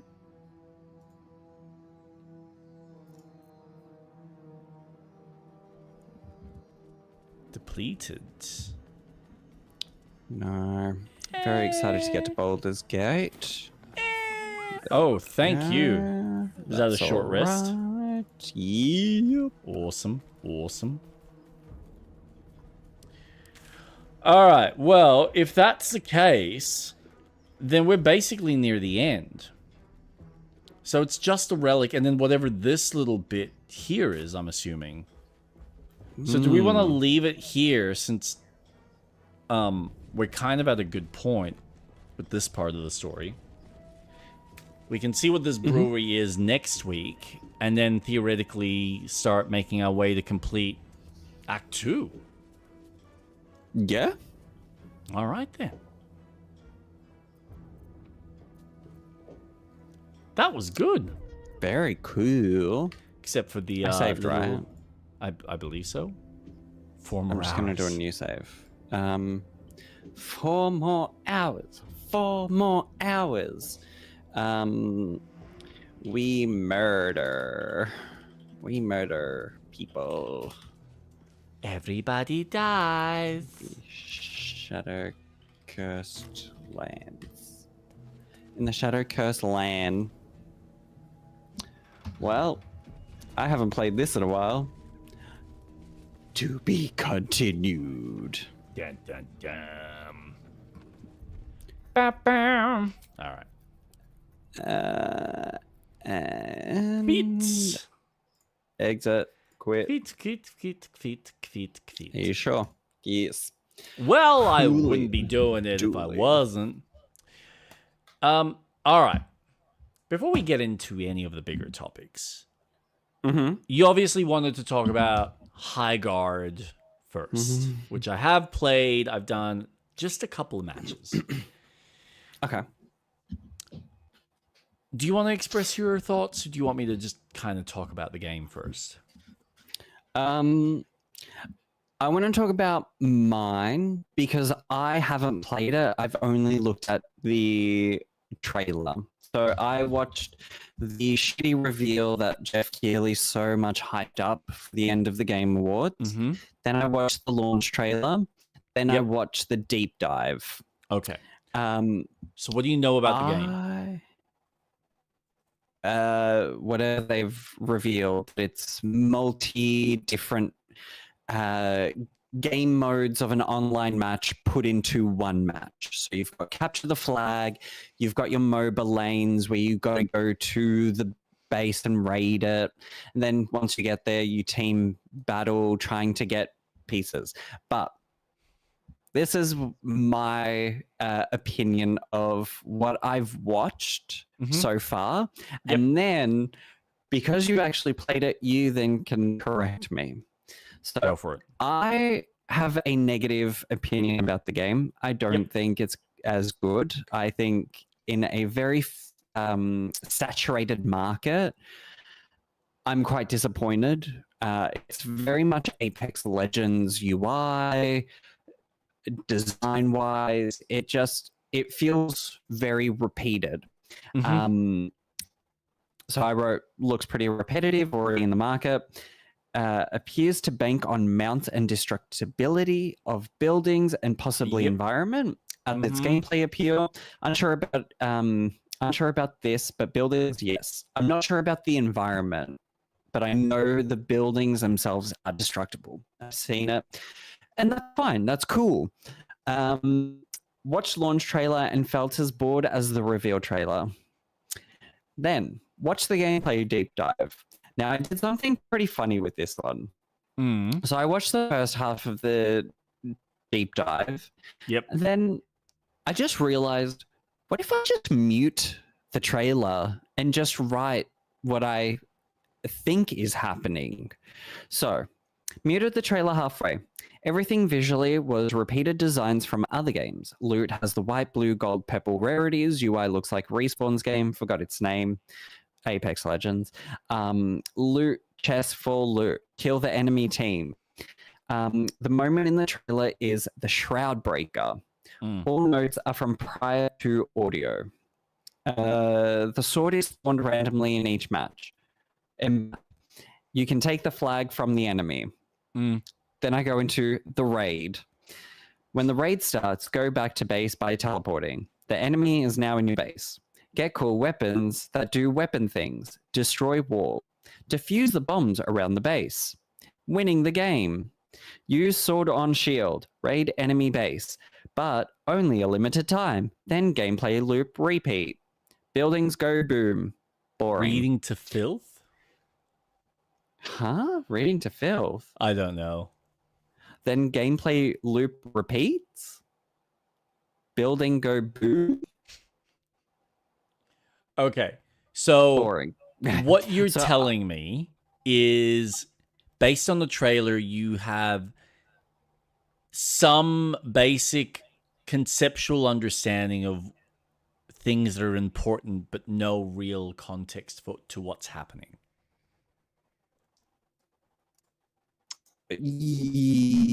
Yeah, I'm just going by marketing. Yeah, correct. Yeah. All I know is that the game matches is at this stage 3v3, and each match is a whole slew of different game modes put into one. You've got defuse the bombs in the enemy base. You've got capture the sword, which is capture the flag. And then you've got the MOBA style lanes where you can go and raid the enemy with your massive thing. Yes, but here's the thing. The whole game is the whole match is essentially all of those combined. Correct. Yeah. Yeah, I know. It just sounds very boring. And it is, but it's boring because of certain elements. So, reading the filth, talking shit about degrading it to the lowest form. Yeah.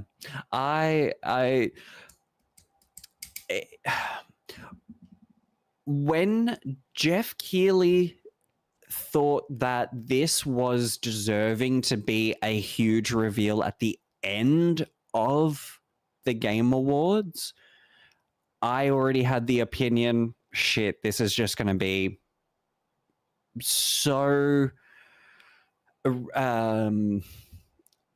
so in the books of, here's another online game, it does everything that all the other games do. Then when the launch trailer dropped, I watched it and I got the same thing. It wasn't anything special. Then I watched the deep dive because I was, okay, well, what is this game going to do differently. And it doesn't do much differently. It's just doing what everything else does in one. But you played it. So, when you first start the game, you're obviously kind of forced to do a tutorial. And the tutorial, for all intents and purposes, is fucking boring as hell. So you obviously start the tutorial where the game kind of teaches you, hey, this is how you jump, this is how you climb, this is how you shoot. And mind you, through all this, you're not shooting at anything interesting. It's just kind of putting you, hey, this is this mechanic, and this is how you use it. So it'll teach you, hey, these are the grappling points. This is how you destroy walls. If you see crystals, this is the mini game that plays when you're trying to destroy crystals, which is your resource that you use so that you can then go to the shops or the shopkeeper that's kind of in the actual play space. And now we're going to show you how the matches work. And so again, you do one of these matches without any enemies, and they basically say, okay, so here's what you do. You go around the field, go pick up some armor, and pick up like 3 sets of armor because you need armor so you can survive. Gives you survivability, yay. Now we're going to drop a shard breaker, which is a sword. You need to go to that location, wait till it drops, then pick up the shard breaker, which is basically a massive sword that you then have to deliver to the enemy base, shove it in, and now the raid begins. Now, before that all happens, the game also teaches you what happens if you die. So you go to the shopkeeper to buy a weapon, because you can buy shields, you can buy weapon, you can buy ammo for a bazooka, which helps in destroying walls when you're doing the raid, or other walls that you find in the environment. And then they basically say, okay, so now we're just going to shoot you, instantly dead. Oh, so this is what happens when you die. So you have to respawn, and then you choose what location you want to respawn at. Awesome, cool. So now you're doing one of these raids. And the raid is essentially, here are 2 bombs that you need to destroy. You have a time limit. If you don't do it within the time limit, then the raid ends. And you've got a certain amount of lives amongst the 3 of your companions that you can attempt to take down this bomb. And if you do, game over. That's it. So then I go ahead and decide to play the game. And what instantly hit me was you have something that is very fantasy based that has this, like there's, I think in one of the Steam pages, they were kind of advertising it like, oh, it's almost got that inspiration from like He-Man. And I'm like, right, so you've got a bunch of characters that you've got like a flame throwing dude. You've got this chick that's got daggers. You got a guy with a massive sword. But at the core, it's just a shooting game. And so you get these interesting abilities for these characters that you don't actually really get to use that often, because when you use it, there's a cooldown, and it's a decent cooldown. All the grenades essentially are just, all right, the flamethrower guy has a grenade that's like a flame colored. Maybe there's some little elemental differences. I don't know. I didn't get into the nitty gritty of it. So take this as a grain of salt. This is after 2 matches without much study. But what I found was the experience of going through a match was fucking boring. Because what you're doing is, for the first part of the match, while you're waiting for the shard bearer, so like the first thing you do is when you start, you choose, like each of you have like, I think 3 or 4 little armor things that you can then go and improve the quality of one of the walls in your base. So you essentially start kind of going, all right, what parts of near the bomb do we want to guard? So it's harder for them to essentially just breach through. So that's the first thing you do. Then the shield comes down, and the game's like, right, we're going to load the shard bearer in one of two locations, which it tells you, but it gives you a little timer. In that time, you've got enough time to go into this, big kind of world, horseback riding, to find either blue chests or red chests. The blue chests give you shields and like bits of armor, armor gear bits, and the red chests will give you different types of weapons. So you can kit yourself out with whatever kind of one of, like, you can essentially carry two weapons. So you can have a sniper and a rifle, or have a rifle and a shotgun, or a pistol and a shotgun, whatever. You go out and you find that. Okay. Yeah. Now, the colors don't really play into effect, because the way the colors work, or the way the scaling of the weapons work, is they only go up per round. So the longer the round goes, or the longer the match goes, then it goes up. So the way it works is you'll collect whatever gear you want to essentially play that match with. Mm-hmm. Then the shard bearer comes, and it's essentially, you've got like a certain time limit that someone needs to deliver this shield, this sword, into the other your opponent's base. And whoever does that, now the raid is happening at that base.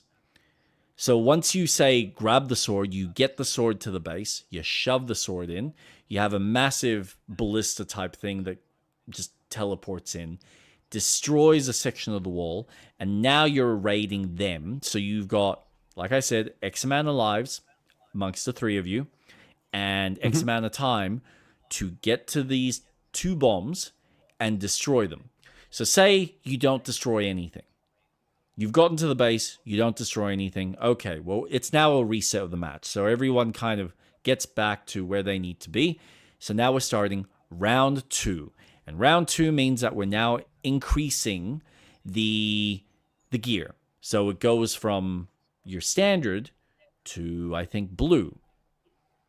And if no one wins in round 2, then you go to round 3, where we now increase it to purple. And then I think it's, I don't know if it's 3 rounds or 4 rounds. Regardless, you do this multiple times until one or the other team wins. Now there is, I think there's some level of damage that's done over the course, so that the game is kind of calculating for who's the better team. Because there seems to be like a health pool associated with each faction throughout the whole gameplay. My problem is that when you're doing the raid, it's fun. It's quick. You're trying to figure out how to get into the base and it's essentially Counter-Strike, where you've got 2 bombs in various locations, and then you need to place a bomb, and then you need to guard it. Because if you don't, then the person, the team who's obviously guarding the base, can deactivate the bomb. Which, if they do, congratulations, they've just essentially beaten you from destroying the bomb type of thing. Or destroying the little shield thing. Because what they are, it's like 2 little things that are helping to keep the actual base alive. Okay. The problem with this whole process is when you're traveling through the world, and you've got all this ability to shop for things or destroy these crystals to get resources, so that you can then potentially get, say, rocket launcher ammo to blow up walls, or get a different kind of gun, which again is irrelevant because you can pretty much get most of your gear on the field. But it's not like there's anything else you're shooting. So the whole MOBA thing doesn't even exist. It's like, here's the shell of a MOBA, where there's no other enemies, there's nothing for you to actually level up and get stronger. Your characters are just, you're just playing a shooting game. There's nothing unique about them apart from maybe, like, they have specific abilities, yes, but the cooldowns take a substantial amount of time that it's almost not worth, like, you'll use it and then the rest of the time you're just shooting. or maybe throwing a grenade. Oh. And then you do have their special, which again takes even longer, so you might only get to use that twice in a whole match, if you're lucky. And yeah, sure, they're devastating to some degree, depending on the type of character you're playing. I mean, one of the chicks I was playing with, she had an ability to turn invisible, which, okay, yeah, you can get the jump on enemies that way. So you've got a little bit of a push and pull, but it works better when you're already in the base. And so my question is, why have you made such a large space if there's nothing to do other than just generic loot gather? So you've got all of this breadth, but it's just empty. It's just gear for the sake of gear. And because you're on horseback, you're traveling so fast through these spaces. It's just like, well, if you made this smaller, like all the other fucking live service shooters, or like MOBAs where you actually have characters with interesting personalities and interesting, mechanics behind them. You go play any hero shooter, and each of the characters will have 3 or 4 different types of abilities. Some will shoot, some will be close quarters, they will have different skills and different abilities. And this doesn't play like that. It plays like a generic shooting game with... you know what it is? It's like a cookie cutter Borderlands without any of the depth. Yep. Without any of the leveling up. It's not like I'm leveling up my character through the process at the same time to then go, okay, I can strengthen one of my skills, or I can make it so that my cooldowns are slower or smaller, or I can improve my gun capabilities, or whatever it may be. No, it's just shallow. Oh. It truly does sound as boring as the trailers made it out to be. Yes. And it's just... I personally, again, I don't play a lot of these multiplayer games. I saw it was free, so I'm like, you know what? For the sake of the podcast and the stream today, I gave it a try. I am sure that there is some level of entertainment that a person or a group of people will have from it. But I feel like there is probably more than enough. There are better shooters out there, and then there are better hero MOBAs that exist. Even on a third-person or a first-person perspective, I think there's better content out there. For free. Yeah. That's been around for quite some time with just as interesting maps as this. Yes, it's got the ability to jump on a mount, but the mounts are kind of a reason to just travel long distances. You get, like, the mount gets shot once or twice, you get flung off it. So it's just like, at least if you go play Unreal Tournament, like back in the day, you had vehicles that you could jump into and travel, whether you're doing that in Battlefield, whether you're doing that in an Unreal Tournament style game, whether you're doing it in something else. There's nothing interesting about it. And I feel like if they had actually thought about developing something deeper in between the actual, hey, now we're raiding the base, that would have been interesting. And I think about, and this is why I bring up Unreal Tournament, because I remember Unreal Tournament had the assault matches where you had one team defending, one team attacking. And the idea was that you had like multiple checkpoints throughout a match. So maybe it was a train sequence, right? And you had points, different points of the train that once you surpassed and once you completed a certain task, you then move on to the next objective and the next objective and the next objective. And again, I've seen this mechanic done in modern games like Battlefield that function the same but better. And I feel like this is missing a component. And it's interesting when you get to the raid bit, but up until that point, it's just fluff. It's unnecessary fluff without any depth or substance. And it feels like it needs the MOBA-style enemies in between so that you've got other things to shoot to make it more engaging, to make it more interesting, to then get to the raid. And you can have the little monsters on the outside while the heroes are fighting each other. Like, you can do interesting shit like that, but it's just...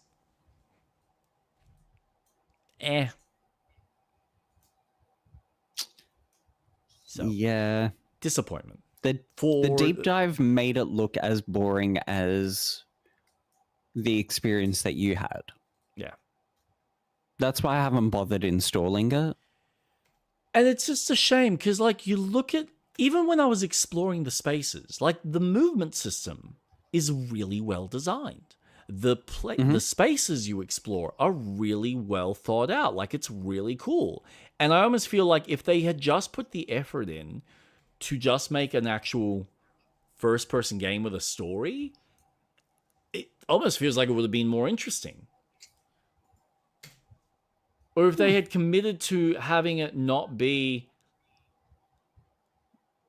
like, I don't know. It's just... Yeah. It's just disappointing.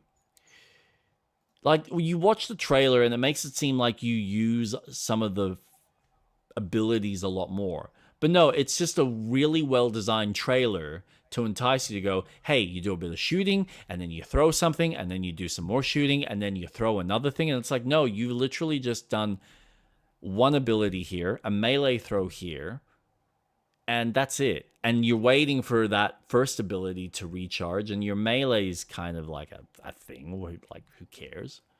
So there's nothing there. How long do you think this game will be online for? Well, based on the Steam opinions, it's mostly negative from what I've seen. Oof. Yeah, so when I loaded it, before I deleted it, yeah, it's mixed at the moment. So I don't know. I really don't see it lasting that long, but maybe they will add stuff later down the line. Maybe they have intentions of improving and adding more to the game to make it more interesting. Maybe this is it, and this is either people will click with it or it won't. I don't know. There are, like I said, there are far more interesting things out there to play. And I don't think this game has enough to pull people in. Even as a freemium game, there are better... most of the kids nowadays are probably going to be happy just playing some of the hero shooters that exist. Oh, I mean, Roblox, Fortnite, yeah. If you've got a console or PC, Marvel Rivals to play your favorite Marvel character. And this is my problem. There's so many things that already exist. I can pick up Marvel Rivals. And again, Marvel Rivals has the same mechanic where it's like you are trying to have an attacking team and a defense team. And it's just moving forward. And because it's so quick and instant, you're just in there and it's like next thing. There's no wasted time. And I feel like this straight to the point. Yep, and this game has so much wasted time when you're doing the preparatory shit before you then have the shard bearer come in, where you go, all right, now we start the action. And the action's kind of tense because it's who can get this sword into the other base. And then the action kind of kicks up a notch. So I get what they're trying to have that sense of building. But when you have to do that over, like, and I had a match where we did this, where it was just no one won the first round. So we started again from the beginning, and we have to go out into the field and get all our gear and get all our loot and then do the same process. No one wins the second time. So we do the same thing. We go out and get the better gear and then, prepare ourselves. It's just, I find it more interesting looking for opponents in a large-scale match of Battlefield, because at least I know that I don't, like, at any point I could get my headshot off and then completely be dead. Or like even in a what are they called? The battle royales, where you get flung into the middle of the map and you might not have any action for 20, 30 minutes before you finally are dealing with someone. But it's the tension of that that's more interesting, as opposed to, well, this feels like it's meant to be quick, but instead they kind of prolong and try and build this suspense until now it kicks off, and it's just seems unnecessary. So yeah, I really don't see this lasting too long. I mean, considering the last multiplayer game that came out that was supposed to also be a live service. Yeah, Concord. And that didn't do too well. And that, honestly, that felt like that had more interesting gameplay mechanics than this. But who knows? I'm not going to waste my time. No. And I don't blame you. What is interesting, there's actually 2 games. I watched the trailer for Wheelmates. I don't know if you've seen this one. Wheelmates? Mm-hmm. No. This is a co-op driving game that's almost in the vein of like an It Takes Two.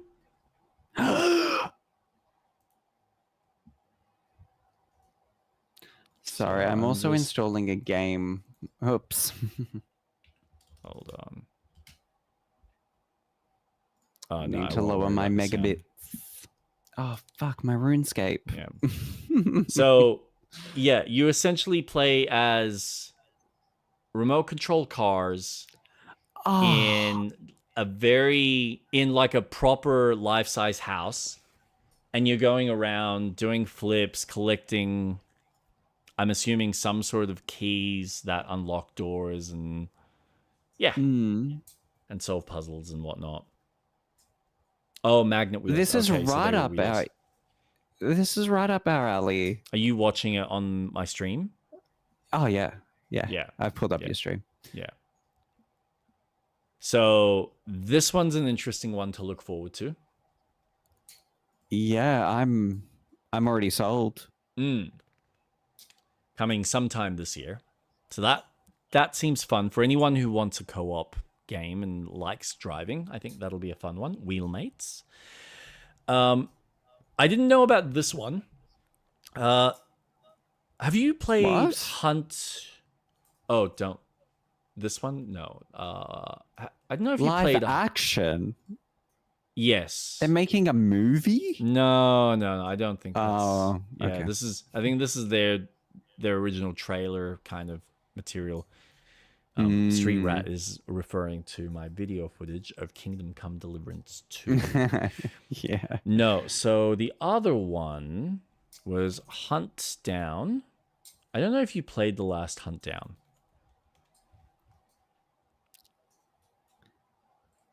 Hunt Showdown or Hunt Down? What Down, the fuck is Hunt Down? So it's the same team. They're making a new game. This is the side-scroller arcade style game where in the original you played as, you could choose one of 3 characters, kind of in the vein of like the old 80s, 90s action flicks of your Arnold Schwarzenegger and whatnot.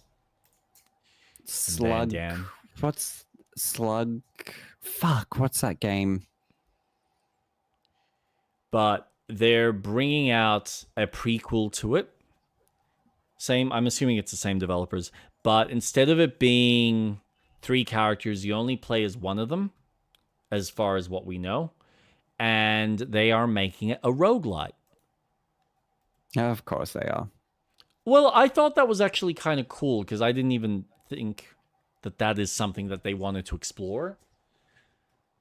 So the same premise, you obviously have variations on kind of the map, but the big pull for this is the type of gear that you can potentially get and the way your upgrade system kind of helps improve your character through every run. and then the variations on the bosses that you fight at the end, which all have very unique ways of you needing to kill them and defeat them and whatnot. So very much that Contra style side scroller action game. You've got close quarter melee and long distance. I believe this game also has co-op like the original, so that is something to also consider if you want to play it with a friend. It seems like it'll I was allow for thinking that. Metal Slug. That's the game I was thinking. Yes, Yep. yes, similar in that vein as well. This looks good. I know you're not the biggest side It's scroller just- fan. So I'm not, but I'm not going to deny that it doesn't look fun. Their first game went well. I think I played the demo of it. Yeah. And it's a fun game. Like, I gotta admit, they did a really cool job with the the levels were very basic, but it was the bosses and the ambiance of the world was really cool. It's what made it interesting. So that, again, that 70s to 90s aesthetic. Yeah. So that's a fun one. The last one is the recent gameplay featurette for Crimson Desert, because obviously that's gone gold. Oh, it looks so good. Now, you're excited about it, I gather. I am. Have you watched the whole featurette? Yes. Cool. So, the one that goes for like 20 minutes? Was it 20? I thought it was like 15 or anyway. It was a decent length. They showed a good amount of gameplay. What were and your it wasn't even the thoughts? full thing. They didn't even go into combat. They didn't even go into the magic system. So I'm intrigued. But it looks very interesting in almost the Ubisoft approach, but using almost the Nemesis system, which I wish was used, but clearing out factions and the impact of the world that you explore had an impact on how you interact, and I'm intrigued. I think it looks quite exciting.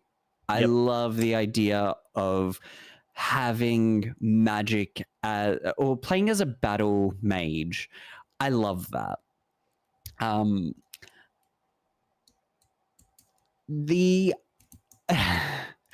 watching the trailer again on your screen. Yep. That's why I put it up. I'm just worried that it might have some moments of dullness. Because of how grand the world is. Yep. Sometimes a game doesn't need to be big. But I'm excited. The videos that they've shown before this trailer looked good. The one of the characters has a magic ability where they can swing their weapon and any projectiles get picked up and get thrown back. That's fucking sick. You can earthbend up and do a triple jump. Yeah. That's awesome. Like, give me cool shit to do. We're in the era where games can be made more fun. You can start doing more of this stuff. And I'm more appreciative of this style of gaming. I'm looking forward to it. I'm excited to see what the next trailer drop is, because it's going to be focusing more on the encounters, more of the combat. Yeah. So I want to see more of that, because we got a taste of it in this video. Yeah. So it's on my list. It's definitely something I'm keeping an eye out on. But what are your thoughts? So I think I'm very similar, and probably more so in the space of I'm worried that there is going to be a samey flow to the gameplay. Well, says Sixer, jumping in. Well.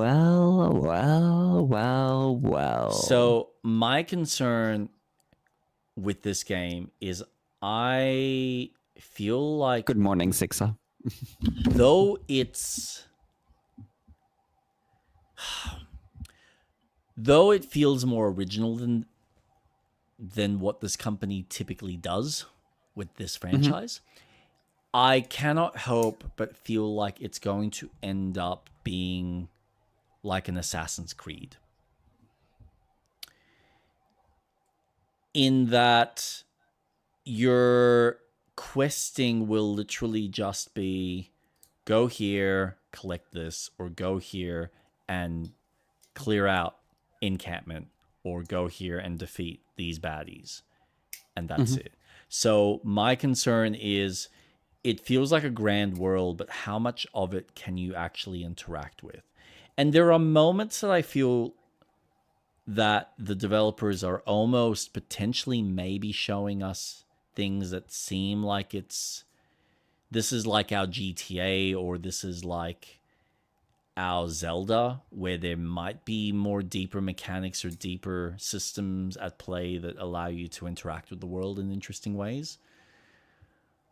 But so far, there is a concern that it is just going to be a very cookie-cutter action game with maybe an interesting story, maybe an interesting world to explore.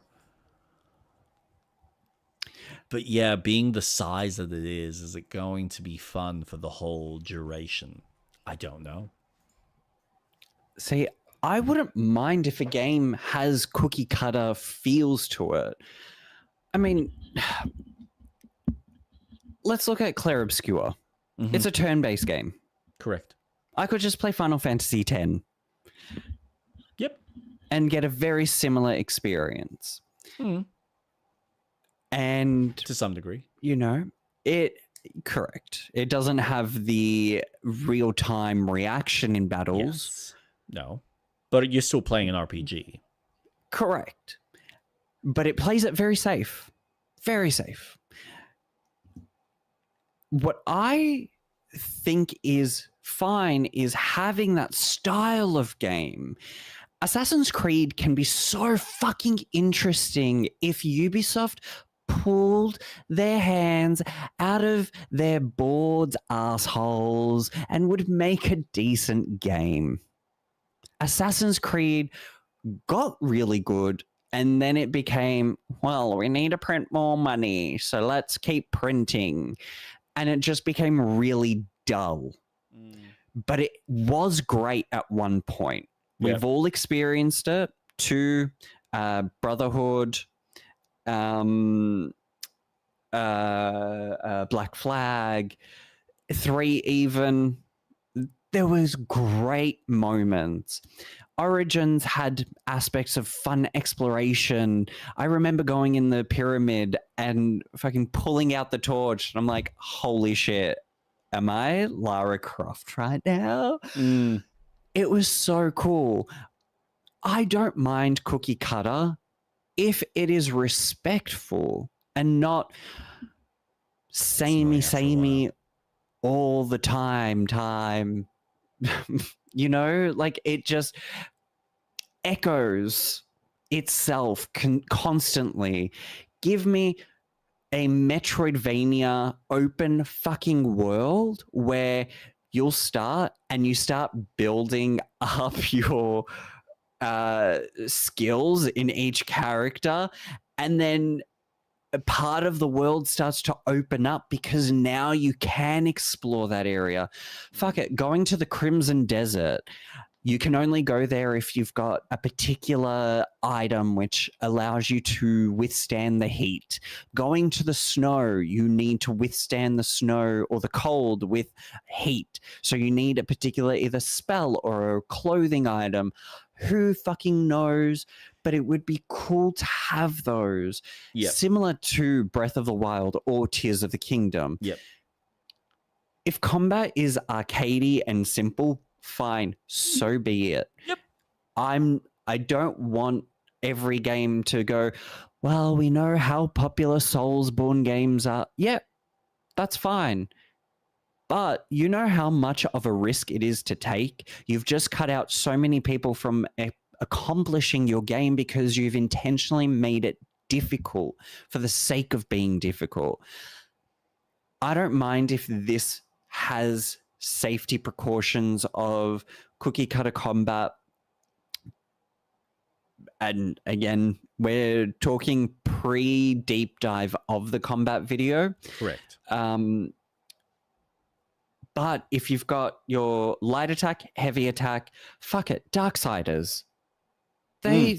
Perfect example. Light, heavy, special moves, parry, block, dodge.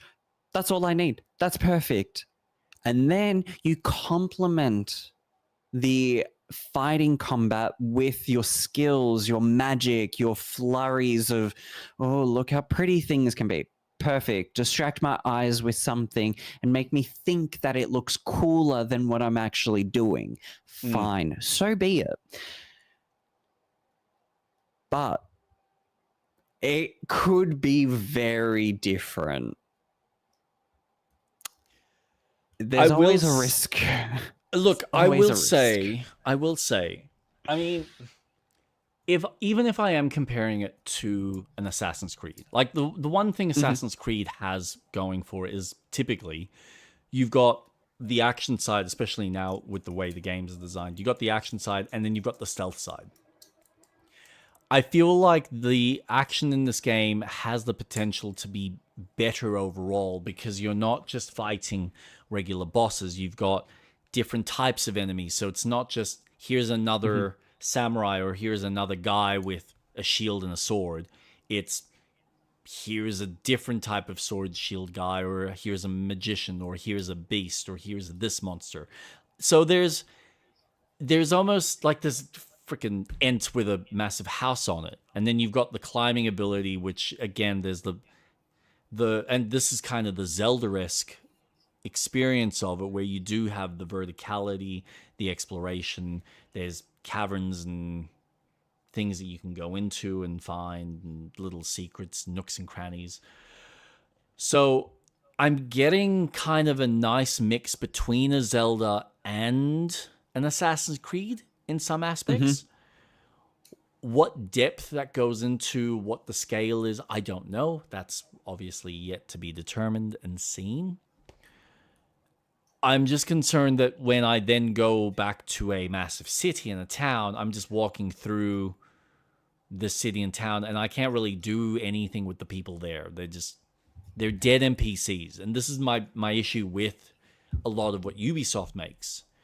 Because unlike a GTA, or even with what I'm playing now, Kingdom Come Deliverance, or and this is what some people sometimes forget about, those extra layers of interactivity in even a quote-unquote safe space is just as fun and rewarding as what you can do when you're out fighting the bad guys in the field. So, and Fable gets this. It gives you all of these tools to really fuck with the people in the town. Skyrim does this as well. Or Starfield, if you want a sci-fi example. Kingdom Come Deliverance has this. And then you get something like an Assassin's Creed, where it's just, yep, you have the space, people exist here, but you can't really do anything with them. You can't steal stuff from them. You can't interact. You can't play with them in any way. Don't you remember? If you fuck with any people, you desynchronize and get game over. Yeah. because they're not punishment for trying anything. So that's the aspect of the large open scale world that I'm concerned about. I'm not concerned about the mystery of the world. Like all the stuff in the sky, I'm looking at it going, yeah, this has that Breath of the Wild level of not Breath of the Wild, Tears of the Kingdom level of exploration. On top of the fact that you have flying mounts, which look like you can traverse long distances much quicker, based on what I'm seeing. And that's another selling point for me. Allow me to fucking fly. If you've got a huge world, like, let's think back. GTA, San Andreas. When they improved the flying controls, oh my God, flying a jet from San Fierro to Los Santos and then going, you know what? Let's go to, what was Las Vegas called? Whatever it was. Yeah. But you could just fly and just go, oh, do I want to fly to the top of the mountain? Sure. It's so nice when you have a playground. Yeah. For me, I know it's a small thing and not everyone wants it, but I love flying in a game because I can't do it in real life. Yeah. I can't just get up or just hop on a plane. Like, that shit is expensive. I'm not a pilot. And I just can't fly anywhere. So in a game, in a massive world where it looks like you've got a dragon and maybe the Shroud Glide has a bit of a flying feel. I mean, you could, but it's illegal. I mean, yeah, we don't want a repeat of 2001 September. Anyways, I wouldn't. No, I'm not. Sure. You had to bring it up. You just had to. I did. I think it's really fun. Even Hogwarts Legacy did it, and it was so much fun just to fly. Like, it served no purpose. Sure, there was like the Quidditch time trial match that you had to fly through the rings. Cool. But other than that, you could just fly. And it's awesome. And I really like that this game has an actual way of, well, this game is going to be big, not just horizontally, vertically. So I like that they've given the option of, at some point in the game, you will be able to fly. I love that shit. Love. Sorry. No, I think in my head, I'm coming to grips with accepting what this game is actually going to be. And I think I know that it is going to be that, like I said, that Assassin's Creed-esque experience. It's obvious, like I said, based on everything I'm seeing, it looks like a much better game. But to be fair, you can't base or compare it because one's being more historically accurate versus this being actually fantasy. Yeah. So you have, I mean, they've got steampunk robots in this, which is, how do you compete? You don't. Like, this game has a level of creative freedom that Assassin's Creed is never going to be able to have. And the closest that Ubisoft could have to that is bringing out either their Beyond Good and Evil franchise, if they decide to make that one day, or realistically, it'd be their, what is that Monsters game that they released? Monsters game? Yeah, Immortals, Phoenix Rising. No, that series is dead. It is, but that would be the equivalent where it's, hey, here's puzzles and here are monsters that you get to fight, and it's an action game which almost functions like a Zelda, and we can have open zones and areas that you have townspeople and blah, blah, blah, blah, blah, blah, blah, blah, blah. So, and you mentioning Hogwarts, I think just iterated in my head and has brought some level of acceptance of, yep, I think that some people probably are just happy with, you go into these fancy towns and these really cool large areas where you just go and you collect your quest, and then maybe go to the shopkeep, buy some stuff. Maybe there's some mini games in there, cool, whatever, but then you go back into the open world and you just fight shit. And that's fine. And then it just becomes like very much like a Hogwarts Legacy type of experience, or a Just Cause game where the action and the gameplay is when you're out in the field exploring, and then when you're in towns, it's just a town. There's nothing to do there apart from gear up for the next combat encounter. I think just for me, it's lacking the depth and the substance that when you're making these large scale open worlds, I kind of want a little bit more. I think it's my suspension of disbelief is finding it harder and harder to go into these open worlds now and feel like, why can't I do more in this space? I get that this is where I come to collect my quests, and this is where I come to maybe buy some gear, but why is there nothing else for me to do here? Why can't I mess with the people? This is one of the issues I had with even Star Wars Outlaws, where you'd go into a town and you literally there'd be no combat scenarios.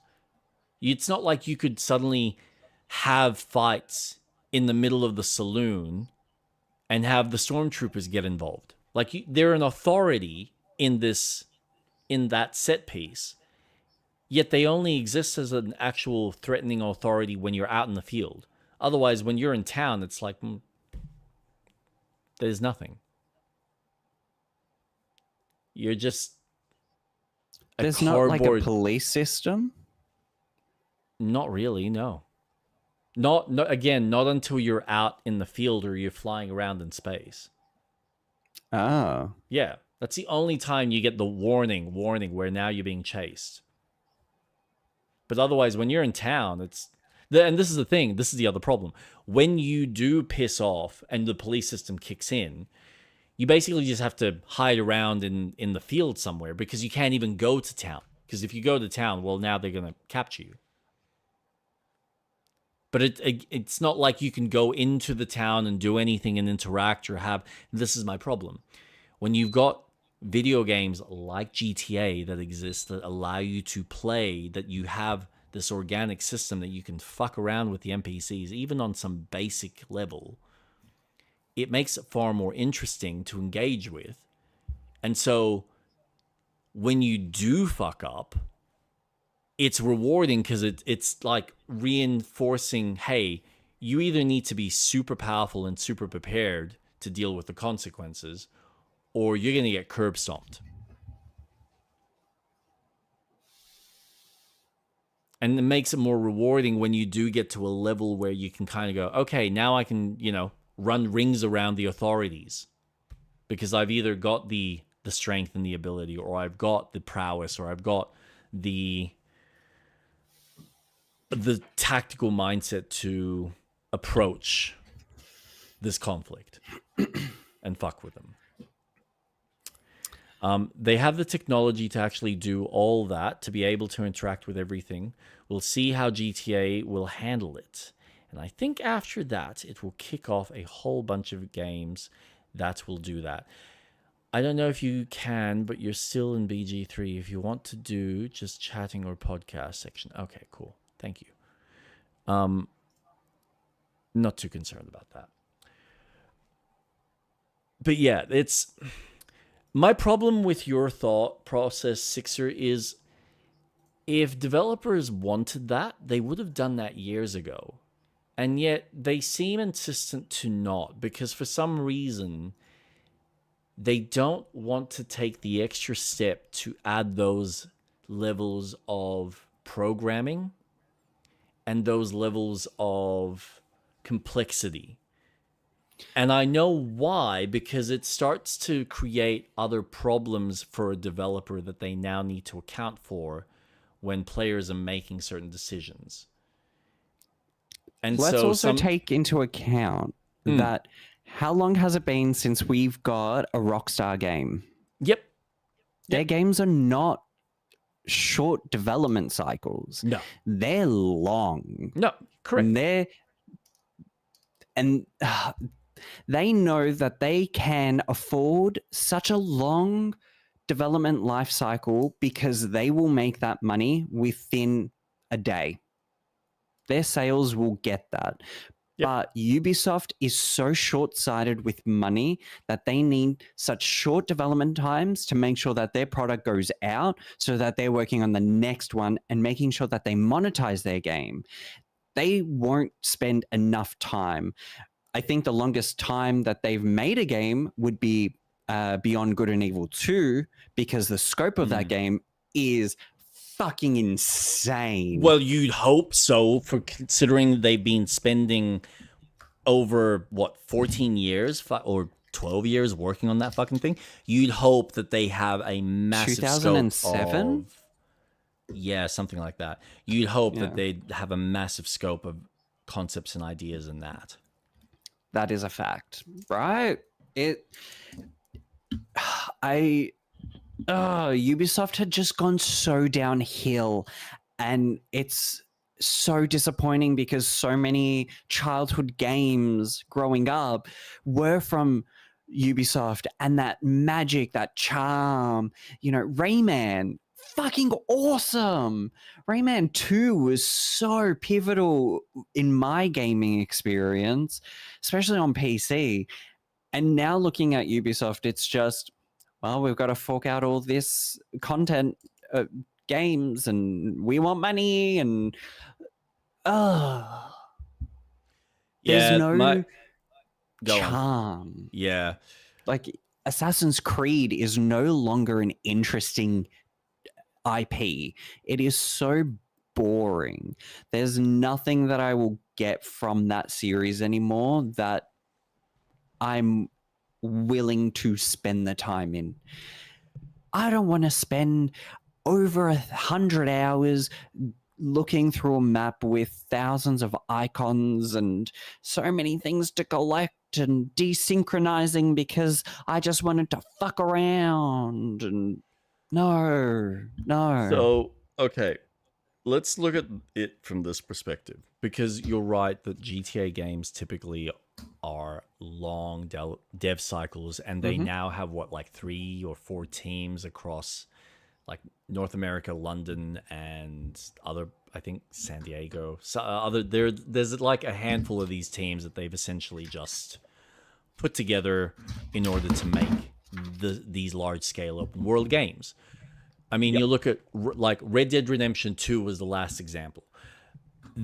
The one thing that I think they spend a lot of time, not just from the story and the world building perspective, but also the minute decisions that you make as a player, so that any potential, as far as what they can think of, any potential variation is being covered in an organic way, which is quite impressive. I think the one example I've got that I saw recently of someone breaking down, there's a bounty that you can collect, and you find the bounty guy, and it's essentially he's saying goodbye to his son and his wife, and then you take him, and so you have a choice where you're essentially just watching him hang. And you can sit there and watch him get hung, and that's it, and then walk away and continue doing your own thing. Or you can shoot all the people and then shoot the rope so that he doesn't hang, and then he runs off.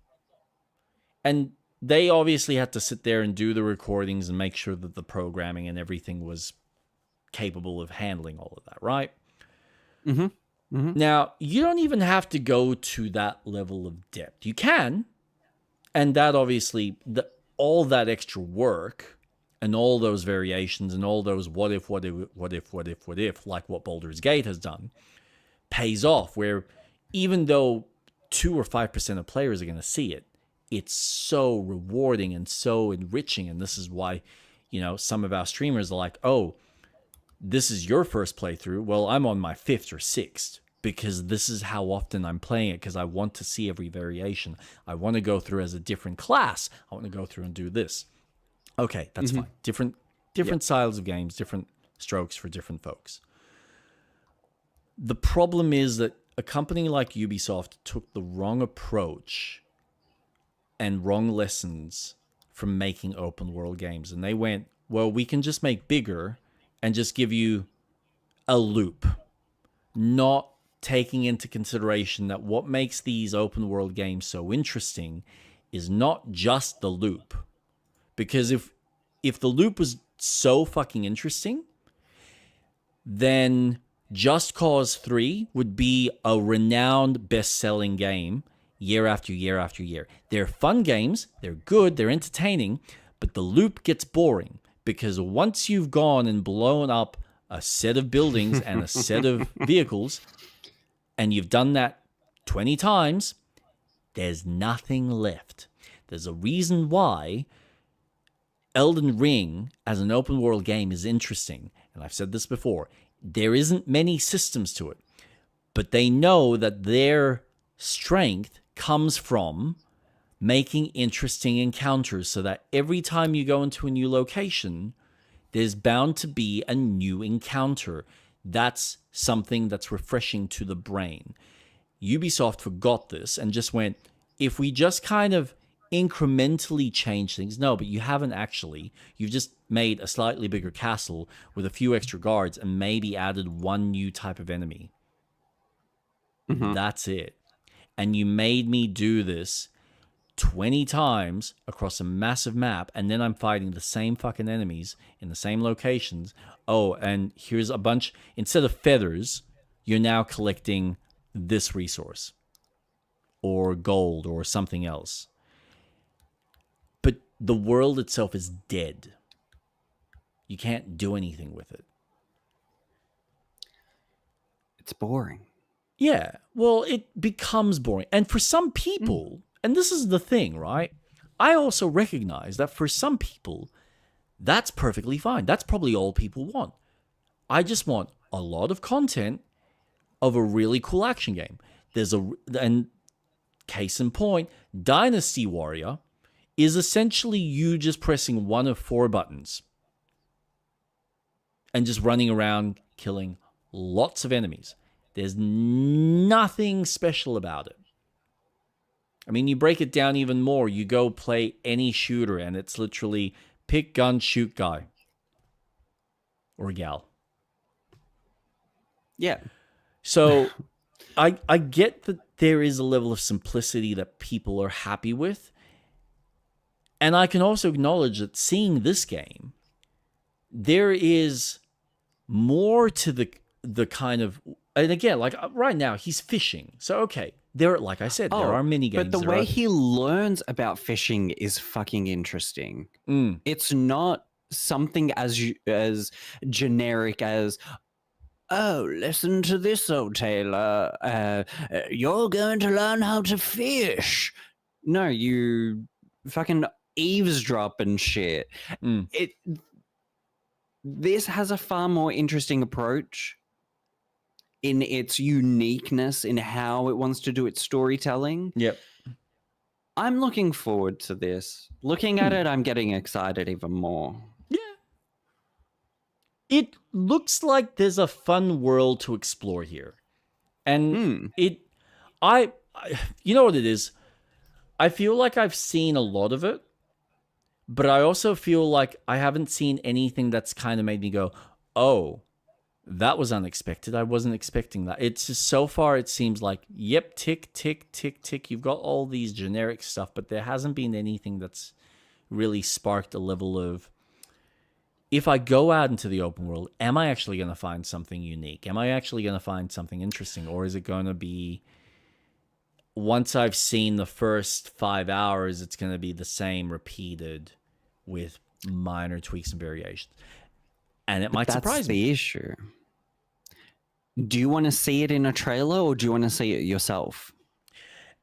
And this is the problem. I don't know how much the developers have shown off. Have they shown off everything? Are they hiding stuff so that there is secrets left on the table for us to discover? We'll find out. So yeah, because I feel like a game of this caliber would have to have things that they're not going to show because of its grandeur in design. There has to be stuff that they're absolutely leaving out, because if for whatever reason there was, I mean, I think the dragon itself, I think that spoiled that surprise when I do play the game. I wish they didn't show that. I would rather them just go, here you can glide. Okay, that's cool. But showing me the dragon going, well, you can fly now. And it's like, fuck, that would have been cool having that moment personally. Hell, even the robot was probably too much, because for me, it was a case of, man, I wish I didn't know, because that's a fun little thing that, hey, I can unlock that. Even finding out that there are 3 characters that you can play with, I'm like, don't, like, just shut up. Because this is my concern. And a lot of developers do this, where they feel the need to show everything that the game has so that there's no assumptions made. And I'm at fault. I've done this. We've both done this together, where we've looked at trailers for even GTA and gone, well, I see this and I see that, so therefore we're going to be able to do this activity and this activity. And then you play the game and those activities don't exist. They're just a bunch of NPCs doing that thing, but you cannot interact because, of course, they didn't have time or the resources to develop those animations and turn that into a mechanic. So it's easy for anyone to speculate. Like, I'm looking at this town and I go, this is again, and it's one of those concerns. It's a pretty town. There's a lot of NPCs. Can I do anything with them? Can I knock into them? Does it matter?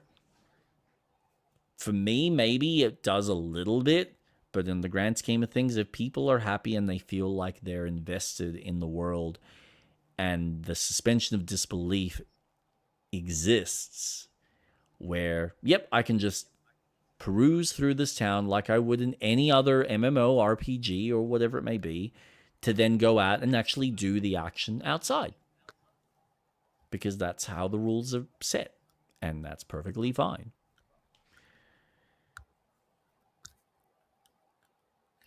Yeah.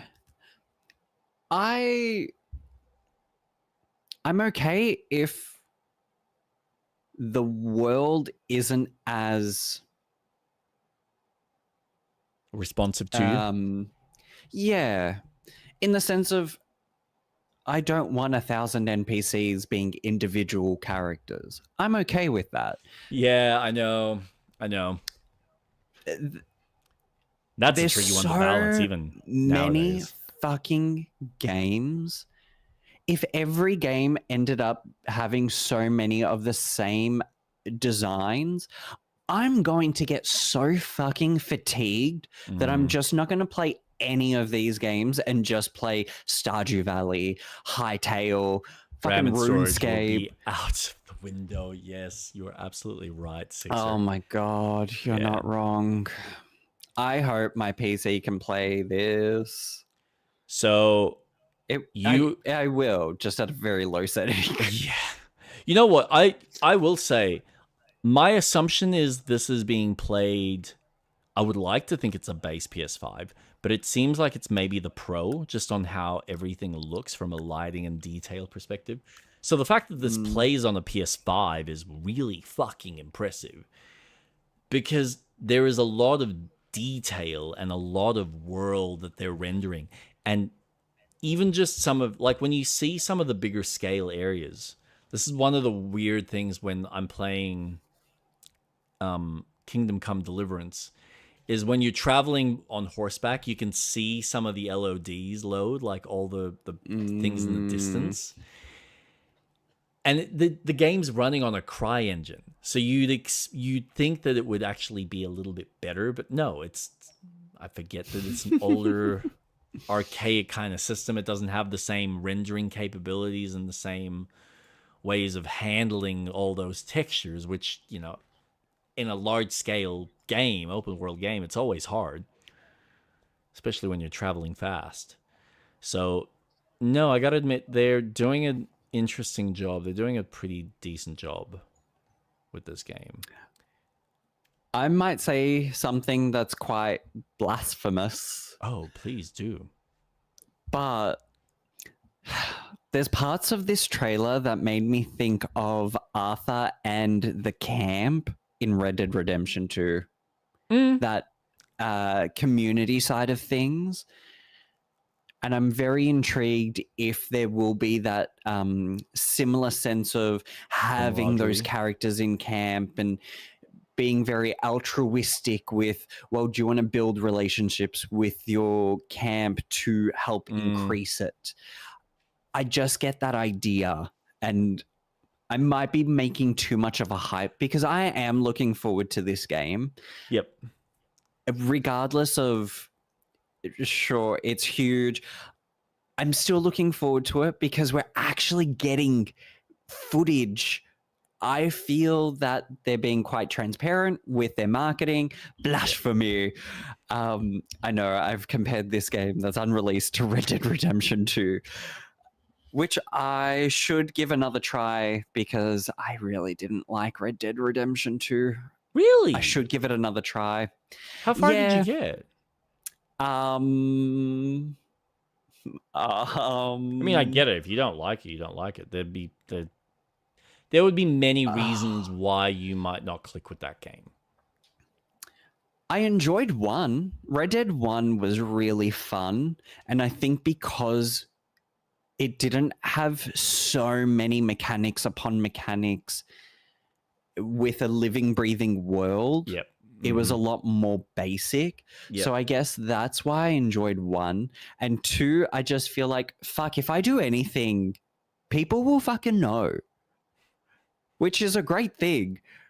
But I have a lot of anxiety when it comes to people, even if it is AI NPCs. See, and you would hate, this is the one thing that, like, I love talking about Kingdom Come Deliverance because mechanically, and as the first game, because I haven't played the second one one's got even more of that. But it's those little interactions or those opportunities for me to fuck up or get caught that adds to that extra layer of what if. And of course you can save and like use the save scumming capabilities and kind of reset yourself, which, you know, is fine. No, of course, but, of course. I mean, I found it really entertaining when I happened to piss someone off, one of the lords in the area, and then he sent me to prison. And I didn't reload, I just let it happen and dealt with the consequences, which was like a small little status debuff type thing. And it's like, okay, now I just got to deal with this small little inconsequential thing. And one of the characters is telling me off for it. But it's not like it's a massive punishment unless you do it too many times where the game now goes, now we're going to slap you on the wrist and now we're going to really kind of give you a game over type of thing. Or we're going to really make it hard for you, which is fine. Like as long as there are ways that you can reverse those systems in a fun and interesting way, I have no issues with it being like, I mean, it's like what Fable's, you know, playing with where, or even the older Fable games where, yeah, you can be a bad guy and steal from people, or you can just keep donating money and, you know, get good brownie points. There are fun ways to play with the systems, and because it's a game, it's meant to be entertaining. It's sometimes you do break a bit of that suspension of disbelief for the entertainment aspect. You know? So, yeah, I think I am like you. I would like some of that friendship systems to exist in this.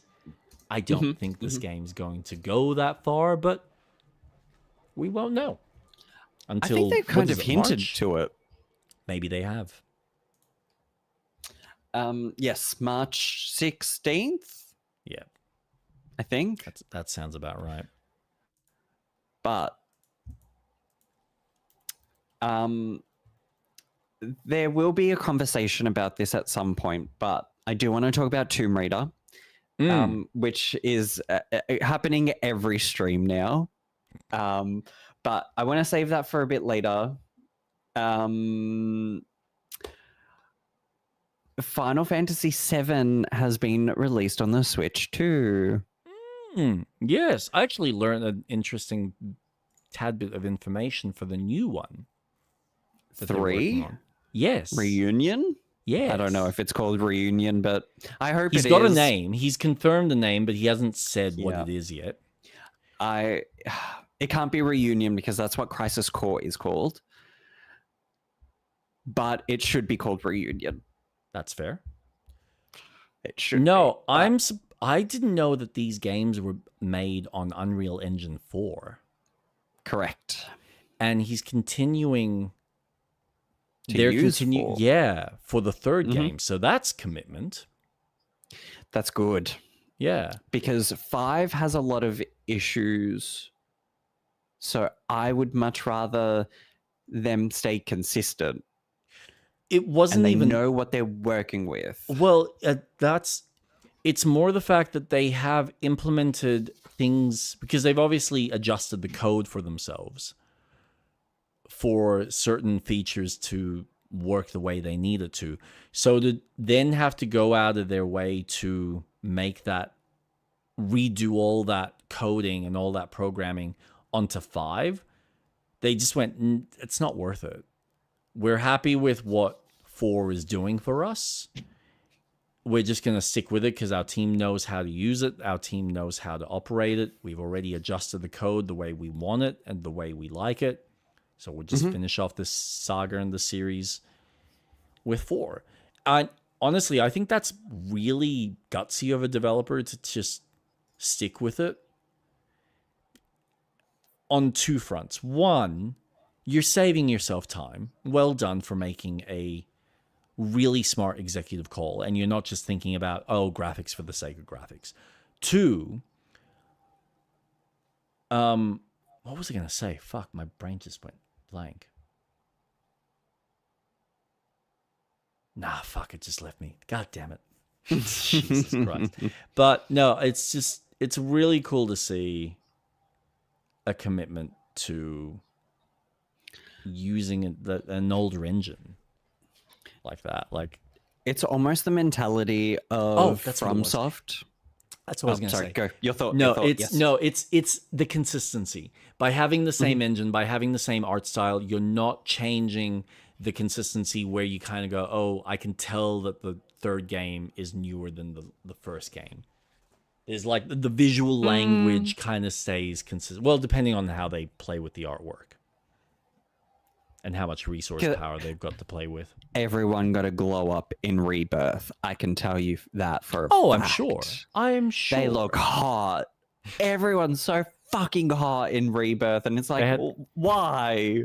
Well, they had more time on the animations, right? So, so many detail. But I'm very excited for. I don't know if I'm allowed to say this, but I'm very excited for a special character that starts with V in the third game because he is so fucking cool. Yeah, and they'll probably make him playable now, Vincent. Yeah. I mean, well, he will be playable. At this point. Well, yes. He's been around since 1996, and he's got his own really fucking game. No, it's really not a spoiler anymore. There is a vampire secret character of Cerberus. Wait, what? Yeah, I know. But I won't go into his lore because his lore is actually insane. He is the father of Sephiroth. What? I don't know. Maybe not. Dude, you have to say spoilers at the start. Nah. I'm joking. Again, this game came out in 1996. If you want to know, fucking play it. The original is so fucking good. It stands now. It stands the test of time. Same as Chrono Trigger. Okay. Fuck, if I could play Chrono Trigger on the DS again, I would. You know, I might. I was thinking about this specific thought process of when is it the right time to just not care about spoilers? And the fact that some people just go, well, it's been 10 years. What does it matter? It's been 2 years or it's been however many years. Okay. Yet, as a society, except for maybe a very small handful of fucking retards, but I honestly haven't heard anyone talk about it, no one still fucking talks about Fight Club. So, clearly, because the number one rule of Fight Club is you I don't know. talk about Fight Club. I know, but I just find it funny that as a society, we have just injected that mindset about that film and like tattooed it Brad Talk Pitt about style what? into the back of our brains as, no, you don't talk about Fight Club. Like, it's just, no one spoils it. And I think it's brilliant. And I think we should have that with more titles, with more games. But people are just flippant about, oh, but it's no, the game existed like 20 years ago. If you haven't played it, your fault. Yeah, but what about the people that have just been born that are not going to be able to play this game or even consider finding out about it for another 15 years or 20 years or 30 years or whatever it may be? There's certain my rule about spoilers, and it talks more it's more in regards to one-on-one or in conversation where you establish the rule of spoilers. I, for one, am very careful with One Piece spoilers when I'm talking to my friend who's currently going through it. Mind you, she's very early on, so it's really hard for me to say things because you don't want to ruin it. Like, there's one character, she's like, oh, I just met Miss Sunday. And I was like, oh my God, she's the best. I love her. I can't wait. And she's like, don't say anymore. And I'm like, oh, I can't. But she's fucking awesome. Because, spoiler alert, Miss Sunday then becomes Nico Robin, and she becomes part of the fucking crew, and she's a fucking devil child, and she's the best, but I can't say anything. I have to be careful of that shit. Because the whole point of that is One Piece is all about your self-journey in the show and discovering these things. There was a huge moment in the show that I had no fucking idea about. And when I was talking to my friend at work about it, she's like, I can't believe you didn't know that was a thing. That happened 10 years ago and you didn't know. And I'm like, I had no fucking idea. I cried. You're not reading about it. You're not chasing up the what happened in the wikis and trying to figure out, all right, who did what and how did this all play out. And as I watch an anime and I fall in love with it, I do want to respect the anime by my background on my phone at the moment is artwork, a manga screenshot of Nico Robin with her awakened devil fruit power of the devil child. Yep. And it's from the manga. If I had searched that while I was watching One Piece, I would have just spoiled and gone, fuck. It's so hard. During Dragon Ball, I didn't really give a shit. Like, I searched it. Okay, this is a terrible segue. So when I watched Dragon Ball, I also was getting photos and kind of ruining things about what was going to happen. But I didn't give a shit about spoilers. But I respect those who don't want to know. It's establishing that rule. So I agree with you in the sense of if you're going out and searching for it, then you will get spoiled. Correct. If I'm searching, Final Fantasy VII, Sephiroth. Oh, shit. Okay. Yeah. Wow. Here's a wiki Spoiler and description of everything about this character, who he is, how he's related to the universe, what is his impact, all of that. Yeah. It's always tricky because you do get some just complete narcissists and assholes that really aren't considerate. I get it if it happens accidentally, or you're just Yes. talking about it in passing because it's just a fun thing. But don't be for a fucking arrogant cunt about it. Yeah. Like, seriously, I get it. Wow. You watched it before I did, or you played it before I did. Oh, you Well didn't done. know? Oh, but what you don't know is so and so and blah blah. And it's like it just Oh, but I'm not up to that. Oh, well, you should Yeah. have been. And it's like, well, my time is different from your time. It's not the same. But also, my you know, s- yeah, Mm. it's just, there are I some wanted to people that have a level of elitism. Sorry to interrupt you. A level of elitism. No, that they you're just fine. assume that because they've been on the bandwagon for so long that, well, if you didn't know, then you're a fucking idiot. Like, you should have picked it up years ago. It's like when the next when GTA finally drops, everyone wants to be talking about it. How have you not finished that ending? Clearly, we need to spoil it for you so you can get off your ass and play it. It's like, how about just don't be a What dick? are the characters' names? Oh, yeah.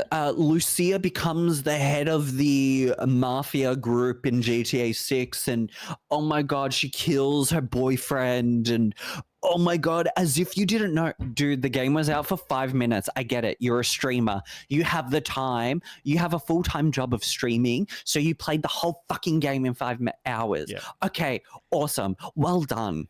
Not That's all my of us have training that when life. he found out I never played Red Dead 2. Oh, fucking hell. It's like, dude, chill. It's Dude. enjoy your can I just want to say Go on. Stardew Valley community, the Stardew Valley community is so fucking awesome because I used the wiki as help, but it helps with spoilers, and it's so good because it's like, okay, do this in a non-descriptive way so then you can do other things. And the community, they don't tell you shit. They kind of just lead you on. Yeah. It was a 45-minute conversation of him reacting like I told him I'm a 40-year-old virgin. Oh my God. Yeah, it's so Kingdom Come Deliverance has one of these interesting, really cool spoilers, and unfortunately, just due to me searching something else, I happened to fall upon that spoiler, and I was so annoyed that I found out. I'm like, man, that actually would have been such a cool reveal because I didn't even consider that as a possibility, and it makes sense, and it's actually really clever. Fuck. Never mind, moving on. And now that I know it, when I see other videos play in certain aspects from like the sequel, I go, I already have the reference point for this. I know what they're referring to because that's all been revealed. So yeah, it does sometimes sour when you find out about something like that. It kind of sours that surprise, that opportunity for you to go, wait, what? Oh, no, that was there the whole time. And it's just fun. And especially as an adult, there is something really enjoyable that as you get older, you don't have, this is for all the young people listening.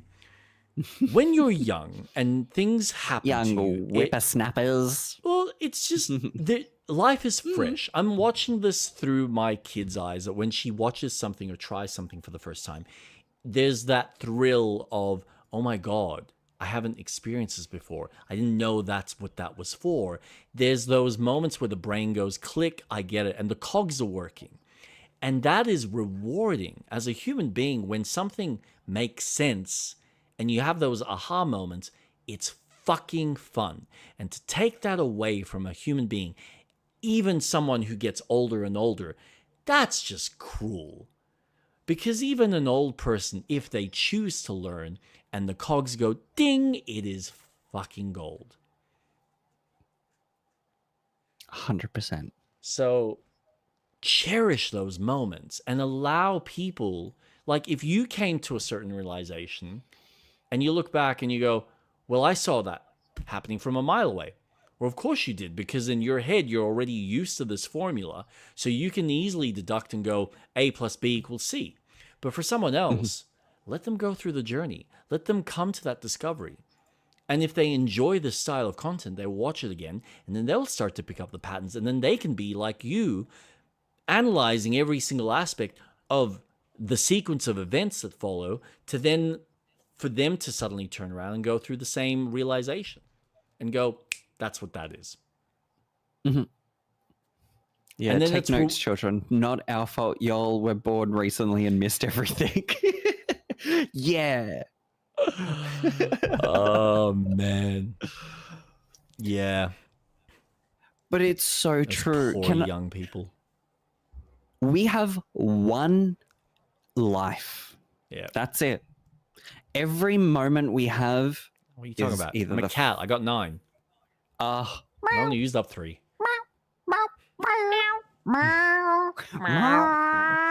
I'm an old cat. It's really prolonged and just like farting it out. Oh my god. But yes, we've got one life. There's moments, there's magic. Magic is very real. Very, very real. And that might be in the form of entertainment, a movie, it might be a TV series, it might be a video game, it might be an experience you have in real life, day to day. You might go on a side quest. And side quests can actually happen. They're insane when they do, because it's like, fuck, I've just leveled up. Like, my life is so cool. It's so amazing. Oh god. Oh, yeah. No, I was just gonna say, my wife was a side quest that turned into My a main wife. quest. Because it was literally it was like, oh, well, this is the thing. It's my main quest to go out with my mate to the specific event. And then, oh, here's a random woman. And we start chatting and we start getting to know each other. All right, well, that's going to turn into a side quest. And all of a sudden, that's now become the main quest. And your best friend is now become the non-existent side quest. That's no longer important. That was back in game 1. Bye-bye. And if it weren't for me leaving your friend, you wouldn't have met your wife. That's just it. So, yeah, there are, like you said, there's magic everywhere. It can happen. It really is. As long as you're open to it and attentive to it, it can happen anywhere, at any time. Yes. Just like a head job. It can happen at My any wife point started in like a side quest and it became the main storyline. Right? It's awesome. I love. And going back to spoilers, when there's something so magical,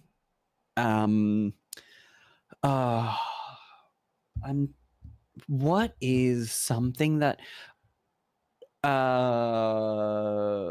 okay, I'm going to use this as an example. WandaVision. Oh, Sixer. And now I'm in a filler episode because she's at work. Oh. You're the background character.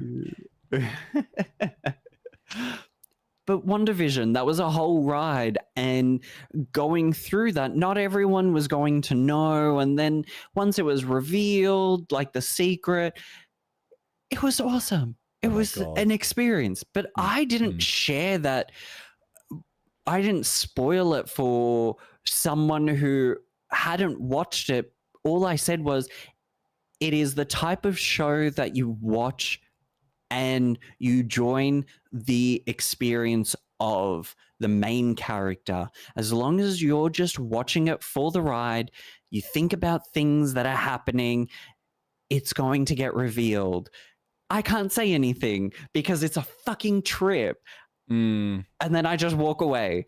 But it's so good to just allow someone to have that experience and kind of just hype it up just that bit because you enjoyed that experience yourself, and now someone else is going through it, and it's like, yes, someone else might enjoy this.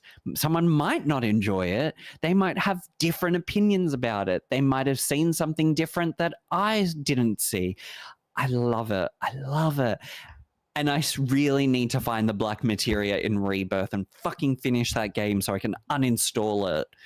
Ugh. But my segue was Dragon Ball Z. Dragon Ball has a new arc in Super. Super hasn't continued in 7 years. We are now getting, I believe, Moro. He's the next big villain in the manga, and that's the next storyline. So that's going to be fucking interesting 7 years later. She's my best friend. What can I say? I love hanging out with her. Oh, Good on you, Sixer. That's always positive to hear. That's the shit I love to hear. Yeah. Because your partner is your partner. Oh my God. Well, I will never forget this. That's provided you find the right partner, that the two of you complement each other and you're both on the same page in the direction of life you choose to walk. I was at work and this guy called and he said, "Oh, I need to book an appointment." Okay, no worries. "Oh, it's not for me. It's for my wife." "No worries. Let's get your partner in." "She's not my partner. She's my wife." Whoa. If you react that badly to me saying that that's your partner, which is, I'm sorry, a partner doesn't have to be a same sex or an LGBTQ plus term. A partner is two people who are there for each other, in my opinion. You are a party of two. You work together. You are friends. You are family. You are there for each other. You're a wife, husband, then you have made a vow to each other that you will be partners together in life. If your reaction is, "She is not my partner, she is my wife," fuck you. Anyways. Welcome to the therapy session. Joining us is Dr. Street Rat. Yes, I got my doctorate. I did do psychology and philosophy as units in uni for video games. So sit the fuck down and I will talk at you about psychology. I'm joking. I would never fucking do that. I would cringe at myself. I studied in uni from my psychology for dummies book. It was quite eye-opening. Oh. I learned it from ChatGPT. Yes. Google told me. The other Dragon Ball announcement was a brand new RPG game called Project Age 1000. This is very interesting because Age 1000 is at the time of the Xenoverse era of the Time Patrol unit. Okay. So is this going to be similar to Kakarot, where you're playing as a brand new character in a new verse? I don't know. I am WebMD certified Mayo Clinic PhD. You've outsmarted us, Sixer. Oh, dear Lord, Sixer. We're not worthy. We're not worthy. Anyway. So essentially, they're furthering the timeline and going into some absurd territories and well, we've already had 2 Xenoverse games already set in that time period. So it's going to be interesting what this focus game is, because Sparking Zero just got announced with more DLC. I think they're adding like 20 new characters. Kakarot just had its last DLC. I don't know if it's final, but its last one, which is Daima Part 2. Then you've got the new game that's coming out. Don't they have another game? Fuck, that multiplayer one that's like Dead by Daylight, where you have one villain. Oh, I haven't heard anything people. I haven't heard anything about that. I feel like that's been dead. Pretty sure that has been getting updated, but So it's very interesting that they're making a new game. Very interesting. I'm very happy about it because I like Dragon Ball, the game. Breakers. But Kakarot's probably my all-time favorite Dragon Ball game because I get to play as Trunks.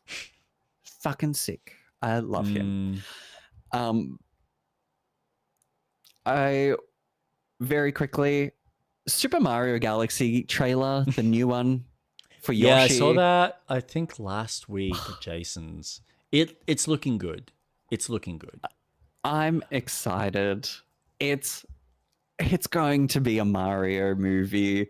I'm not expecting anything groundbreaking. I'm expecting all these references and going, oh my God, I know that. That's from this game. Oh, that's from that game. I'm excited. I'm going to be giddy about it. You know what I don't understand?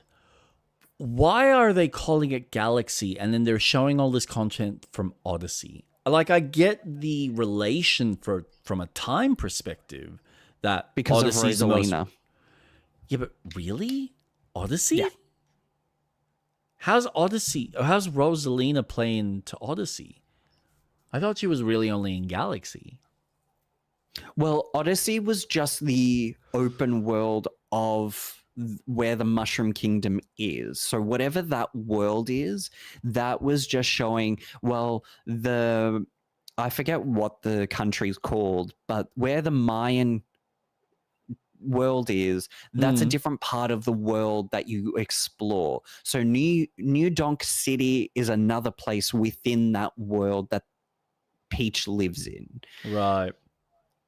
Galaxy is more so leaving that planet and traveling to other planets, which we might see more of. So theoretically it starts in Odyssey and then we go off into Galaxy and meet Rosalina. Yep. Okay. All right. Yeah, I guess they can kind of merge it that way. That makes sense. It's just, it was very like, what? Okay, sure. That's what we're doing. Because marketing. Yeah. But at the same time, why couldn't you have that?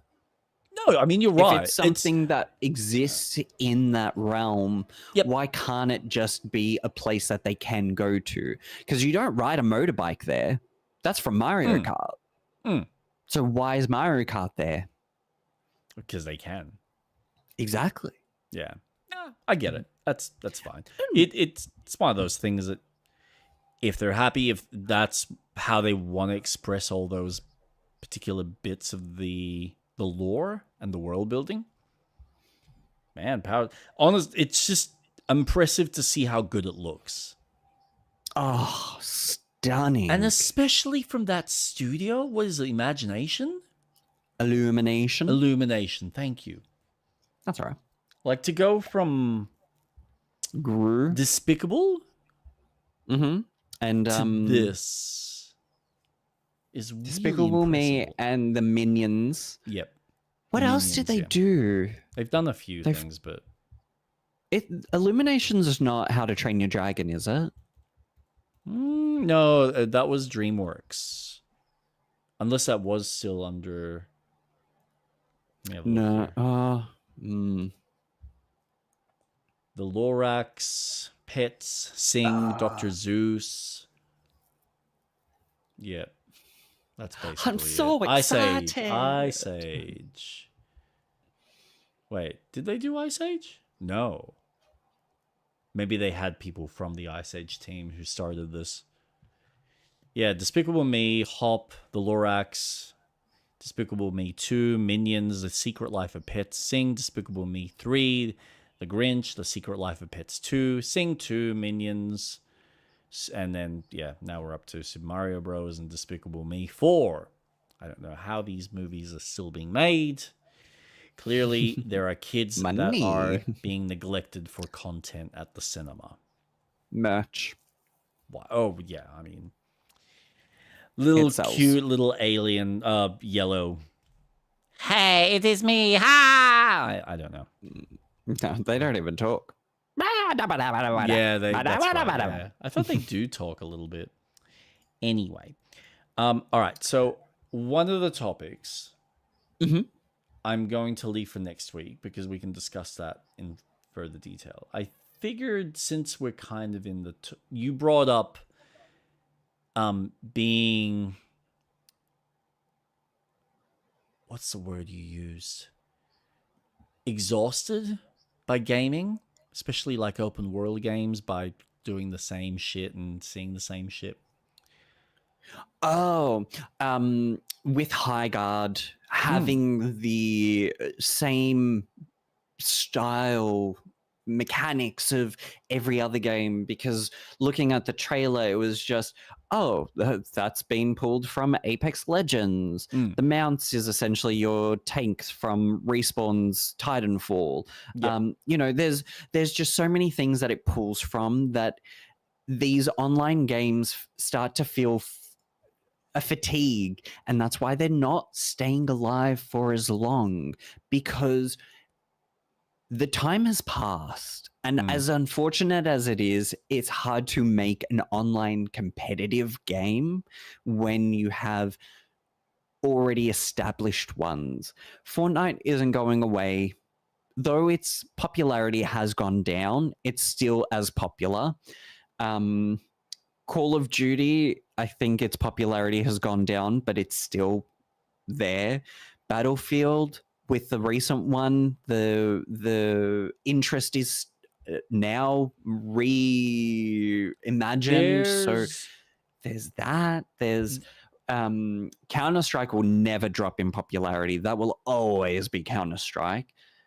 Yeah.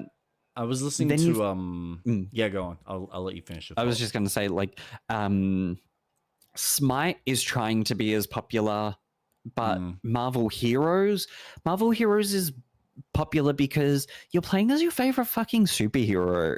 Like, it works, and that game is doing better than what what's the Blizzard one?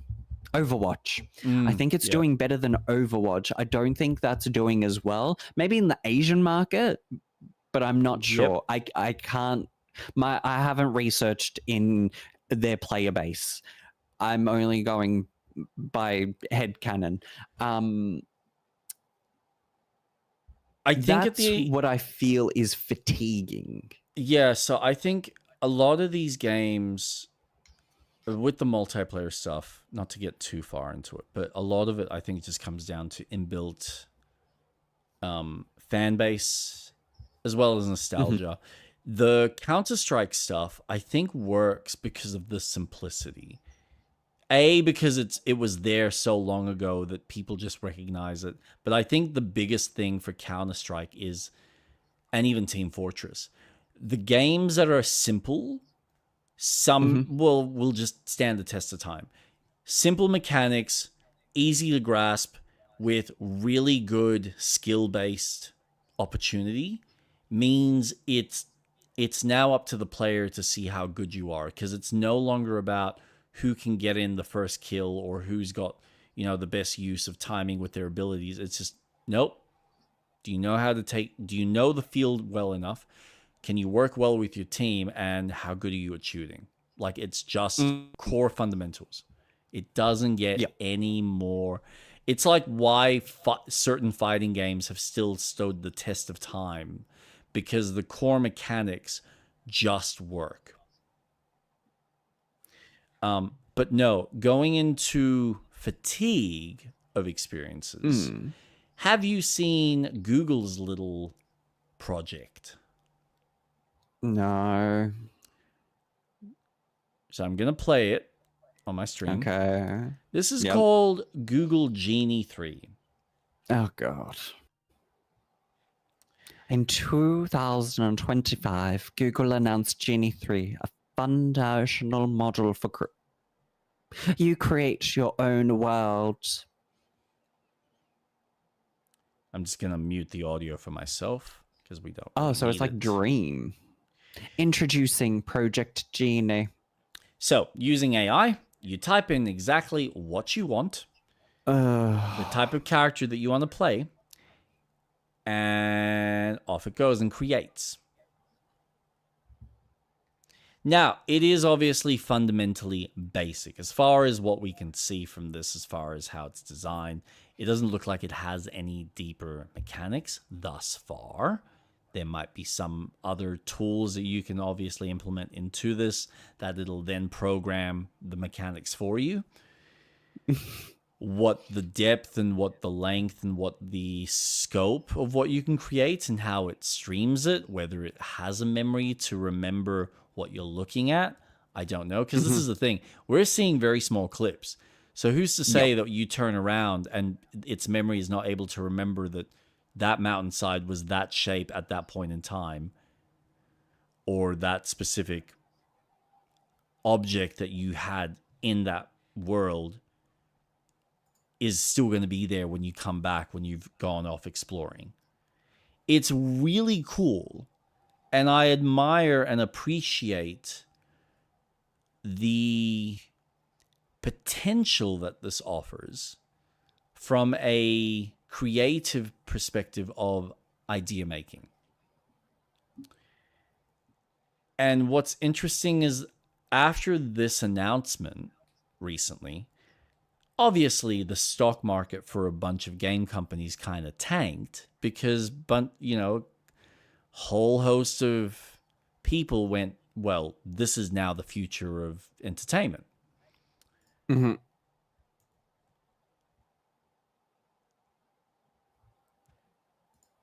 Creativity is always going to be rewarded to those who have the best and interesting ideas. And a lot of the times that does come from a group of people, not necessarily from an individual, because there's only so much an individual person can come up with and muster. Yep. What this showcases for me is something that I remember seeing in, I don't know if you've seen Orville. Oh, the TV show. I haven't watched it, but I know Seth MacFarlane. Yeah. I think it's Seth MacFarlane. So, and I don't know if Star Trek plays with this, but in Orville they have a machine which is their little virtual reality machine. But the way it works is you walk into a room and you tell the AI computer, hey, I want you to simulate this space. And it obviously simulates it. So now they're like, they say, all right, I want to be in a Western. And I want to be in, a town in a Western.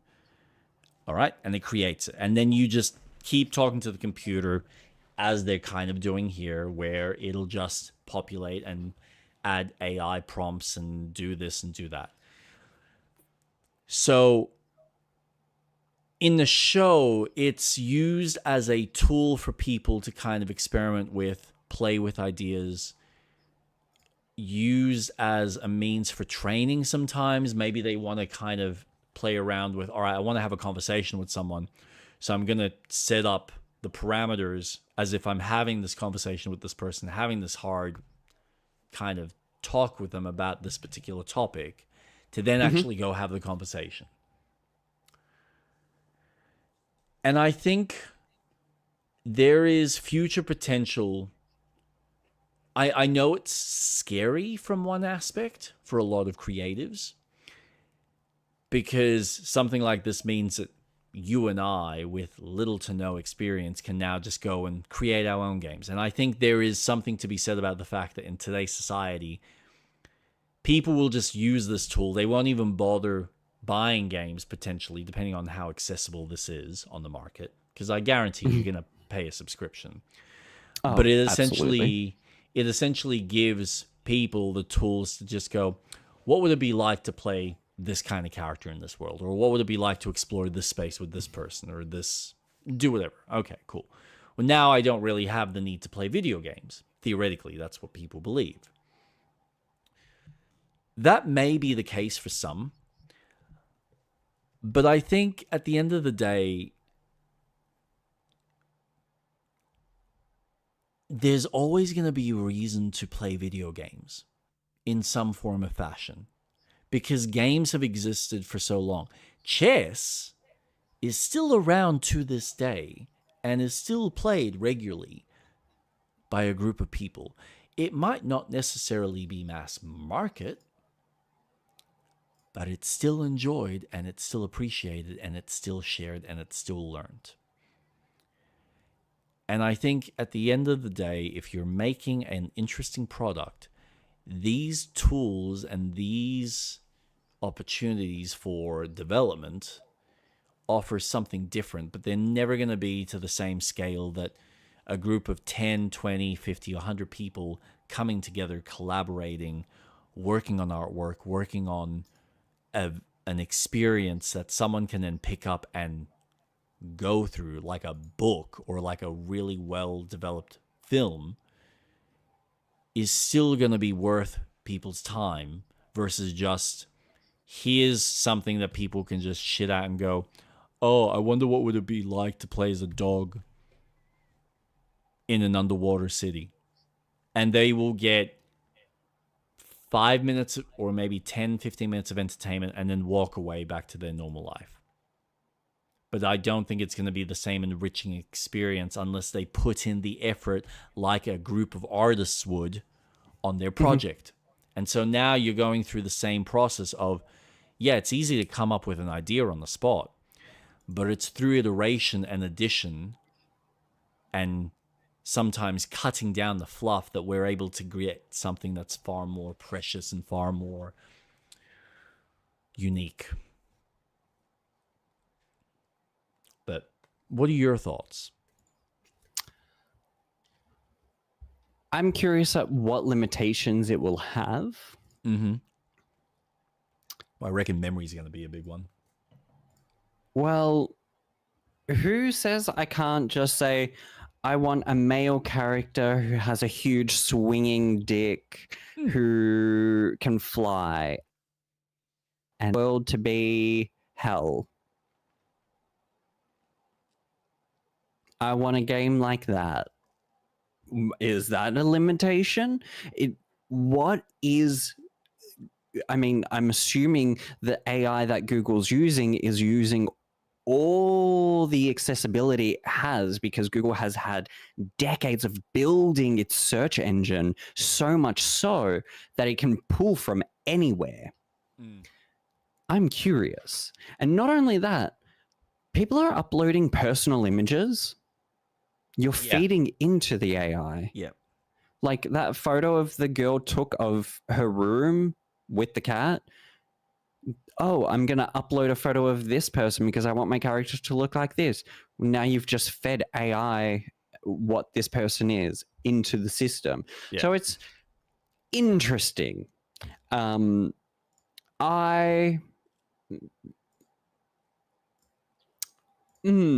do got to wonder how it'll affect the legality side of things, whether it will, whether people Who will says even I can't bother. make a Kingdom Hearts game? Mm-hmm.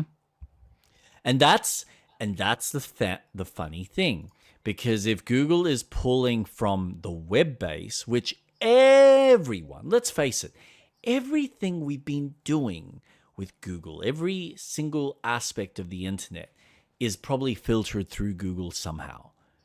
So it has a massive database that it can pull from. Yep. It's the biggest library. Like, the internet itself is a huge library of information that these servers can just kind of look at, assess, and then develop and create whatever you've asked it to based on the references. I mean, we're uploading to YouTube right now. That in itself is a reference. Every time we're playing Baldur's Gate, it's picking up references for all of that content. Where the fuck is it getting it from? And we've all just been ticking the boxes and saying, yes, we will happily give whatever our information that we are creating or any of our creative control over to this grand server. Because we get to, use a lot of these services for free. I gotta find ways to monetize it somehow. And we do it willingly. This is something that I think some people have become privy to. But the reality is, this modern generation isn't even considering it. I don't even think it's a concern like it is for the older generation, where they grew up in a time and an era where information was controlled and what you said mattered. And that's not to say that what you say nowadays doesn't matter. It does. But I don't think people understand the scale in which what they're saying, what they're posting, what they're doing is also being recorded in some form of fashion online. And that information isn't just forgotten. Even if you are, I mean, yeah, you've got VPNs that are theoretically hiding that. How well they're hiding it, at what scale, who knows? But there would be some trace of someone or something looking at specific websites or specific links at some point in time.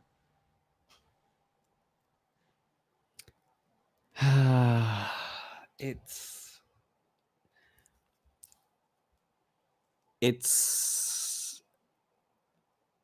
a lot to use AI. The amount of resources it takes. Yeah, I mean, this is the big issue right now, isn't it? It's insane. I don't see it lasting very long because of the viability it needs to sustain. There's no funding towards it. It's much like the 3D spectacle everyone had. I don't think it's going to last long. Maybe for the year, but I don't see, and you're right, I don't see big games utilizing it. It's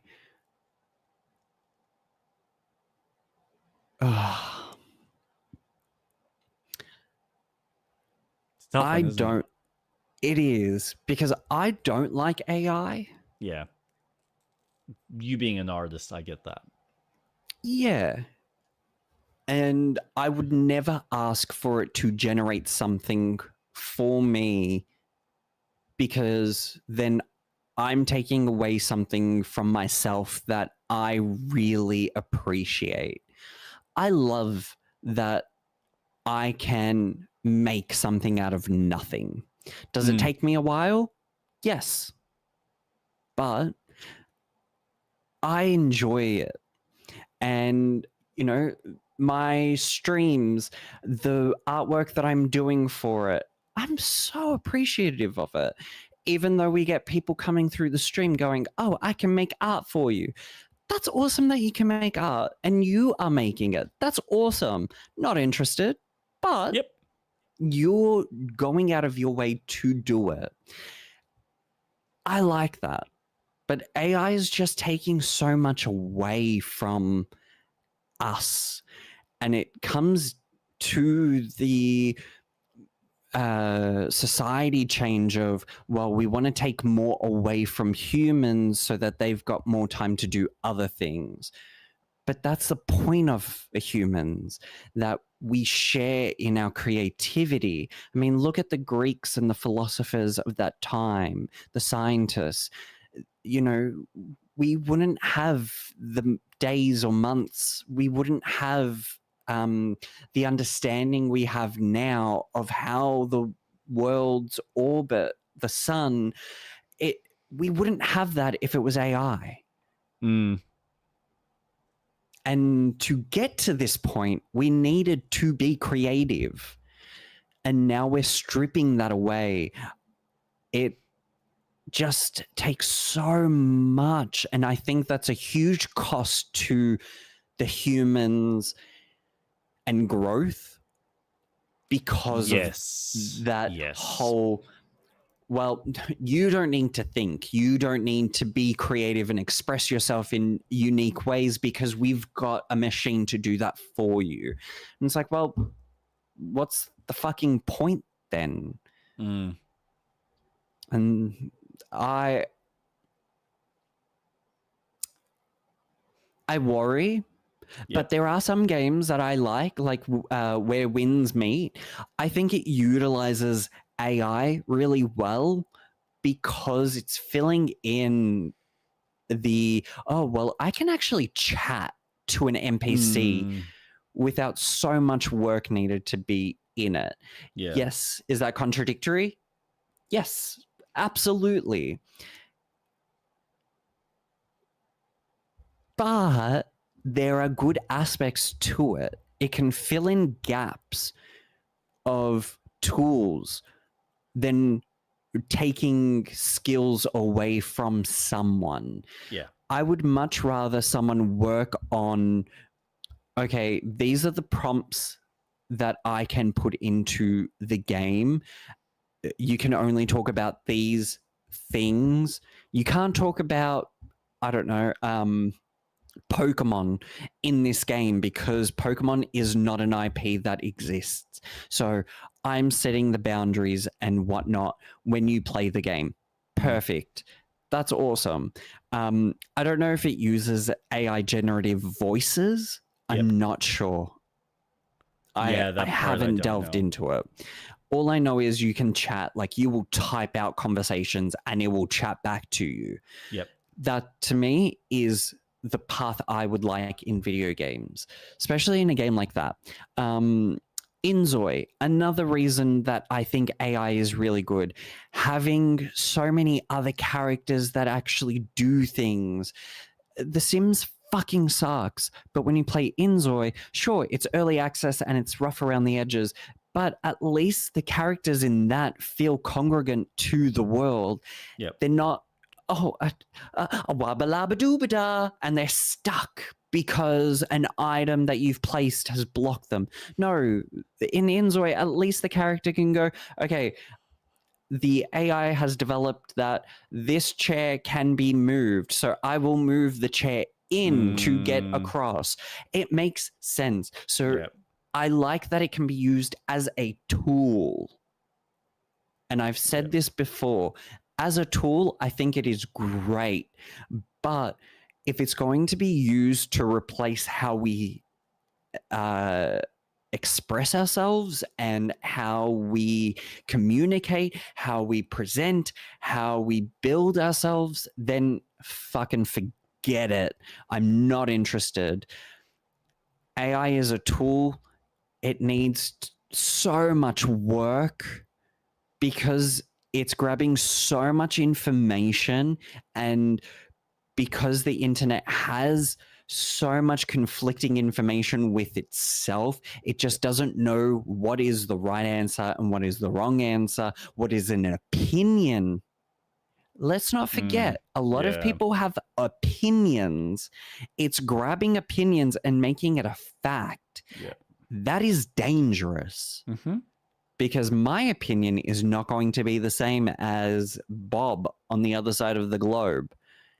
But it's going to give me Bob's opinion as a fact and skewer my mind going, oh, that's why when I use Google and it comes up with Google AI, I scroll past that shit straight away. I'm not looking at it. It's not trustworthy. I can't. So I'm worried about AI, but I don't think it's going to last as long, and I don't think it's going to be as imperative in video games as everyone's making it out to be, because it is fucking costly. You think it's cheaper to fire your staff and use AI? Good fucking luck. That shit is expensive. So fucking expensive. So good luck. It's not just expensive. It's also, you're adding more work. So this is something I keep hearing. I've heard like two arguments to this. Because on the one hand, and it depends on the kind of producers you're dealing with, but on the one hand, you've got people that use it as a means to not just assist with certain monotonous tasks that need to be done again and again and again and again and again, but you can use it as a concept designer to give you ideas. Now, the ex-creator of the original God of War, what is his name? Fucking hell. Why can't I think of his bloody name?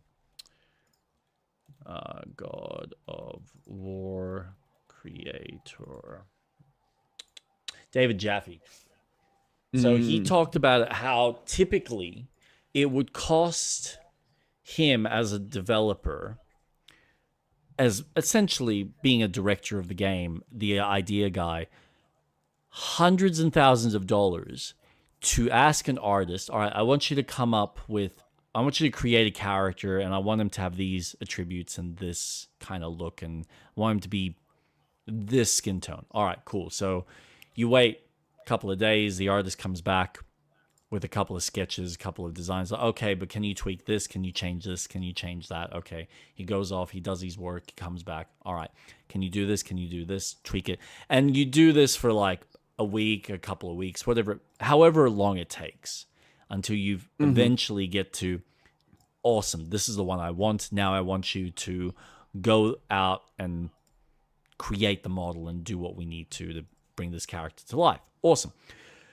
As opposed to, all right, I need to get to this idea without spending hundreds and thousands of dollars doing this back and forth game with an artist, whereas I can just do it on PC, get it to as close to the idea as I want, to then take that to an artist and say, all right, I want you to create this in your expression.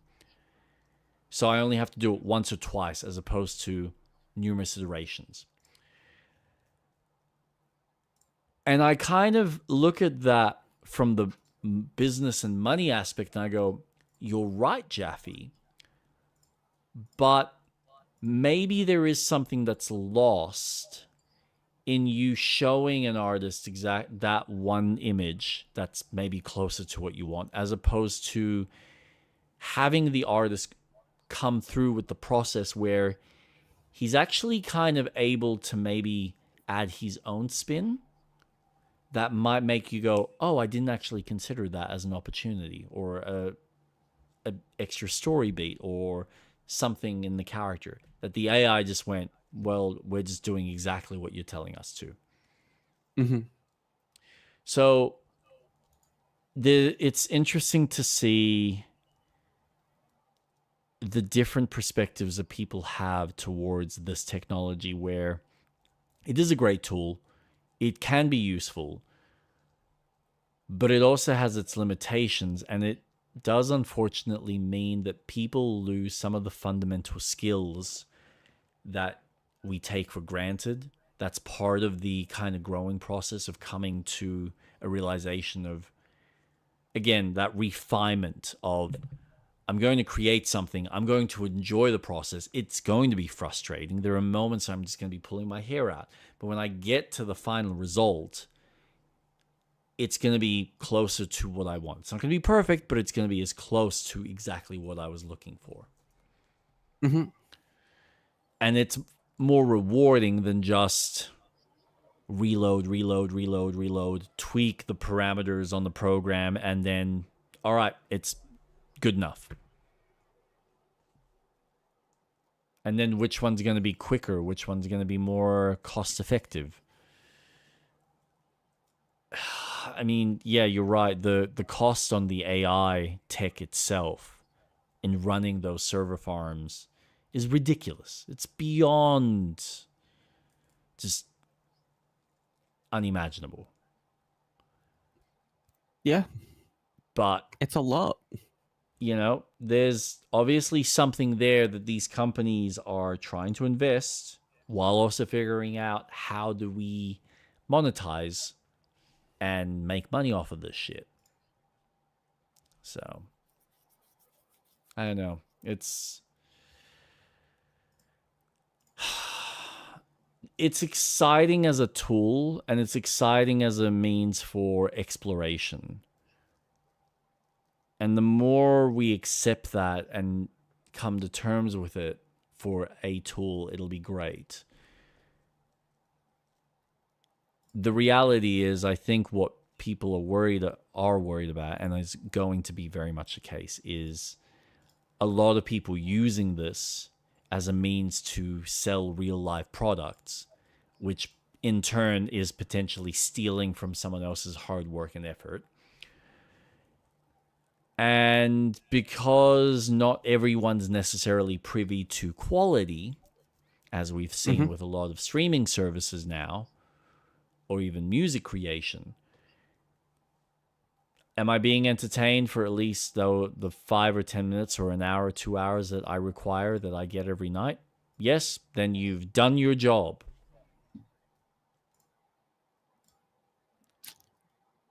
Yeah. But let's be real here. When someone puts in a lot of effort and creates something that's just out of this world, that resonates on some deeper level, that shit's gonna spread like wildfire, and it's still gonna sell, and it's gonna be as enjoyable and as creative as anything else, and will probably still outshine anything that's made by AI. Because when you're dealing with something that's now resonating with people on the human level and on the subconscious kind of soul level, you can't really compete with that.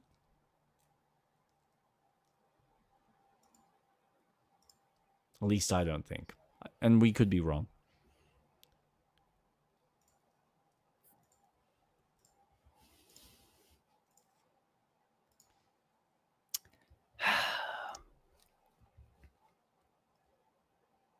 It's a tough pill. It's a tough pill to swallow, isn't it?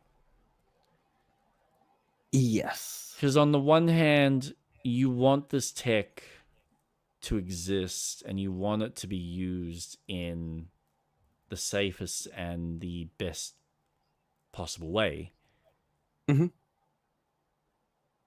But anyone who's smart and has been on this earth long enough knows that there will be enough bad actors and enough producers, especially, like enough publishing houses. You have someone like Yves Guillemot that'll look at this tech and go, you know what? I think I can make a game myself now. I don't need any of the Ubisoft team. I can make my Rayman, and I will tell Google Genie to make the Rayman that I want, that will sell billions of dollars. And that can either be a make or break for him. Yeah. And it might work, it might not. If it sells, then clearly it's a success. Because let's face it, that is the barometer of success. Did you make a lot of money? Did a lot of people buy your product and not return it or not complain about it? They might have criticism, they might have thoughts, they might not like certain aspects. But if everyone fucking bought it, clearly it was good enough for the masses.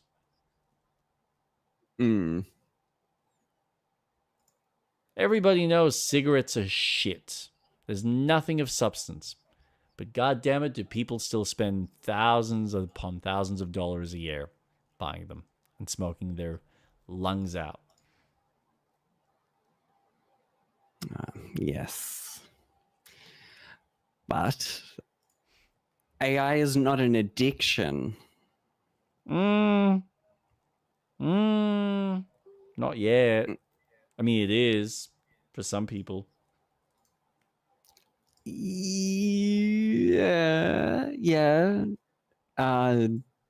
True. Define the addiction. So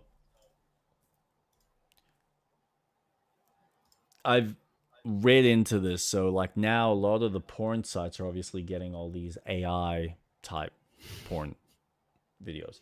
And here's the thing, man. Let's be real here. If you can talk to this thing or type and tell it, I want you to put me in this world and have me interact with babes, and it has that potential because it, like what we were talking about, it doesn't have filters, it doesn't have these parameters in place to block out that type of footage or that type of content. That in itself is an addiction, because now you can fulfill your own fantasies and your own enjoyment, and even if it's shallow, there's nothing to it. You're addicted to the experience. You're addicted to the creative process of going, I can just tell it what I want it to make, and it's going to make it. And depending on the brain is either going to recognize at some point that it's so shallow that it's really not worth it. Just like every time you have an itch, you're going to scratch it. Or you have enough mental strength or enough mental realization that you go, it's just a scratch or it's just an itch, but it's not actually giving me any real substance. It's not food. I'm eating junk food right now. I'm not eating healthy food. So I'm not really going to get the benefit. Let me go out there and see what other more enriching experiences I can get. So I honestly feel like this tech in the hands of a lot of regular people could very well be an addiction. True. Depending on the tools that are offered. I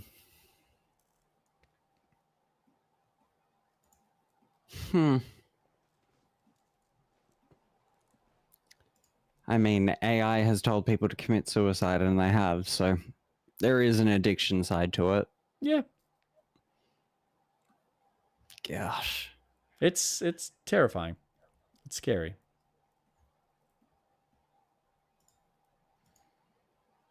Yeah. Well, I'm going to talk about it now. Okay.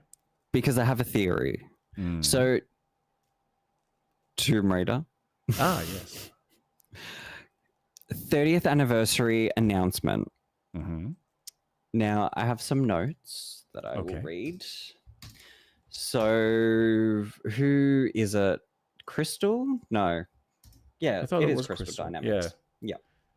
Well, hold on. Yeah, I think it's Crystal, but it's being, if you're talking about the remake, it'll be Wild Hog. Is it Aspire or Wild Hog? Oh, those remastered. Yes, the remake of that is both Crystal and Wild Hog. Yeah. So, this is what it reads. Oh, there's an article. It's been 30 years since Lara Croft climbed, jumped, and swan dived onto the scene, and every moment since has been an adventure. From her sharply polygon origins in 1996 to the recently announced Tomb Raider Legends of Atlantis, our favorite British archaeologist and adventurer has established herself as gaming's most iconic heroine, and we plan to celebrate that legacy all year long. To kick off the festivities, we're collaborating with an incredible array of partners who will be releasing special 30th anniversary products this year. So you've got 8-Bit Dough, which is the third-party hardware company. So they'll make retro-inspired gaming peripherals. So I imagine a Tomb Raider-themed controller. We've got Blend Cotta Studios, which is an artist for Tomb Raider Legends of Atlantis. So they're doing some new artwork. Dark Horse, which is making a new comic. You've got figurines, Funkos, Loungefly's making Tomb Raider gear. Tomb Raider Gear Shop is getting new stuff. But a interesting part of this is Aspire is listed here. The company that has released 3 releases of the Tomb Raider game. You've got the remastered games of 1, 2, and 3, the remastered games of 4, 5, and 6, and Tomb Raider 2013 being re-released on the Switch. So you're telling me that they're partnering with Aspire for a release of a game this year? interesting. The Next Level developer and publisher whose recent work includes Tomb Raider 1 through 6 remastered, available now on all platforms, and the release of the Tomb Raider Definitive Edition on the Nintendo Switch and Nintendo Switch 2. Why the fuck are you telling me that Aspyr is collaborating with Crystal Dynamics? Are we getting Legends, Anniversary, and Underworld as a trilogy remastered? Are we getting Rise and Shadow on the Switch? We're getting more games that they haven't announced. We're potentially getting 5 games of Tomb Raider this year. And then the new one next year, like the one that comes after Underworld, is coming out next year. Catalyst. That's crazy. They're really pumping these out, and I do wonder whether they really need to be pushing it this hard. Because theoretically, if they're releasing the new remake this year, is it really worth? I honestly feel like what you were talking about the other day, or like a month back, that releasing every stream, that releasing Legends Anniversary and Underworld would kind of be a detriment because it's slightly tweaked timeline. Correct. But they've unified the timeline. And technically, Catalyst plays after Underworld. And those games are not accessible on every console. Oh, yeah. I've said this before, and their mission is that every single Tomb Raider will be available on every single console. The LoW, so Legend Trilogy, is not on every console. Rise and Shadow is not on every console. And those games are now imperative to the storyline. Yeah. I don't give a shit about the Survivor Trilogy. Don't give a fuck. Legends, Anniversary, and Underworld, I do give a fuck. I want to play those games on my Switch too, so I can play them on the go and just fucking replay them because I think they're fantastic games. I mean, if that's the case, then from a marketing standpoint, they must be considering, okay, if we are maybe getting these new fans on board, not just with a new game, but we've got this TV show that's, you know, it based on what we've seen of Sophie Turner dressing up as her, they're obviously going for the old classic look. So they're going, we're going to have a TV show that's very closely in tangent to the old classic games so that maybe we can... I'm just going to interrupt you. I'm just going to interrupt. Is it though? Because if they're marketing for Legends of Atlantis, yes, it is classic, but it is the Lara Croft. It's the green tank top, brown shorts, brown boots. Brown backpack, dual pistols. Red sunnies. That is the Lara that they are now bringing back with Legends of Atlantis. This, to me, is them, and you're right, it is bringing in a new crowd of people who haven't experienced the games, but it is now the focal point of the Lara Croft, because the last Lara was the Survivor one. Remember that movie, Tomb Raider, with Alicia, what her name was? You mean the one I forgot about after I watched it because it was a waste of my fucking time? It was fine. Like, that's all it was. It was fine. Fine are the Schumacher Batman movies. Fine. But that's what I mean. They're fine. They're not amazing. They're not spectacular. They're not even good. They're just fine. Let's increase our standard of fine so that we stop getting really shitty fucking films. Because they're not fine. Their attempt at the Survivor films was such a fucking slap in the face. It's like, what are you doing? Yes. The Survivor Agree. series by itself already had low budget potential. And you somehow made it even worse. You're on the border of what you'd get direct to DVD from like the smallest studios. It was just no.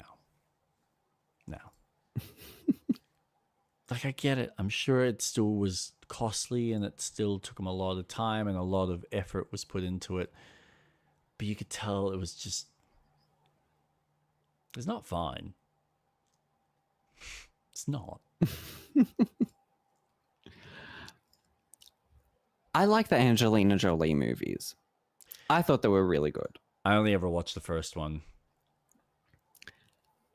So, yeah, I don't have much context for the second one. But those movies were the marketing movies for the Legend games. Because that mana is the mana from the movies. And that's what they're going to do with the Sophie Turner and Phoebe Waller Tomb Raider show. Yep. It's going to be marketing Legends of Atlantis, Catalyst, and the potential re-releases of the older games. Mm-hmm. But I just find it interesting that not only are we getting a brand new reboot or retelling or a retelling of the first game, but we're potentially getting Legends, Anniversary, Underworld, Rise, and Shadow, and then Catalyst next year. That's a lot of Tomb Raider. Mm-hmm. For its 30th anniversary, I'm so happy to have 4 games that I'm interested in releasing in 1 year, and then one I'm cautious about because it's completely open world. So I'm very cautious about it. But a whole new game next year, that's insane. Yeah. They're banking a lot on this franchise and this IP by the sounds of it. So the fact that they're putting all this money and all this development into this on multiple aspects means that they are wanting to, they're going big or go home kind of mindset. I think they have probably spent so much time on this new game set in India and then gone, okay, so how else can we infuse this? Let's remake the Anniversary game again. And then let's make sure that we can get a TV series, which we have already had the animation that came out, and I think we're getting a season 2 of that. That already came out. Yeah, that already, yep. And I think that's been doing okay, to my knowledge. I haven't actually watched any of that. Personally, Yeah, and that's fine.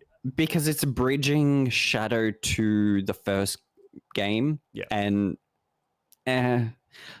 Sorry. The start of Tomb Raider 1 is Larson telling Lara, you defeated Bigfoot. Where the fuck is that? Where the fuck is that storyline? Lara's on the front page with Bigfoot. Where's that storyline? No one's fucking touched that. I would love... Anyways, I digress, because that's just my pipe dream for a Tomb Raider game. If you want to do a prequel, do the Bigfoot story. That's sick. But I also have pipe dreams for what Legends of Atlantis is, because I would love more playable parts that were cutscenes only. I want to be able to play in Natla's building in New York. Like, I want to infiltrate it and get the information that Pierre is at St. Francis Folly. I want to ride on the motorbike from Egypt to then jump into the boat. I want Natla taking the Scions being an interactive moment with the other two henchmen there. I want to be able to swan dive out of there and then get on a bike and then drive and then do a fucking sick swan dive from the bike into the water and then sneak onto the boat and then hide in the boat to get to Atlanta. I mean, yeah, what? That's a very lovely pipe dream. That's right? a very lovely but pipe it would dream. be so cool to, if you want to make something different in a Tomb Raider game, then make it fucking different. Don't just retell the same story because I'll just play the remastered game. Fuck it. I'll play Anniversary on PC. I know the story, but this game really needs to push something different. It needs to give me more. I just really want to play it. Yeah. But that's some interesting things in the Tomb Raider IP. Time will tell. Mm. Too early to make too many speculations, but they are really firing on all cylinders. So we shall see what comes of it. But I reckon we'll leave it there for now, because it is getting late. Yes. Where can we find you, Street Rat? You can find me on Twitch at StreetRat_Atlas. I go live Wednesdays at 1 o'clock. Sorry, I've got hiccups. At 1 o'clock, I will be playing... I've been kind of getting into dual gaming, so I'll probably start playing either Pokemon or Stardew Valley and then get into Lies of P. Because now that I've made progress, I can actually continue playing. And then Saturdays is co-streaming with Jake, where we will do cooperative games. At this current stage, we're playing Baldur's Gate 3, and that's probably going to go for another 5 years. The right way going, yes. I'm sure someone like Impulsor would be like, if you spent more time playing the fucking game instead of chatting till 2:30 a.m. in the morning, you probably would have been done. Probably. But yes, you can find me at Jake_Starvik on Twitch and on YouTube. Wednesdays, Australian Standard Time. Australian... What is that? Australian Eastern Daylight Savings Time? Yes, yeah, that's it. I'm still trying to learn that specific timing. But yes, Melbourne time here for us. Playing Lies of P is what I'm doing on my Wednesdays. And yes, as Street Rat mentioned, Saturdays we are currently going through Baldur's Gate at 7:30. You can join us then. And yeah, that's about it. Thank you for joining us, and we will see you next